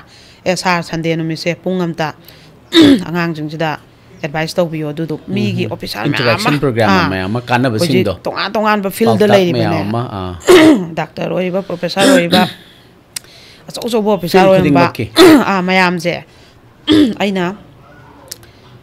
ꯃꯣꯏꯗꯤ ꯍꯧꯖꯤꯛꯁꯦ ꯔꯤꯇꯥꯌꯔ ꯑꯣꯏꯔꯒꯅꯦ ꯄꯣꯊꯥꯔꯒ ꯂꯩꯕ ꯃꯌꯥꯝ ꯌꯥꯎꯋꯦꯕ ꯁꯤꯁꯦ ꯀꯅꯥꯝꯇ ꯁ꯭ꯀꯨꯜ ꯑꯝꯇꯅ ꯃꯣꯏꯁꯦ ꯏꯟꯚꯥꯏꯠ ꯇꯧꯔꯒ ꯂꯦꯡꯕꯤꯔꯛꯑꯣ ꯑꯗꯨꯒ ꯑꯝꯇꯗꯤ ꯑꯉꯥꯡꯁꯤꯡꯁꯦ ꯏꯁꯥꯅ ꯊꯦꯡꯅꯔꯛꯄ ꯑꯦꯛꯁꯄꯤꯔꯤꯌꯦꯟꯁ ꯃꯌꯥꯝ ꯑꯩꯅ ꯍꯣꯠꯅꯔꯛꯄ ꯀꯃꯥꯏꯅ ꯃꯤ ꯑꯣꯏꯔꯛꯈꯤ ꯁꯤꯒꯤ ꯐꯤꯜ ꯃꯌꯥꯝ ꯑꯉꯥꯡꯁꯤꯅ ꯑꯣꯐꯤꯁꯀꯤ ꯊꯕꯛ ꯑꯃ ꯇꯧꯕ ꯍꯥꯏꯁꯦ ꯑꯩꯈꯣꯏꯁꯨ ꯄꯤꯛꯏꯉꯩꯗ ꯑꯣꯐꯤꯁꯀꯤ ꯊꯕꯛ ꯇꯧꯕ ꯍꯥꯏꯁꯦ ꯀꯔꯤꯅꯣ ꯑꯣꯐꯤꯁꯀꯤ ꯊꯕꯛ ꯇꯧꯕ ꯍꯥꯏꯁꯦ ꯀꯔꯤꯅꯣ ꯑꯩꯈꯣꯏ ꯈꯪꯗꯦꯕ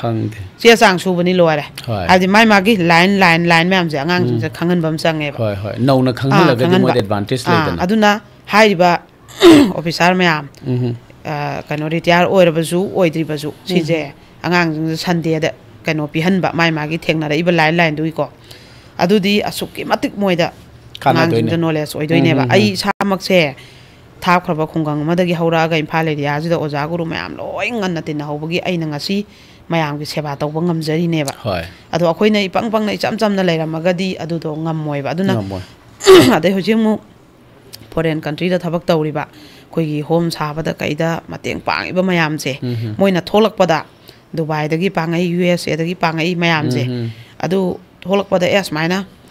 ꯏꯟꯗꯤꯌꯥ ꯃꯅꯨꯡꯗꯁꯨ ꯂꯩꯔꯤꯕ ꯃꯌꯥꯝ ꯑꯉꯥꯡꯁꯤꯡꯁꯤꯗ ꯁꯨꯃꯥꯏꯅ ꯏꯁꯥꯅ ꯇꯧꯕꯤꯔꯤꯕ ꯋꯥꯛꯇꯣ ꯑꯗꯨꯒꯤ ꯃꯔꯝꯗ ꯑꯗꯩ ꯍꯥꯏꯔꯤꯕ ꯏꯁꯥꯅ ꯂꯩꯔꯤꯕ ꯂꯝꯗꯣ ꯑꯗꯨꯗꯗꯤ ꯁꯨꯃꯥꯏꯅ ꯇꯧꯏ ꯃꯣꯏꯒꯤ ꯆꯠꯅꯕꯤ ꯁꯨꯃꯥꯏꯅ ꯇꯧꯏ ꯃꯣꯏꯒꯤ ꯏꯗꯨꯀꯦꯁꯟ ꯁꯤꯁꯇꯦꯝꯁꯦ ꯁꯨꯃꯥꯏꯅ ꯇꯧꯏ ꯀꯥꯏꯅ ꯑꯉꯥꯡꯁꯤꯡꯁꯤꯗ ꯂꯤꯕꯤꯔꯝꯃꯣ ꯍꯥꯏꯕꯗ ꯑꯗꯨꯒꯨꯝꯕ ꯃꯌꯥꯝꯒꯤ ꯀꯣꯛꯁꯦ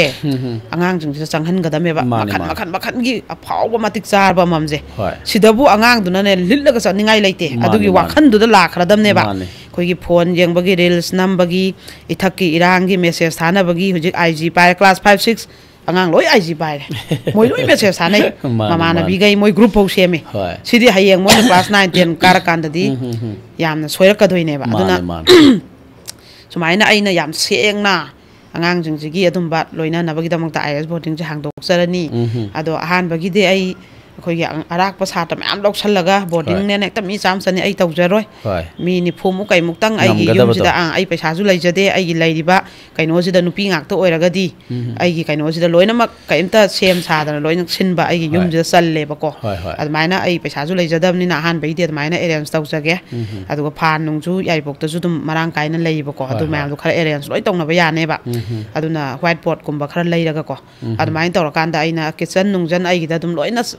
tꯧba yare ko ngadai mathaki home oina moina tumamba mafam je am chauna terrace oina purana adugi kaino je mahange aduna nupi ngakta de angang ni phu ma kai matung gi bodi loi channe ba admaina ai je tawjarage adu mayam na isa je thamoi sengna phajana thongna leina isa je makhong sengna hayang ai bok tung da problem am thokna ba masagi character dagi adai licha chajat magi win leita di su ya de angang ne pe nagalaba marin yaudra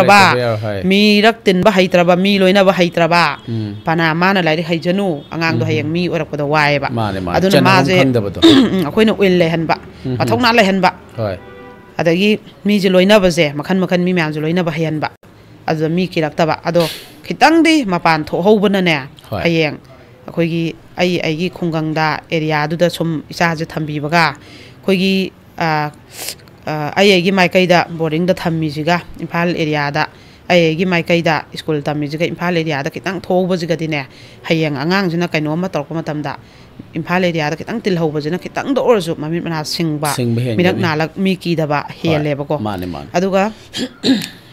khoi sida tawbane haga aina thoidokna hena boarding fee chawna khona lawroi mayam adum khoi khungang ge area da tawnari ba mari chawnga manga smain lawnari je smai kha adum lawgani yam reasonable loina ada ai gi di yai pok ta jungaire ai nungthen chara wala le ba ngang je ai cheng je super fine nga ta ipija de tangkhai yali cheng athot pa ko adai chara je compulsory moi de ayuk cho be be sakhi da sai sing je phajana sa ponte ba ngang ni na adai school halak pa jne ba moina sa jari de sima sidai jida cha maga cha ponga du di chakla maga angang do lai pa da angang du da khoijang de di mata angang je kon dang da sondar gal ma cha je na re ba khoi isa nupi ahan ji boarding da laira ga dmaina ma je chak lama ga nungdin chupa ma khang ga bread khara de achapot khara cha ma tha ga chung khang gi be angang je ma cha ji ji gora pat le ba ma cha do kan de ba ado inkhalak pa matam ji da di aingon da ju mayam na ise je kari chabi ge ise je sungna ju na de ise nang kai chabi hai ba ko sak se phajana mapung phana sa ba je khoi mioi bagi hakchang da yam pangal oi ba adun angang jingna megi sa ba de asoi pau cha sari bi je kai chukana ba na te ba angang oi ngai da de khoi na tambi ga dab je school an chalam dai ma that na sak pi jagi ba school halak pa phajana sak pi jabi ba nungthang phajana pi jabi ba sak se sa han ba angang jing je si ma chang ngai ba ko sa da ba tang cha tok pa adu do hayeng ne mana kaino ma tawjar kai ma tam da ma gi mapanggan win mathong na ta yaw tan tok toi ne ba ko aduna sumaina kitang phajana cha je ma khong mari seng na sembi ge na khanba sing koi gi family pulap tana biraga koi gi handaki koi gi kaino bogi manung jida December tha dai January November tha dai December gi date 10 25 bong manung jida mangjong na ai gi da koi thok biraga adai phone taw bira kanda adum kaino taw biro sumaina khoi gi soidana thammage kholage habdo school na karai da tamba hana Imphal area da tamba oiraga na oire adagi di nauna Imphal area da tamgoda borga na karai da tamgoda ba kari do loi tana na ba phone phauna raji ai ju tawba ya ba hona ba ya ba ai ju line da ai hona jaram ge ai gi di sina loire aina hona ka da ba thabak se ai sima tang je aina yari pok ta hana ai experience tan bane ba ai gi mai kai du da di ai gi mari mata ai gi mi leijabani na khomdo akanda ai adu da hana experience tan bane ba aduga muk aina phajana ai Imphal area da Manipur gi oina tawge haibaje ai gi pandam ne ba aduda aina sahi amani dang de ai experience lai gi ge hana aina adum khan gi bane ba aduga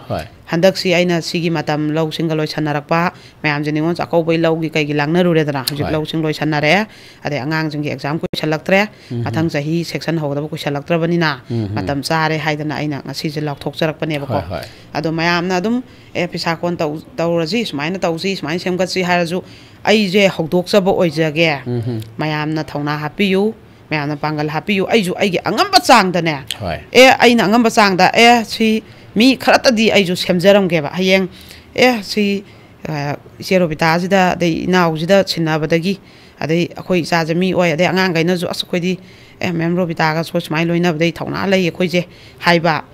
ma ma loina badai akhoi je wakhal lai sing lai hodna thongna lai dana na tung da face taw ngam dana hayeng matik chan hingja hoba admaina mi angamba kharata di aiju semga charam ge ba soidara iba kaidara iba mayam je soira kanda da la kappa wadi lira case pai ba je ai gi thamoi jena nungai tre yam soeba la chabi mayam je loina hujik manga isne ba nusina bada kari lisa chat kani kari na chaloi khangda na hujik loi soira ga lak ba jide ai ju nungai te ba soidingai makhong dagi yam sengna aina semninge ba ko adai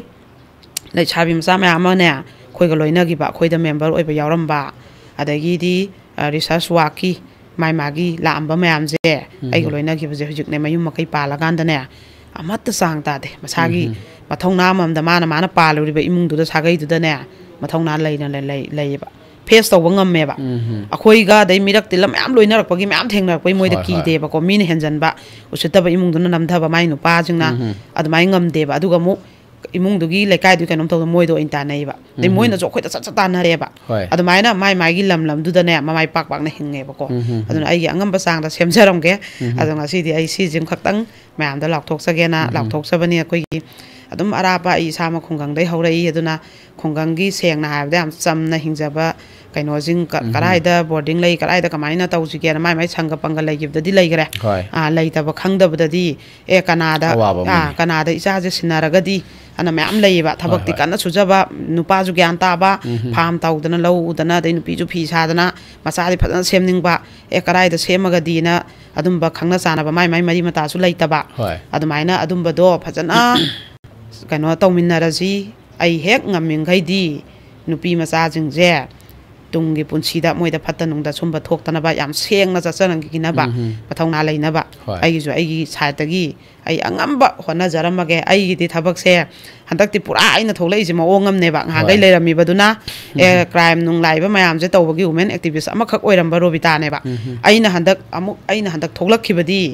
आइगी थबक मयामजे आइ हुजिक सहीजे यामजले सही 42 आइ संगा अबनिना आई 50 गा सुगरदि आइजु तंधरखरनेबा हुजिकसे आइजे yang लाउना तौरिङै मतम जिदा आइगिजु तौबा याबा आइना हेक ngamjabagै आइगी लैजबी आइगी Erin इथौना इपांगल आइगी खंजरकपा हैजरकपा थेंनाजरकपा फुदोगा आइगिजु होनाबा याबा आइ थमोइ सेंगना आइ होनाजरमगे आइ सिमतंगागा आइ लोइसनजगे माने याम चुम्बनी हाबदी ओजाना पांथोके हैना plan तौजरिबा सिंगसी यामना थगनिंगाइ नि हाबदे खै क्राइम डायरीज का इरोइनना ओजाना करमाइना थोलखिबनो अमदि ओजागी प्लान सिंगसी करिनो हाबमा मयामदा ngasi si एखोगी थमजबा सिदा मयामगी अहेनबा सपोर्ट अहेनबा कमेंट्स के आमसु थंबिरो हाबदि ओजागी थौना सिदा एखोगी ओजागी सी मयामगी एखोगी सपोर्ट अमदि मयामगी सजेशंस फीडबैक मयामदुनसु ओजागी अहेनबा हेना मतिंग लेबा ओजाना थबक पांथोकपा मतमदसु हेना मतिंग लेबा ओइनबैदमक्ता मयामना एखोगी ओजादसु सपोर्ट तोबियु हने थमजगे लोइना एखोई क्राइम डायरीज नसु एखोइना पुथोकचैबसा क्राइम गी वारी ngakta natragasu sugumba afan nungai gi wari se sanaragadi haurakliba gangsingdasu karam mongda khoina sembi sabiragadi hena tinjang kaijang daba society ama oibada yamna chawrba mateng oigadoribani loina ozana thengnarurabnina nupi da ngata ozana focus tawribisu yamna chumbani habdi nupi gi awaba nupi gi asoiba adagi nupi haibsi mayangi miyang phamji hekta lakpanina माना Chumna चचरगे हाइरसु ममांगी वारीदुनसु larva खुदम अमोइना लैखिबनिना मयाम ज्ञान तामिनरगा नुपी सिदा करम मोंद focus तौरगदी अखोई yum अमममसी yum Panba मतमदा नुपी हाइबसी अदुके मति मरु ओइबनिना ओजाना हौजि अंगांग ओरिङैदगी अंगांग सिंगसे नुपी मचा सिंगसे सेमगत सागतपा अखोई यामना clean ओइना यामना moral character Chumna चलगदी अखोइसि यामना तिंजंग काइजंग दबा crime हंथबदसु अदुके मति सपोर्ट ओइगदबनी हाइना अखोई थमजरिङि अदुगा ओजासिना एक्टिविटीज मैम तौगनी है चौथोपीरपी मैमना थौना हापियु है थमजगे अदो ओजा हजिसे लोसलना ओजागी अरोबसी करीदी थम्बिनिंगी कनो लोसलपसिदने आइगिनजु दुम आइगी पुंसिगी तौबा याबा आइगी थबक तौरगा लोइरकपददी अंगांजिंग लोइनरगा एजुकेशन की लंबीदा अदुगा अंगांजिंग सेमगत पिरंबा क्राइम थोकांदा थेंगनादबा थोक्तिङैदा आइना सेमजौबा याबगैदी लमजिंग ngamba सिदा आई सोमदा दुम चतखिगे हाबजे होय आई अदुम मयाम के थबक तौरिबा हानाजु दुम तौगनी अदुगा सीमजु आइना फजना दुम पाइखटगे आइना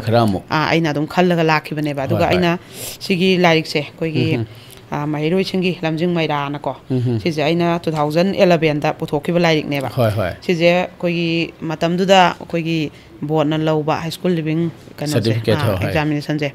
मैट्रिक परीक्षा क्लास 10 जे सिगी वाइदगी पोजीशन लौगिबा जिंगजे सी करी ओइग्रे कई तौग्रे हाइबा गी लाइरिक नेबा मोइगी ngakta डिटेल्स सिजे कनामतना मणिपुरदा लाइरिक ओइना जु फोंगदे मोइदो पोजीशन लौगिबा मयामजे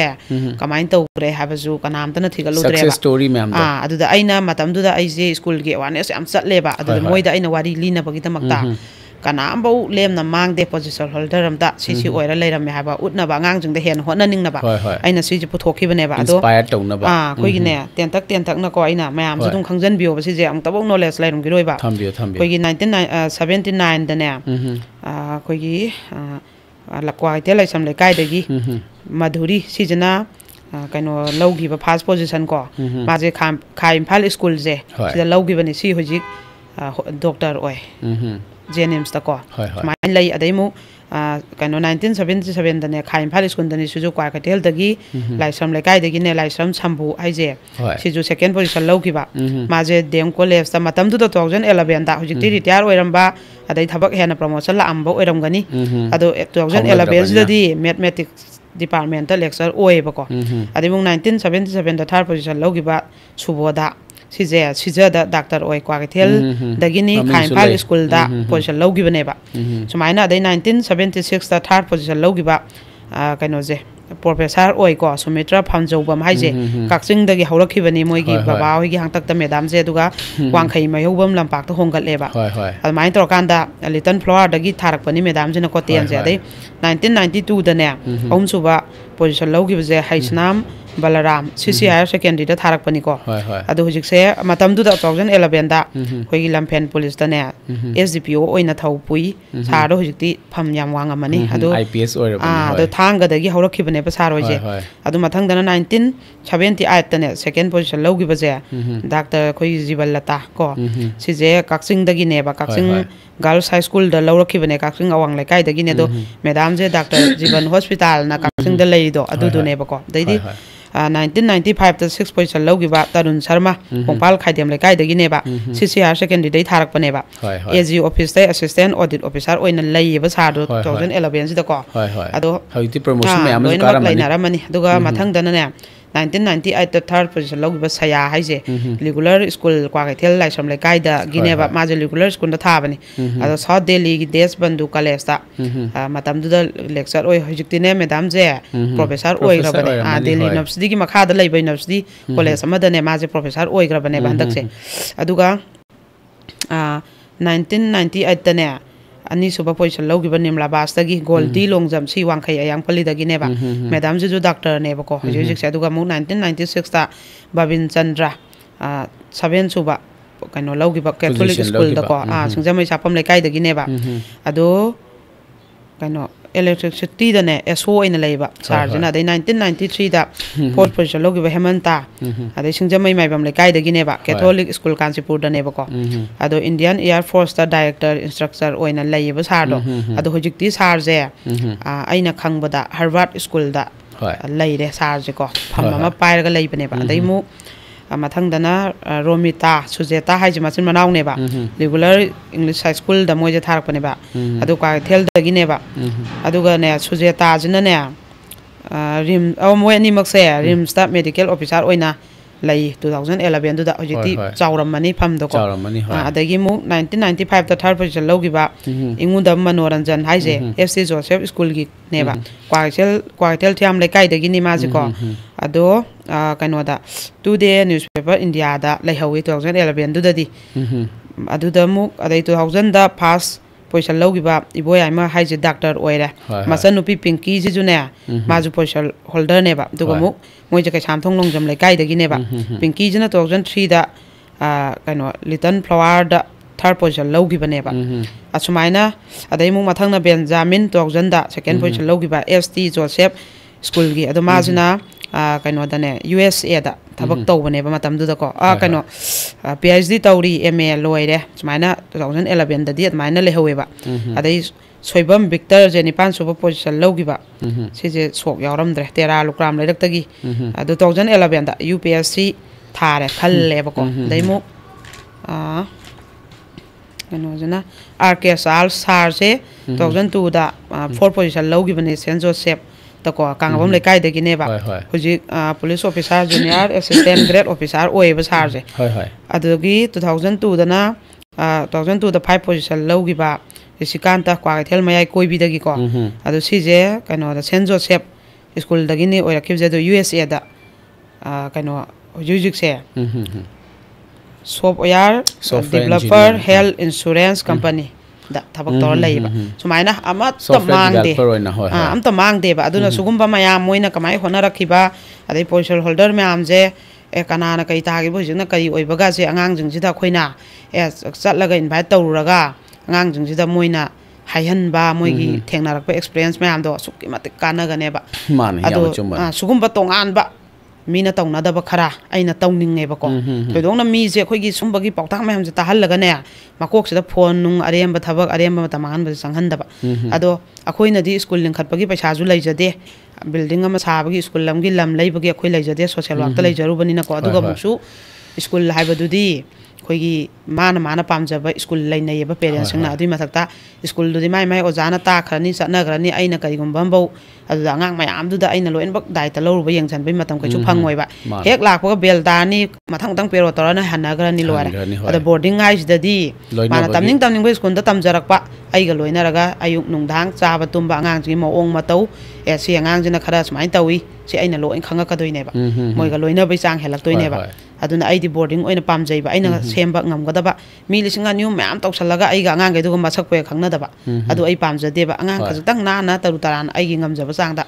ꯁꯦꯝꯈꯤꯕꯗꯣ ꯑꯩꯅ ꯄꯥꯝꯃꯦꯕ ꯑꯗꯣ ꯑꯩ ꯑꯗꯨꯝ ꯃꯇꯝꯒꯤ ꯑꯗꯨꯝ ꯆꯥꯎꯊꯣꯛꯆꯔꯛꯀꯦ ꯑꯗꯩ ꯑꯃꯨꯛ ꯆꯅꯨ ꯅꯤꯡꯉꯣꯜ ꯐꯤꯁꯥꯀꯣꯟꯁꯨ ꯑꯩ ꯑꯗꯨꯝ ꯇꯞꯅ ꯑꯗꯨꯝ ꯆꯥꯎꯊꯣꯛꯆꯔꯛꯀꯦ ꯑꯩꯅ ꯑꯗꯨꯝ ꯌꯣꯡꯒꯝ 500-600 ꯊꯝꯕꯒꯤ ꯑꯩ ꯑꯗꯨꯝ ꯄ꯭ꯂꯥꯟ ꯇꯧꯏ ꯇꯞꯅ ꯆꯥꯎꯊꯣꯔꯛꯑꯒ ꯍꯧꯖꯤꯛꯃꯛꯇꯤ ꯉꯝꯗꯦ ꯌꯣꯡꯒꯝ ꯑꯩꯅ ꯊꯝꯕꯗꯣꯍꯧꯖꯤꯛꯀꯤꯗꯤ 20-30 ꯃꯉꯥꯏ ꯑꯗꯩ ꯕꯣꯔꯗꯤꯡꯁꯨ ꯉꯥꯏꯔꯦ ꯑꯉꯥꯡ 30-40 ꯃꯉꯥꯏ ꯑꯗꯩ ꯑꯗꯨꯝ ꯇꯞꯅ ꯁꯨꯝ ꯆꯥꯎꯊꯣꯔꯛꯄ ꯑꯩꯅ ꯄꯥꯝꯃꯦꯕ ꯑꯩꯈꯣꯏꯅꯗꯤ ꯄꯩꯁꯥ ꯂꯩꯕ ꯅꯠꯇꯕꯅꯤ나 ꯑꯍꯥꯟꯕ ꯇꯧꯕ ꯊꯕꯛꯁꯦ ꯆꯥꯎꯅ ꯑꯩꯈꯣꯏ ꯇꯧꯕ ꯀꯩꯁꯨ ꯉꯝꯗꯦꯕꯀꯣ ꯑꯗꯣ ꯊꯕꯛꯇꯨ ꯇꯧꯖꯔꯀꯥꯟꯗ ꯊꯃꯣꯏ ꯁꯦꯡꯅ ꯇꯧꯖꯕ ꯑꯗꯨꯒ ꯁꯤꯟꯈ꯭ꯔ ꯂꯥꯡꯈ꯭ꯔ ꯈꯤꯇꯪ ꯂꯦꯝꯖꯕꯗꯨꯅ ꯑꯃꯨꯛ ꯆꯥꯎꯊꯣꯛꯆꯕ ꯑꯗꯒꯤ ꯑꯃꯨꯛ ꯑꯩꯈꯣꯏ ꯑꯃꯅ ꯈꯤꯇꯪ ꯃꯤ ꯃꯌꯥꯝ ꯑꯃꯁꯨ ꯇꯧꯅꯔꯤꯀꯣ ꯑꯗꯣ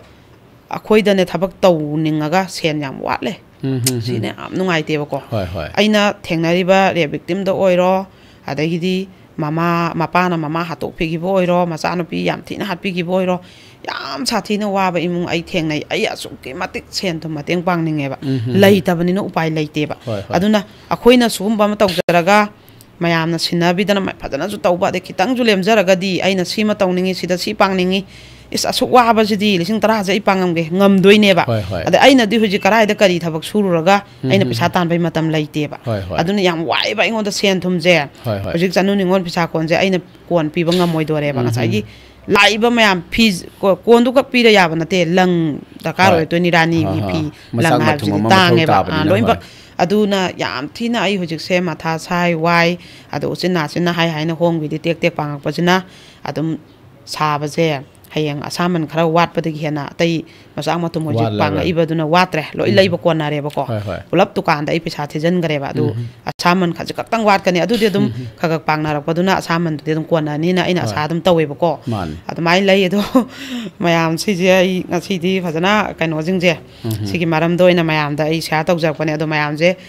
ꯁꯨꯝ ꯋꯥꯔꯤꯗ ꯇꯥꯈꯤꯕꯅꯦ ꯋꯥꯔꯤ ꯈꯛ ꯇꯥꯅꯤꯡꯕ ꯑꯇꯩ ꯍꯥꯏꯕꯗꯤ ꯇꯥꯅꯤꯡꯗꯕ ꯇꯧꯋꯦꯕ ꯑꯗꯨꯁꯨ ꯇꯧꯕꯤꯒꯅꯣꯕ ꯁꯤꯒꯤ ꯋꯥꯔꯤ ꯃꯌꯥꯝꯁꯦ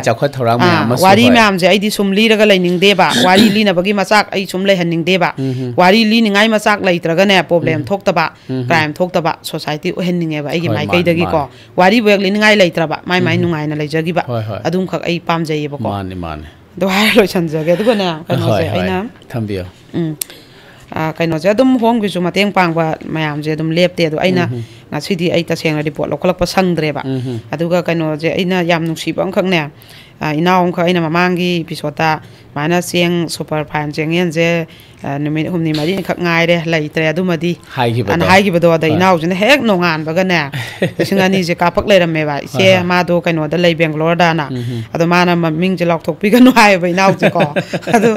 ꯌꯥꯝ ꯑꯗꯨꯗ ꯏꯅꯥꯎꯁꯤꯅ ꯌꯥꯝ ꯅꯨꯡꯉꯥꯏꯖꯩ ꯊꯦꯡꯛ ꯌꯨ ꯁꯣ ꯃꯆ ꯃꯤꯡꯗꯣ ꯗꯤꯁꯀ꯭ꯂꯣꯁ ꯇꯧꯗ꯭ꯔꯕꯅꯤꯅ ꯑꯗꯨ ꯆꯦꯡ ꯋꯥꯟꯕꯤꯌꯣꯅ ꯀꯥꯞꯄꯛꯑꯦꯕ ꯃꯥꯅ ꯌꯥꯝ ꯊꯥꯒꯠꯆꯔꯤ ꯑꯗꯣ ꯑꯩꯅ ꯑꯗꯨꯝ ꯑꯉꯥꯡ ꯀꯩꯅꯣꯗꯨꯗ ꯁꯦ ꯑꯩ ꯍꯣꯔꯦꯟ ꯖꯤꯄꯦꯗ ꯀꯥꯞꯄꯛꯑꯒꯦ ꯆꯠꯂꯣ ꯅꯪ ꯆꯦꯡ ꯂꯧꯔꯨꯔꯣꯅ ꯃꯥꯒꯤ ꯄꯩꯁꯥꯗꯣ ꯀꯥꯞꯄꯒ ꯑꯗꯨꯝ ꯆꯦꯡꯗꯣ ꯂꯧꯋꯦ ꯑꯗꯣ ꯈꯤꯇꯪꯁꯨ ꯂꯦꯝꯃꯦ 2,200ꯅꯤꯅ ꯃꯥꯅ ꯀꯥꯞꯄꯛꯏꯗꯣꯀꯣ 1,900 ꯄꯤꯌꯦꯕ ꯑꯗꯨꯒ ꯀꯩꯅꯣ ꯇꯧꯔꯦ ꯑꯩꯅ ꯑꯗꯨꯗꯣ ꯑꯇꯩꯈꯩꯗꯨꯅ ꯑꯗꯨꯝ ꯉꯥꯔꯤ ꯄꯋꯥ ꯑꯃ ꯂꯩꯍꯜꯂꯦꯕꯀꯣ ꯑꯗꯨꯃꯥꯏꯅ ꯇꯧꯔꯒ ꯑꯗꯨꯃꯥꯏꯅ ꯁꯤꯟꯈ꯭ꯔꯦ ꯀꯃꯦꯟꯁꯦ ꯑꯩ ꯉꯁꯤꯁꯦ ꯌꯥꯝꯗꯤ ꯄꯥꯖꯅꯤꯡꯕꯅꯦ ꯑꯩꯅꯁꯨ ꯌꯥꯝꯅ ꯊꯧꯔꯥꯡ ꯇꯧꯔꯒ ꯏꯁꯀ꯭ꯔꯤꯟ ꯁꯣꯠ ꯂꯧꯔꯒ ꯄꯨꯖꯔꯛꯄꯅꯦꯕ ꯑꯗ ꯑꯩꯁꯦ ꯃꯇꯝꯁꯦ ꯉꯁꯤꯁꯦ ꯌꯥꯝ ꯀꯩꯅꯣ ꯑꯣꯏꯔꯦ ꯑꯗꯨꯗꯨꯅ ꯑꯩ ꯉꯁꯤꯗꯤ ꯄꯥꯊꯣꯛꯆꯔꯔꯣꯏꯒꯦ ꯑꯗꯣ ꯑꯩꯅ ꯆꯤꯟꯗ ꯑꯗꯨꯝ ꯆꯤꯟꯐꯥ ꯑꯣꯏꯅ ꯄꯨꯔꯛꯑꯕ ꯀꯣꯛꯇ ꯑꯗꯨꯝ ꯂꯩꯈ꯭ꯔꯕ ꯄꯥꯈ꯭ꯔꯕ ꯅꯣꯛꯄꯗꯁꯨ ꯂꯣꯏꯕ ꯀꯃꯦꯟ ꯑꯍꯨꯝ ꯃꯔꯤꯗꯪ ꯍꯥꯏꯖꯒꯦ ꯑꯗꯨꯒ ꯑꯩꯅ ꯀꯩꯅꯣꯗꯣ ꯑꯩꯈꯣꯏꯒꯤ ꯃꯃꯥꯡꯗꯁꯨ ꯂꯣꯏꯍꯧꯗꯕ ꯑꯩꯈꯣꯏꯒꯤ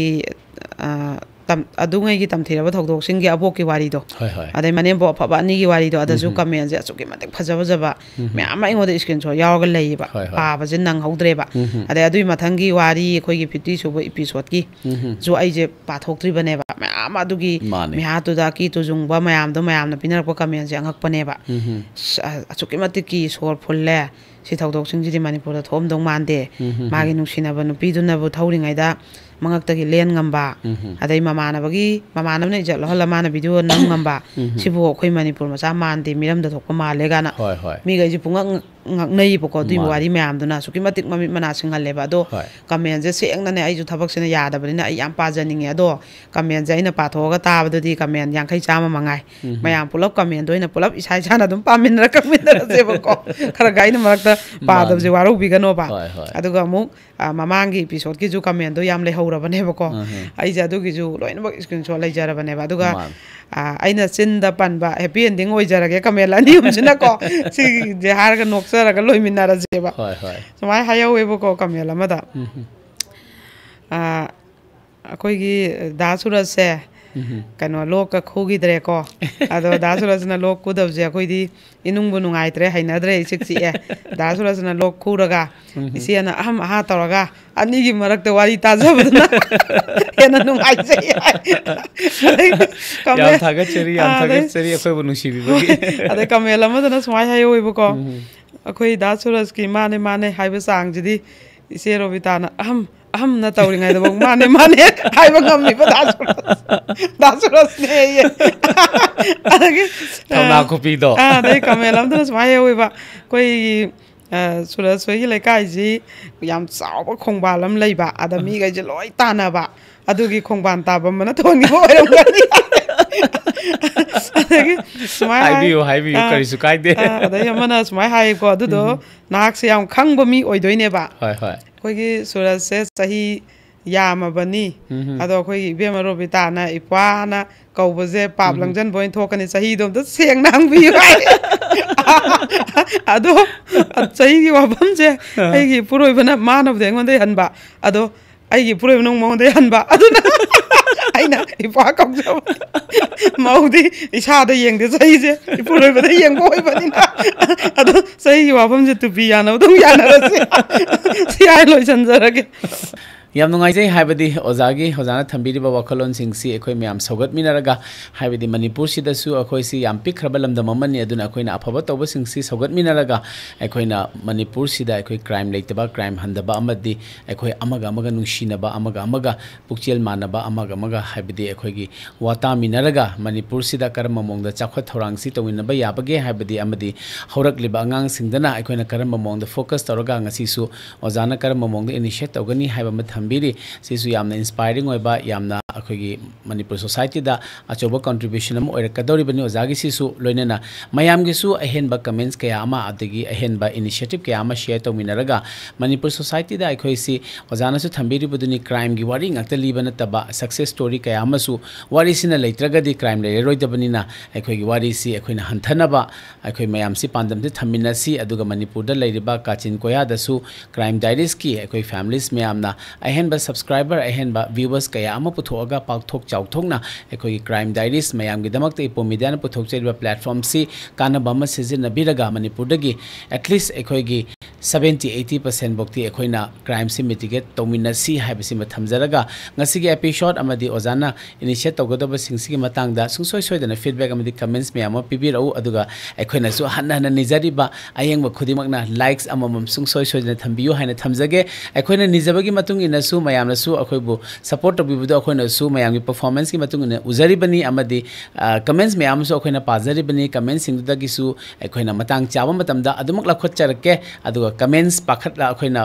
ꯄꯥꯕ ꯃꯇꯝꯗ ꯑꯩꯒꯤ ꯂꯧꯈꯠ ꯄꯤꯔꯛꯇꯦ ꯍꯥꯏꯕꯁꯤꯃꯗꯤ ꯃꯌꯥꯝ ꯁꯤꯃꯗꯤ ꯌꯥꯅꯔꯁꯤ ꯍꯥꯏꯕꯗꯤ ꯑꯩꯈꯣꯏꯅ ꯂꯣꯏꯅꯃꯛꯇ ꯂꯧꯈꯠꯄ ꯉꯝꯖꯗꯕꯅꯤꯅ ꯑꯩꯈꯣꯏꯅ ꯀꯃꯦꯟꯁ ꯄꯤꯔꯛꯂꯤꯕꯁꯤꯡꯗꯨꯕꯨꯗꯤ ꯑꯩꯈꯣꯏꯅ ꯁꯨꯡꯁꯣꯏ ꯁꯣꯏꯗꯅ ꯄꯥꯖꯩ ꯑꯗꯨꯒ ꯀ꯭ꯔꯥꯏꯝ ꯗꯥꯏꯔꯤꯁꯀꯤ ꯐꯦꯃꯤꯂꯤꯁ ꯃꯌꯥꯝ ꯑꯃꯅꯁꯨ ꯁꯨꯡꯁꯣꯏ ꯁꯣꯏꯗꯅ ꯂꯣꯏꯅꯃꯛ ꯄꯥꯕꯤꯕ ꯉꯥꯛꯇꯅꯤꯅ ꯃꯌꯥꯝꯅ ꯑꯩꯈꯣꯏꯒꯤ ꯑꯥꯏꯗꯤꯌꯥꯁꯇꯨꯗꯤ ꯂꯣꯏꯅꯃꯛ ꯌꯧꯕꯅꯤना ꯑꯩꯈꯣꯏꯅ ꯂꯧꯈꯠꯄꯤꯗ꯭ꯔꯒꯁꯨ ꯃꯌꯥꯝꯅ ꯋꯥꯔꯧꯕꯤꯔꯣꯏ ꯂꯣꯏꯅꯅ ꯑꯩꯈꯣꯏꯒꯤ ꯃꯇꯥꯡ ꯆꯥꯕ ꯃꯇꯝꯗ ꯀꯃꯦꯟꯁꯤꯡꯁꯨ ꯑꯗꯨꯝ ꯁꯨꯡꯁꯣꯏ ꯁꯣꯏꯗꯅ ꯂꯧꯈꯠꯆꯔꯛꯀꯦ ꯉꯁꯤꯒꯤ ꯑꯣꯏꯅꯗꯤ ꯃꯇꯝꯁꯤꯁꯨ ꯂꯣꯏꯁꯤꯜꯂꯛꯂꯕꯅꯤꯅ